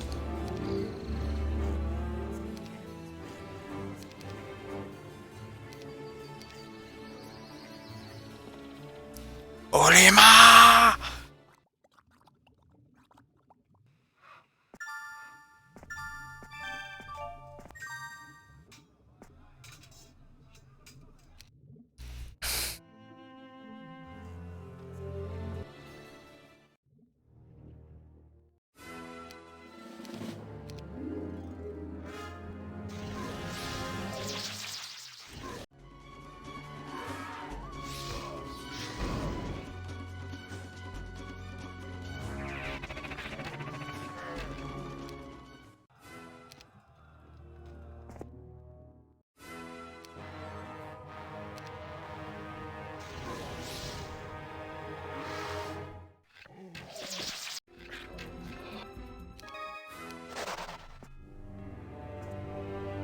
Down goes Orima!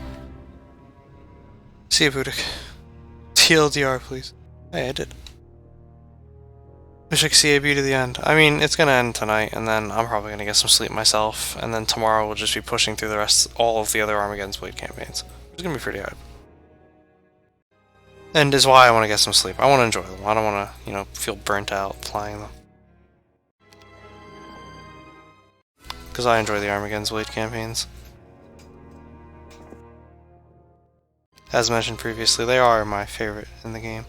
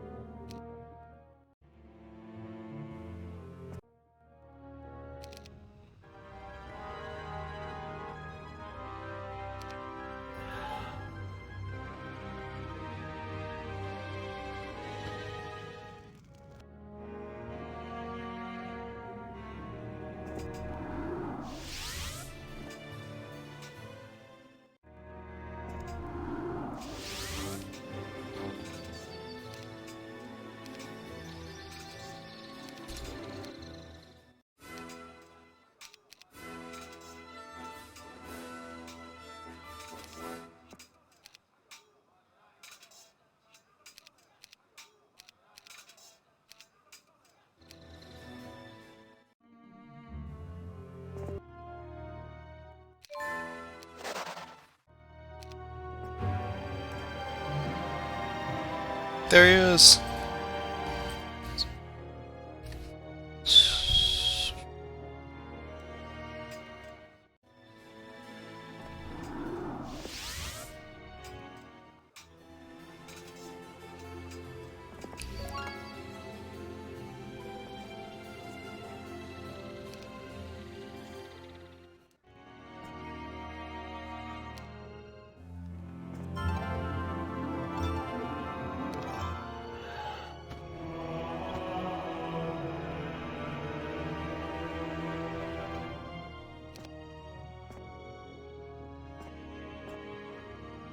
Get out of here, Ignatius.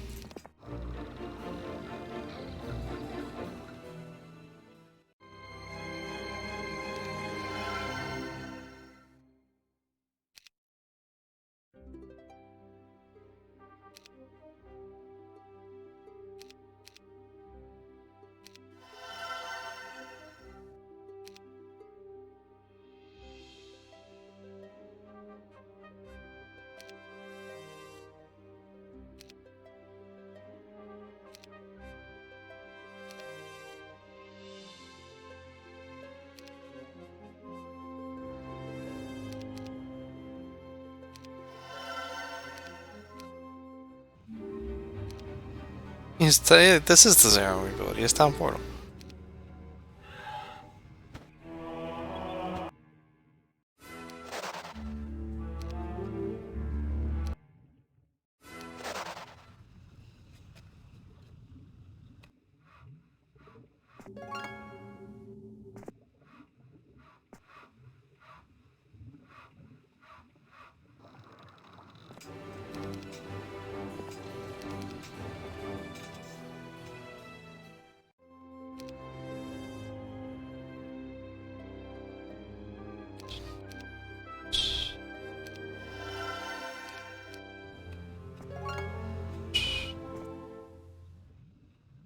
Santara!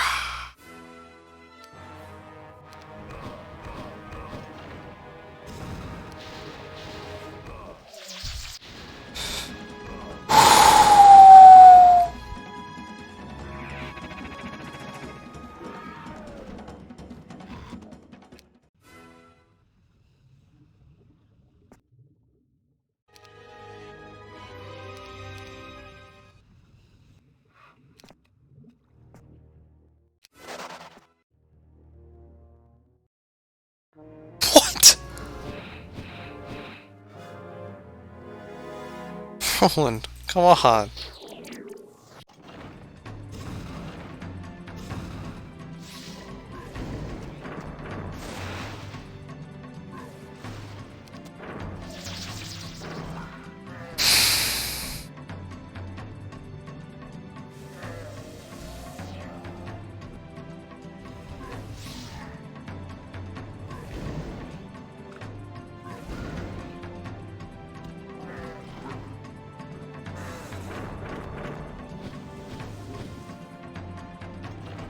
Look at this ballistics.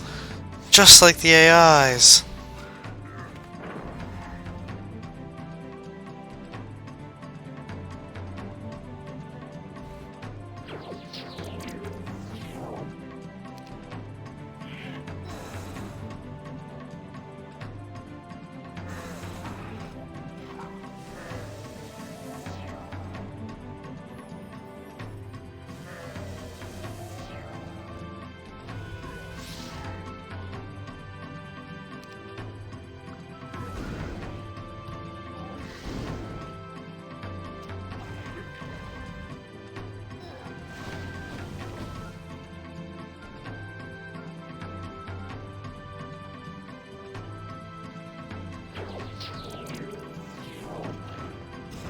Hey, look at that.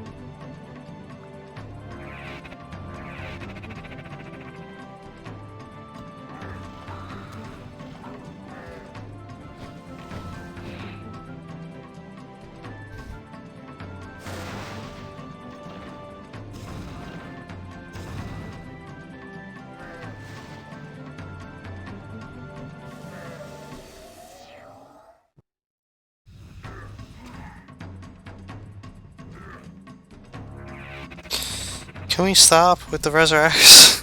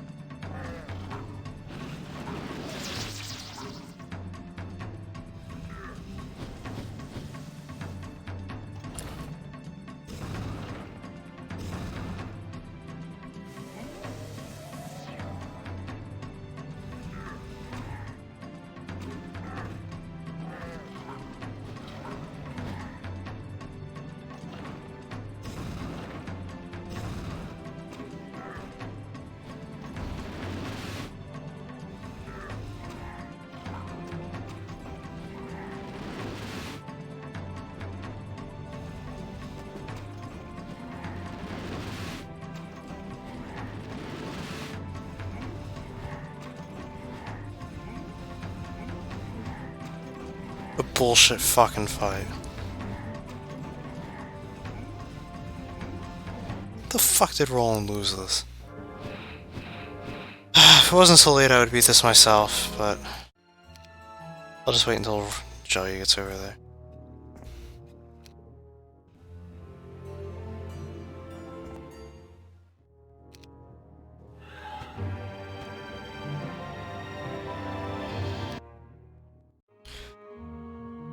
How much Heroes 3 is left? Just the Armageddon's Blade stuff. A shadowy figure slips into the meeting chamber where you sit with your advisors. This wispy figure takes shape, that of a humanoid made of pure wind.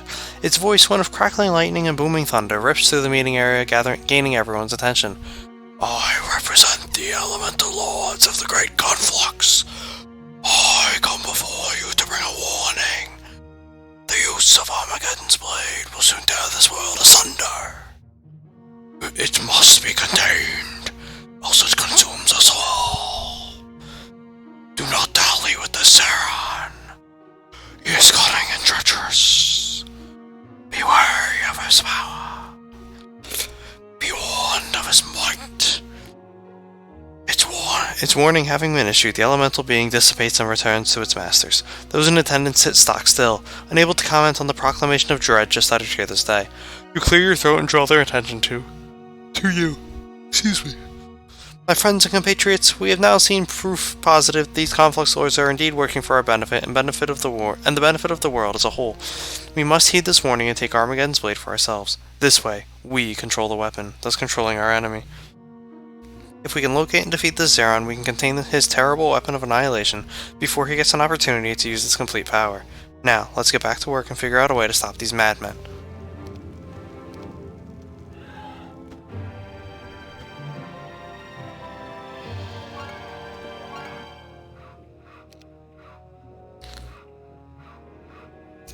Dragon Slayer's coming up.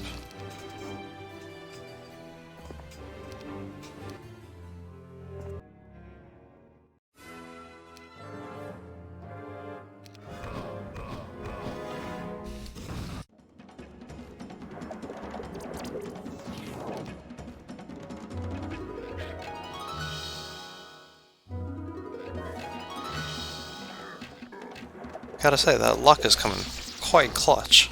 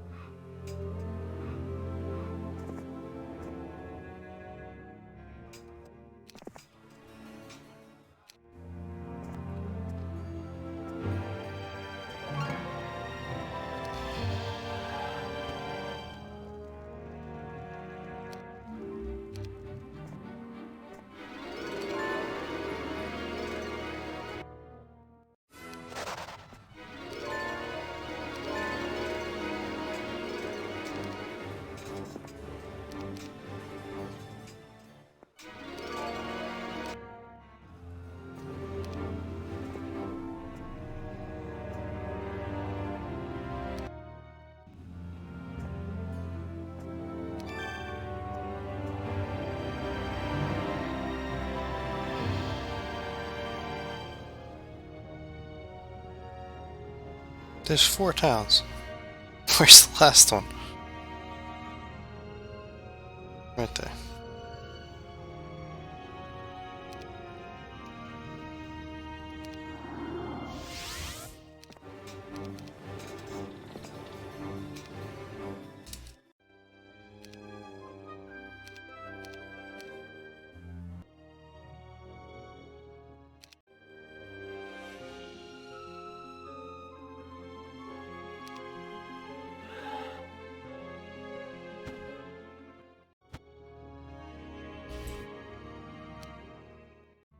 And they got Nymus back, of course.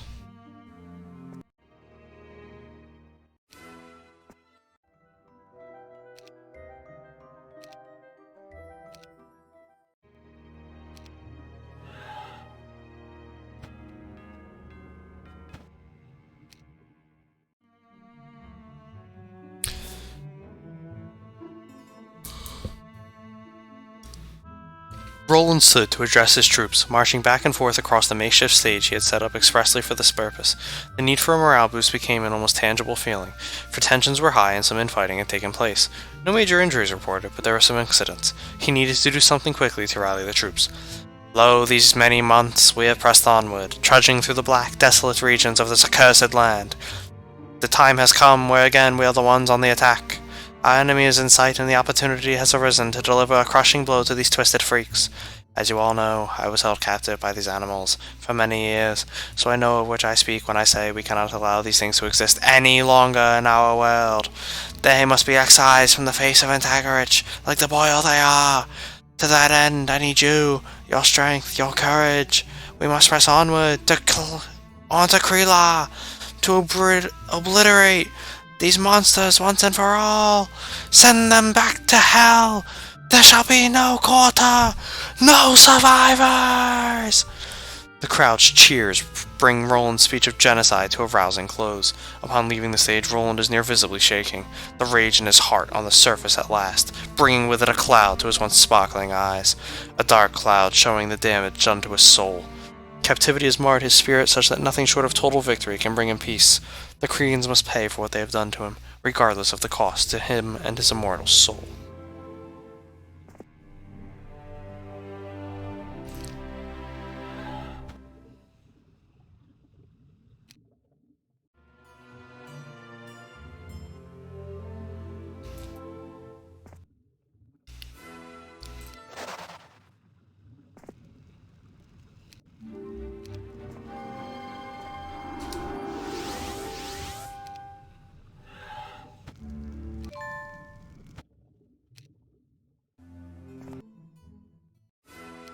Now, if I recall correctly, you carry over all arties from the scenario to the last one.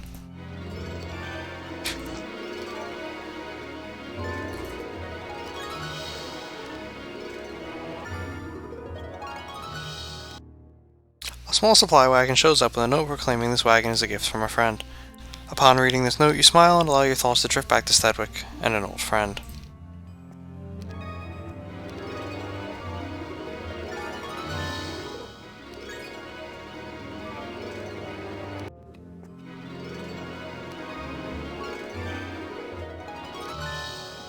Red Orb, this is Real Heroes 3. None of that cuck shit.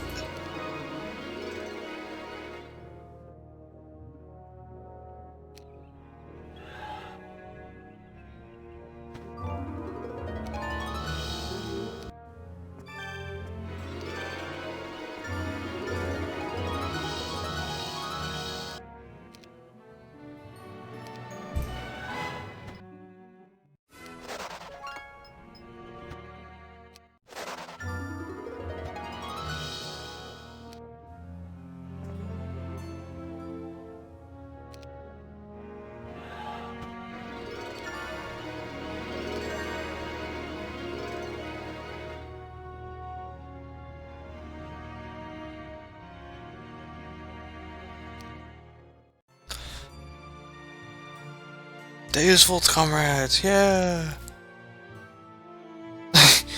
We'll build a wall, and we'll make the Kriegans pay for it! My queen, reports a page to you. You have a visitor. He is claiming he represents the conflux. You wave the boy to show the man in, and off he goes to retrieve this visitor. He returns moments later with a tall, slender man dressed in long robes, his face hidden behind an azure hood. The silver runic trim of the deep blue robes glimmers slightly, diverting attention away from his withdrawn countenance. All that is visible of this mysterious man's face is his neatly trimmed black beard and a strong lower jaw. He speaks in low tones, barely above a whisper, with a slight accent noticeable. Greetings, Catherine Iron Fist of Enroth. I am called Tamar the Wanderer. I am a walker of the plains, a seeker of knowledge, a protector of lives worth living, worth saving. I am also the elemental lord of air. I come here this day to share with you a vision I have had. In this vision I saw possible futures, both of light and of shadow. You just passed a crossroads, Catherine, choosing the path of light. There are others, loved ones, and those trusted deeply, who now face that same crossroad. They are beginning to choose a path which may be divergent from yours. It is not too late to alter their course. They can be persuaded to return to the path carved in the sun, as opposed to the one entrenched in the night. Choose wisely, Catherine, for if you do not help those whom you love and trust, I fear you will know much grief. A flash of lightning rips across the stormy sky, and when your eyes clear from the momentary blindness, Tamar the Wanderer is no longer in your presence. The warnings of this so-called elemental lord stir in your mind and give you to pause. Could he have meant Roland? His pain and suffering might be getting the better of him. Perhaps you should speak to him about this war and its effect on his mind. Your fear that he might slip away and let his need for revenge consume him is almost overwhelming. You send a letter to Roland immediately. Dispatching the messenger brings a slight lift to your wounded soul and allows you to sleep, albeit not well.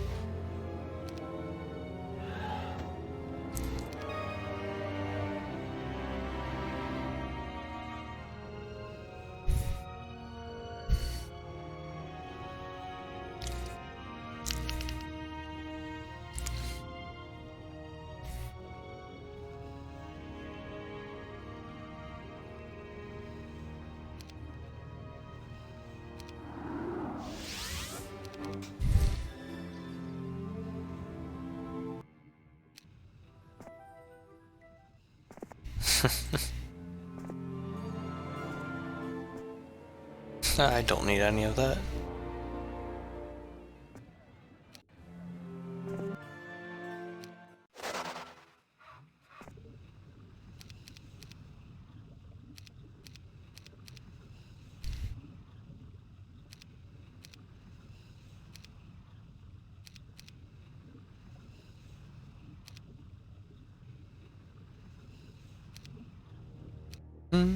A report comes into Roland. The message tells of horrible atrocities committed by the Kriegans, tales of slaves being stripped and beaten, impaled upon spikes for apparent sport, used for hideous black magic rites, even used as food for monstrous beasts. As he reads, the fires of vengeance burn deep in Roland's breast. These monsters are doing the unthinkable. The memories of torture and the screams flood his mind once again, bringing with them the smells and sounds of his capture. He seethes in rage, slowly shredding the parchment as he is reading. When the pressure finally gets to him, he bellows out in rage, "I shall kill them all! No matter where they hide, no matter where they choose to flee, there will be no escape from my wrath! Know this, King Lucifer, your minions will all drown in lakes of their own ichor. I will have my vengeance!" After tossing the torn parchment to the ashen ground, he storms off to gather his armor and weapons to prepare for battle once more.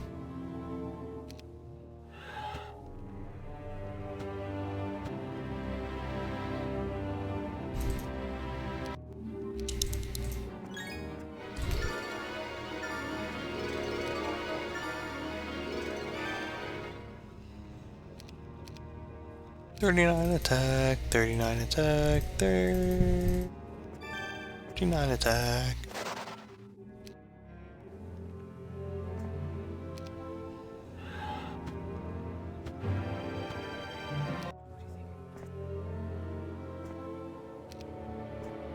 So again, you carry those over, I'm not going to sacrifice them.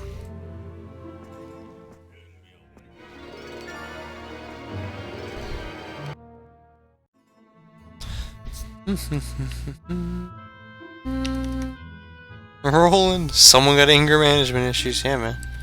Maybe he's hungry. Hey, Vest. I am hungry.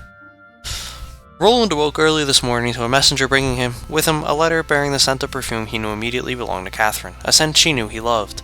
He tore open the seal and read it immediately. "Dearest husband Roland, I have recently received a visit from someone who brought me a warning.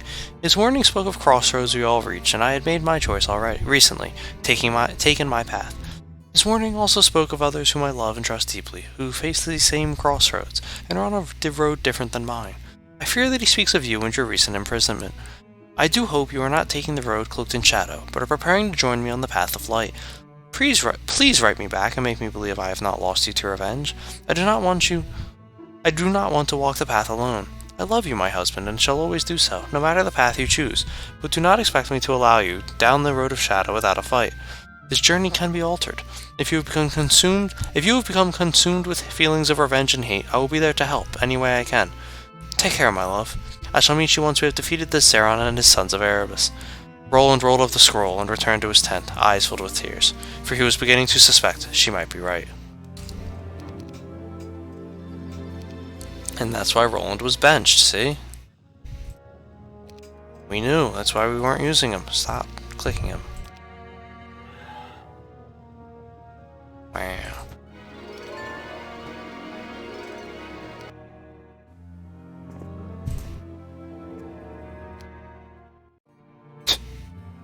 Doing hit and run. Oh! Oh! Lion Shield of Courage from a warrior's tomb. Oh, beep, beep, beep, beep, beep, beep.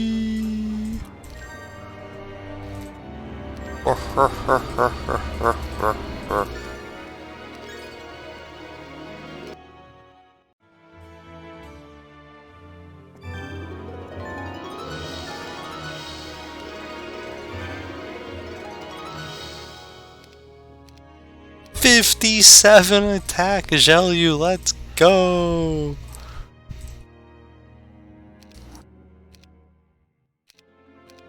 Phaedon. Terrain Tarmina. Tushanima!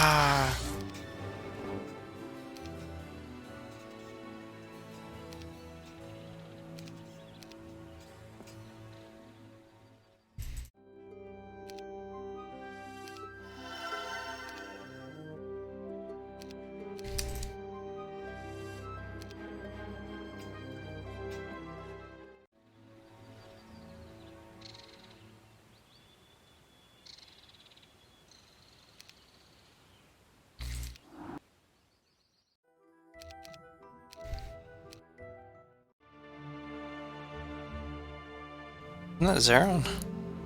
No, it's Ignatius.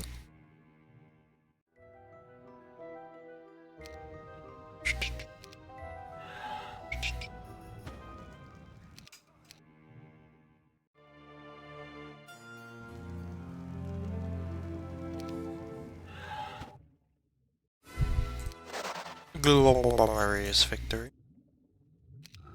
Back to Zendara.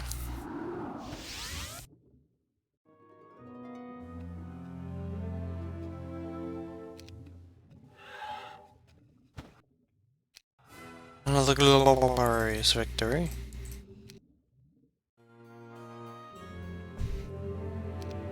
Up to whatever town that is in the top. Senta!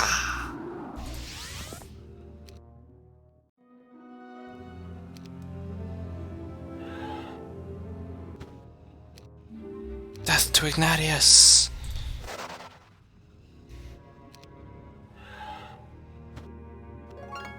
In due time.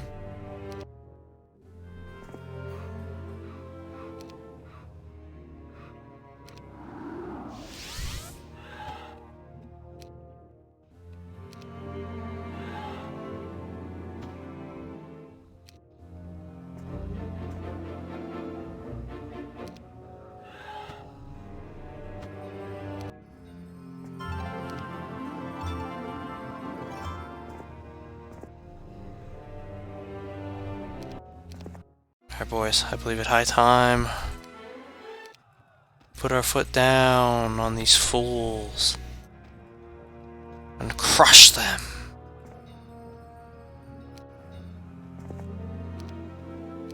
Bye. I believe I've gotten all of the text, but just to make sure.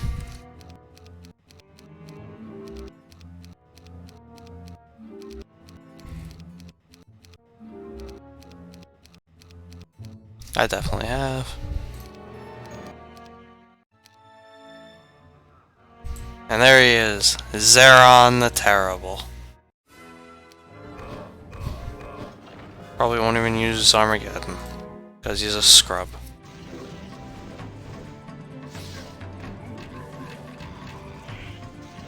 Oh, I don't think he can actually. I have Red Orb on. Lol. Not a good combo. No, it's not best. Another shield. That must be Shield of the Damned. And there it is. Armageddon's Blade. But the one called to kill a hero was not good enough. Hey, Black Ghost. What a glorious victory, indeed. 57 attack. Yeah, man, we're ready. Oblivion's Edge. You have 60 days for Jelyu to take Armageddon's blade to the evil capital of Krila before the forces of the Dungeon Overlords arrive to reinforce King Lucifer. If Jelyu, Roland, or Catherine is lost, your war ends here. The Cregan race borders on extinction, yet remains defiant. King Lucifer has sent for aid from the overlords of Nyan. It is estimated that it shall take no more than 60 days for an army to arrive and reinforce the Cregan king. The tide has turned as Catherine's army now has the blade, and the irony of Lucifer's downfall under the blade he created to destroy the world has not escaped Catherine. She intends to bring the blade to hell itself if need be. Armageddon's blade is no longer a threat. However, King Lucifer Cregan still sits upon the throne of Eofold. What few clans remain have rallied to defend their king and his lost cause. Look at the demon party. Arathian spies tell us the Demon King has requested support from the Dungeon Overlords of Nyan. We cannot confirm this. If it is true, we cannot allow Lucifer to receive this aid. We must dethrone the Demon King. Time is short, but now we wield Armageddon's blade. It is time we take Armageddon into the heart of hell itself. My god, they said hell! This is a lit party. Demon rave. Yeah, man. Zeron has been defeated, but managed to teleport away before he could be finished off. Still, we now possess the blade, and it is time to end this. The last remnants of the Cregan clans have chosen their capital city of Krila to make their stand.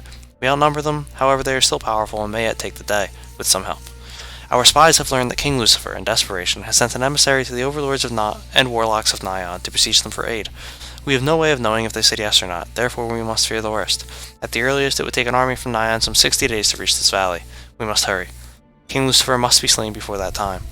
All that stands in our way is the remaining members of the Sons of Erebus, and supposedly Zeron has chosen to stand by his king to the very last. They will be dug in quite heavily, so gathering powerful forces is imperative.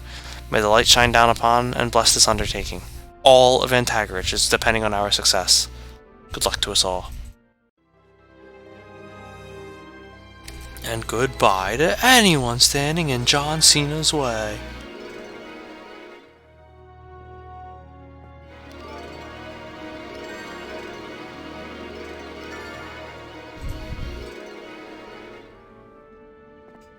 We are members of Tavern's guerrillas, and we have been instructed to aid you.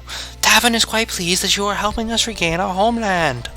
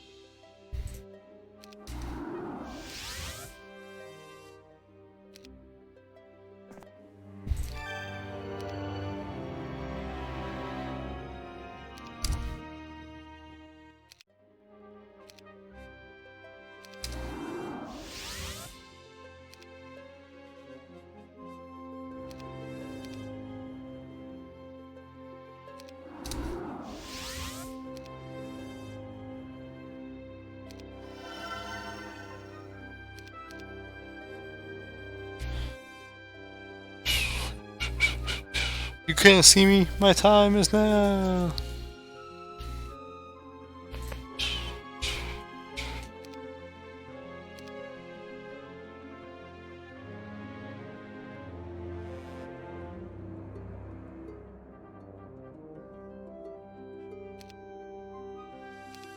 Jesus, all those shields. You guys were right.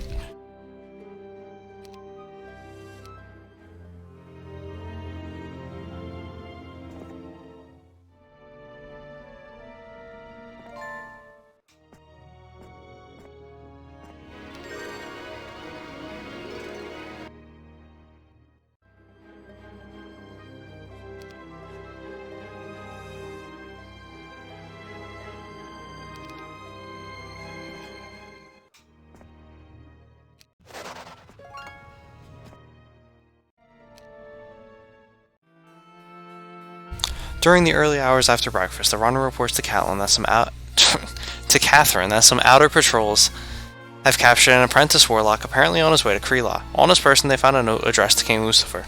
Upon closer inspection of the note, it reveals their worst fears. The overlords of Nyan have indeed allied themselves with the Devils of Eoful once again. A sizable army, traveling underground from the land of Nyan, is on its way, and is expected in some 50 days or so. Catherine blanches at the news, yet shows nothing to the people under her command. She has to be strong at this most dangerous point in their war. Any sign of weakness might lessen their chances of success. Time isn't only of the essence at this point. It's a crucial obstacle to overcome. So where is he? Okay.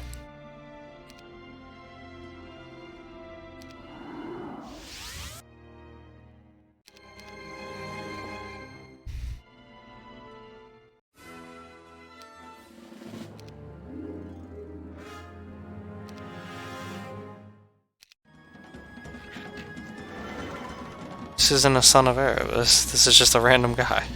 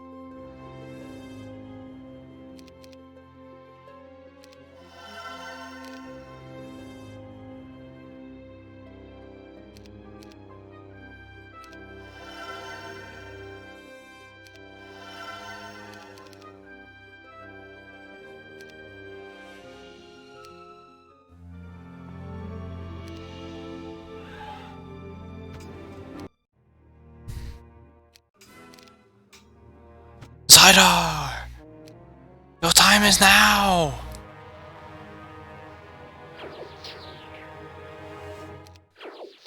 Oof.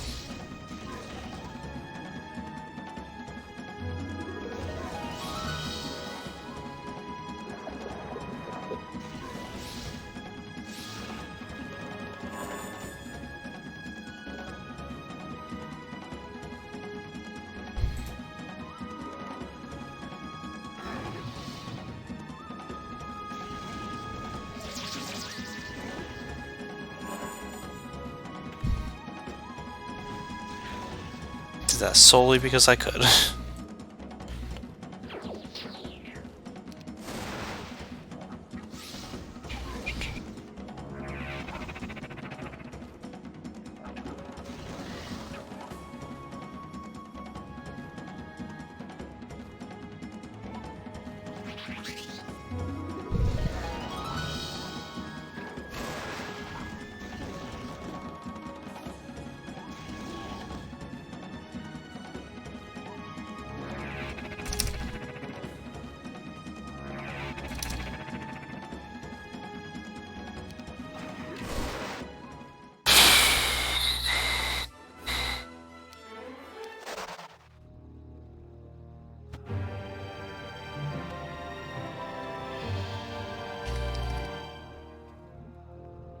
How'd he teleport away when you have red orb? Cheater, exactly.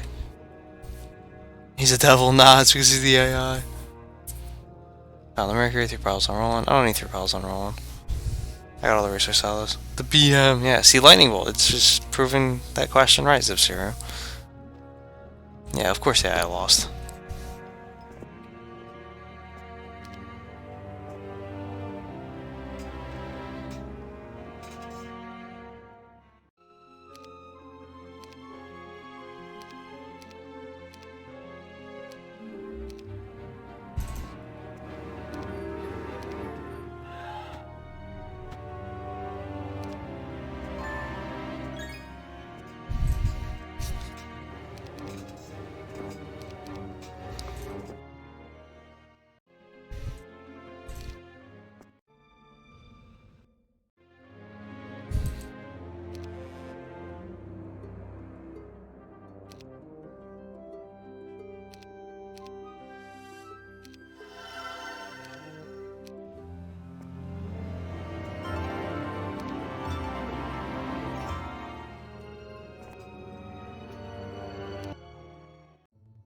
Last eve, as Zhou lay sleeping in his bunk, an odd dream came to him. It was filled with visions of glorious battles and immense personal power being heaped upon him.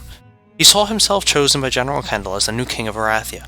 Later, he saw himself as ending the feuds in Antagarish and being named leader of the entire continent. He saw Antagarish finally at peace. All the while in the background was this lovely woman, her eyes the color of emeralds, her skin like fine silk, her hair the color of steel.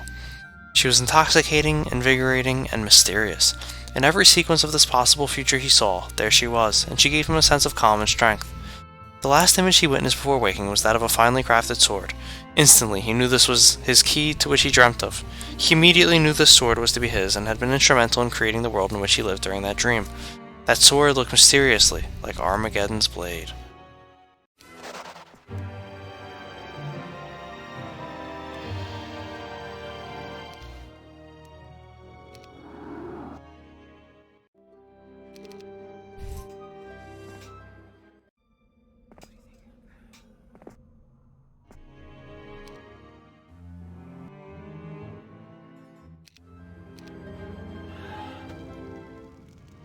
The great cow in the sky! That's not Marius!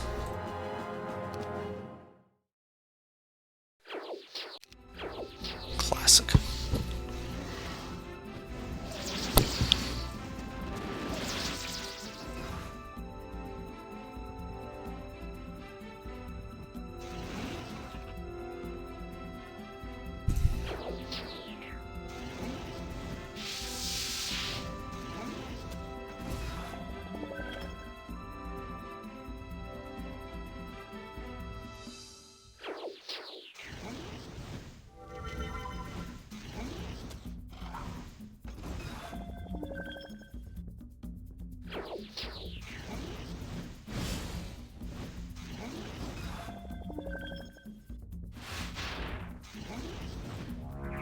Haha.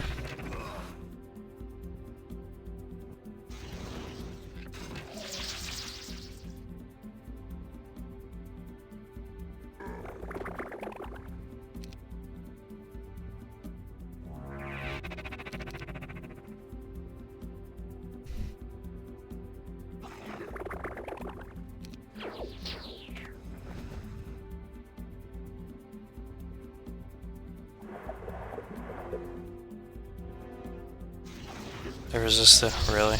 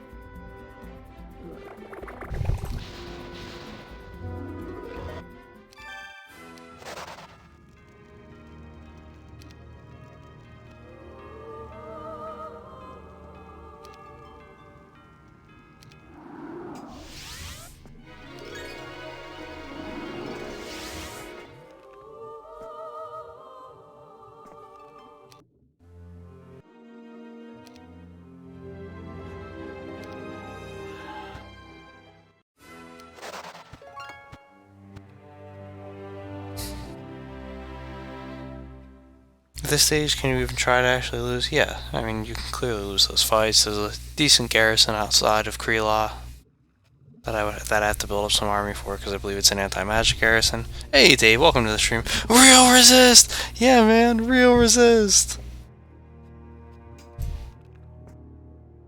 But, and then, at the same token though, Jelly was insanely buff right now.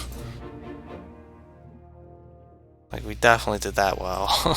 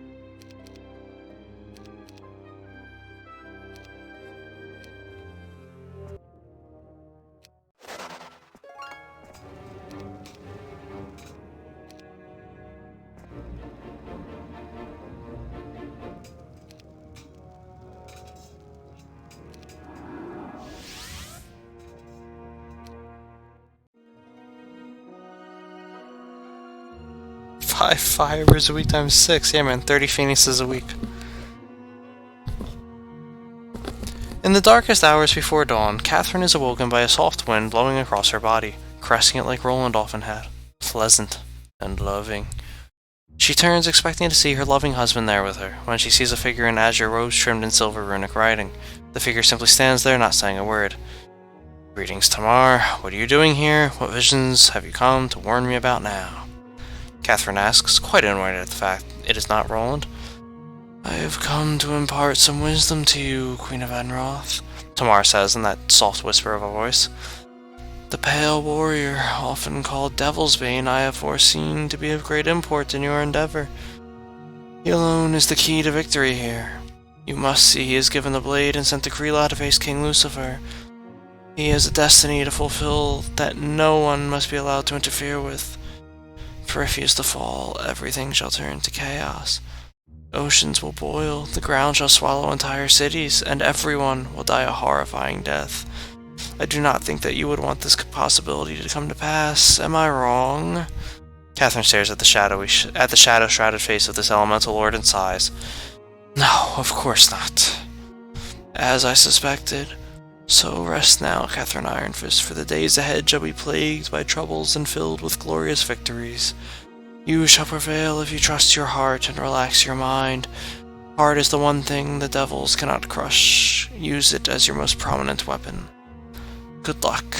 I pray you will be well, as I do for those under your command. With that, Tamar vanishes as if he had never come, as if he were a mere dream. Exhausted and confused somewhat, Catherine goes back to sleep, her tasks set before her. Jelyu is the one who must bear the blade to Kreela and kill King Lucifer. It seems a task easier said than done.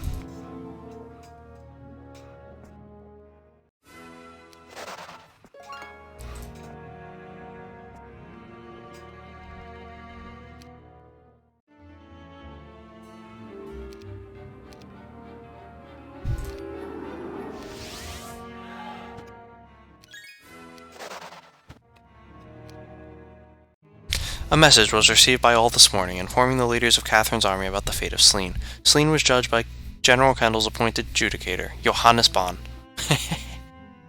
that's a composer reference. And sentenced to live out his miserable life in prison, performing acts of hard labor and housed alone so he may contemplate that which he has done. Yeah, we put him in timeout. Wow, what a coward.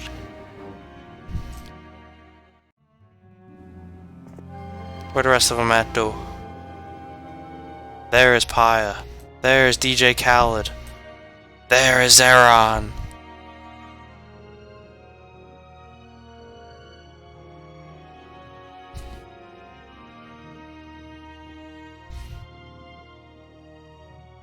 Not creepy at all, not creepy at all. I know, right?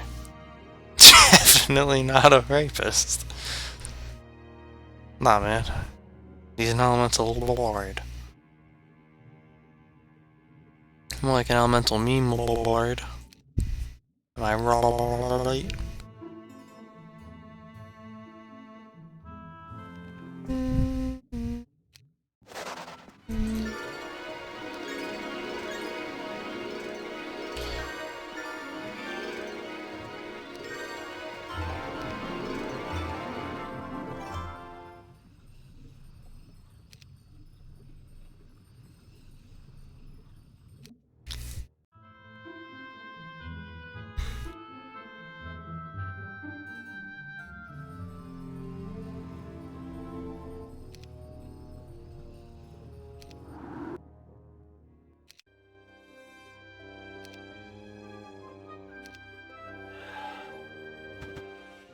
Hello, Pyre. Who is quite near an actual pyre. Oh my god, he has town portals still. A glorious victory for the goose. Let's brush them aside, as I would brush a fly from my arm.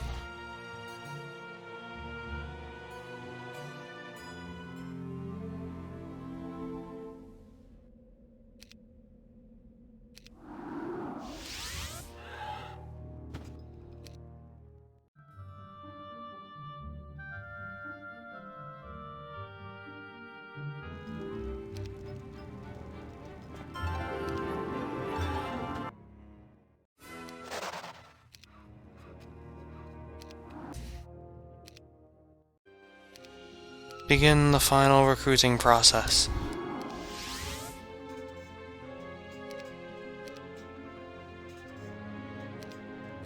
Come the dawn, we march for the extinction of Clan Kreela. The extinction of Lucifer Cregan.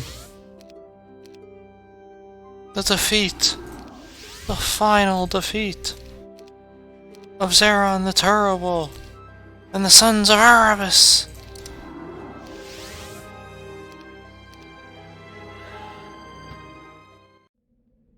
The victory so long promised us, now made a true reality.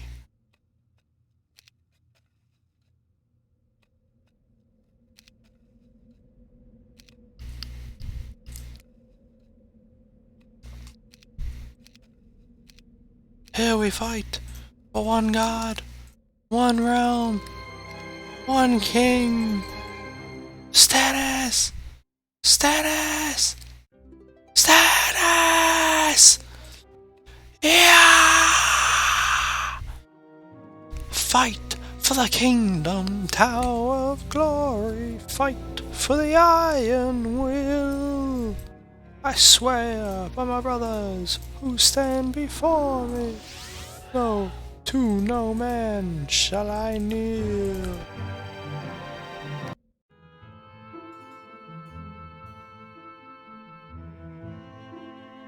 Early in the morning, a legion of halfling slingers from Tavin's guerrillas stopped by to inform Jelyu they had struck a blow for his army. A lackey of Zeron's had been slain while on a mission for his lord. The archdevil Zex was now and forever dead. Jelyu, smiling, addresses his troops and tells them the good news. Once the cheers begin to die down, he sets upon them the task of taking Kreela sooner. Their spirits high, they accept his challenge with great aplomb. Nothing could stop them now! The traitor Yuland has died.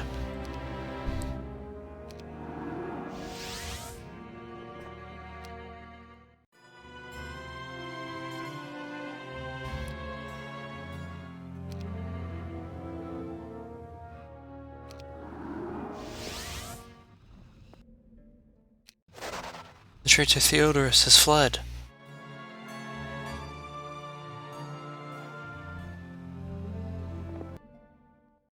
The traitor Melisandre has been slain. Jesus. The fool DJ Khaled has been wrapped up.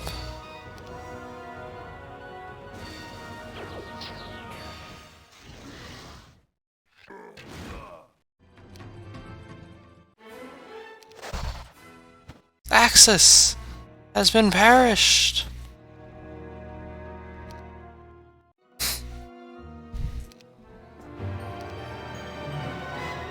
Zeron has fled within Kreela.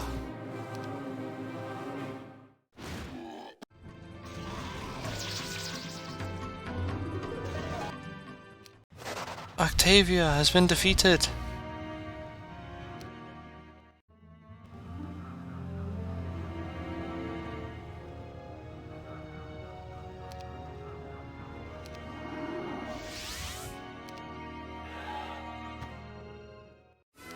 Theodorus has been run down.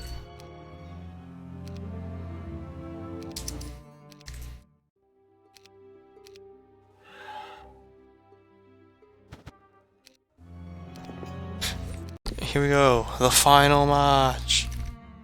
Hey Eladon, welcome to the stream. Oh boy! Roland lay sleeping in his bed last eve, drenched in sweat, his mind racing and filled with visions of vengeance and malice. As he slept, the heat brought with it dreams of places and people long forgotten, as well as specters of recent events. As the heat rose, so did the intensity of these dreams, each coming faster and more powerful than the last. Some came as ghosts, others as visions of warning, but all pointed to one thing. He was headed down the dark path. One of the most powerful of these dreams was a visit from a long-haired old man with long wizened features and gnarled fingers. He spoke in the raspy voice of the dead. "King Roland, I come to you with a tale. 'Tis a tale of vengeance and suffering, pain and loss. I was once a mage of great repute in Bracada, but was stripped of my title of Arthur, and sentenced to become just a lowly alchemist for the crime of being far too mercenary in my ways. This, however, was where I thrived. My skills as a weaponsmith and alchemist went unchallenged, and I was hailed as a hero by some. I made weapons for kings and priests, lords and ruffians. Anyone and everyone with the gold could purchase my services, both on the side of light and dark. I did not care, but then came Zeron and his terrible request. He fed my greed and anger at being used and abused by those who claimed to be my superiors, by giving me gold and a chance at revenge. This burning desire blinded me to the reality that Zeron was a truly evil man, and I paid for my mistake with my life and immortal soul. I stand before you now, Roland Iron Fist, to make sure that you are treading down the dark path. Make you see that you are treading down the dark path, a path that will lead you away from your loving wife and son. Turn back now, and all shall be forgiven. Ignore my warnings, and forever shall you be like your brother, Archibald. Your innocence may be lost, but do not allow your good humor and noble heart go with it." The image faded and was replaced by that of his father, old King Iron Fist, the man who we played as in Heroes of Might and Magic 1. The image of his father was one long ago nearly forgotten. It had been so many years since his beloved father had passed away. This brought up memories of the indignities and pain he had suffered at the hands of his brother. It also reminded him of the strength he had back then, and how he persevered during the Succession Wars in Heroes 2. His father's countenance carried with it a look of disappointment in his noble son. King Ironfish simply shook his head and walked away, back into the shadowy fog of death. Roland awoke with a shot, calling out his father's name and reaching for his hand. Realizing it had been a mere dream, he lay back down to return to sleep. As he tried to drift back into sleep's grasp, he could not help shake the image of his father turning his back on his favorite son. Roland understood at the moment what Kazandar's ghost, and Catherine's letter had been trying to tell him. He immediately got dressed and sought out a cleric. He had strayed from the path of light. It was time to return to the way.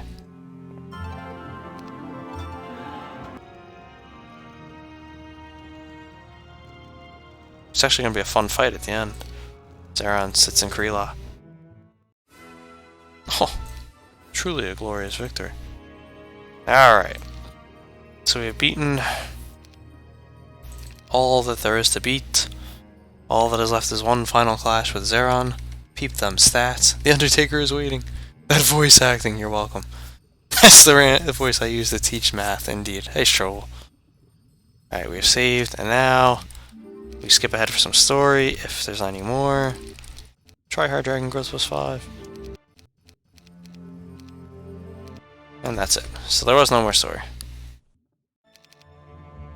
Here we go. For Kreela. And victory.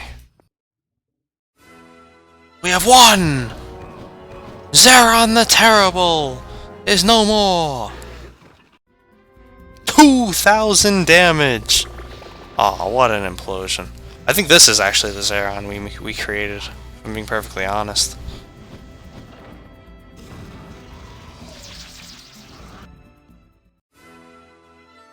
Zeron is dead, as is Lucifer Cregan. Victory is ours. Lucifer Cregan is dead. I just said The that. few remaining Cregan clans have gone into hiding. All but a few of the elemental confluxes have disappeared. I am sure we will see them again, if needed. You won't. As for myself and Roland, we will soon depart for Enroth, and I will see my son again. As for Zhelyu, I left Armageddon Zhelyu, see, she in said his it. hands. Following our victory, he and his guerrilla army vanished into the Arothian forests. I do not know if he intends to destroy the weapon, or keep it for himself. In time, I'm sure we will all know. And I assume we will, in a future Heroes of Might and Magic game. Jesus. It's an awful score. Actually, no, it's a pretty good score. I usually get 1610. Hey, LCO, welcome to the stream. Why does he look so weird? Because he's wielding Armageddon's blade. He's ready. Number 11, King Stannis, Armageddon's blade, 1625 score. A free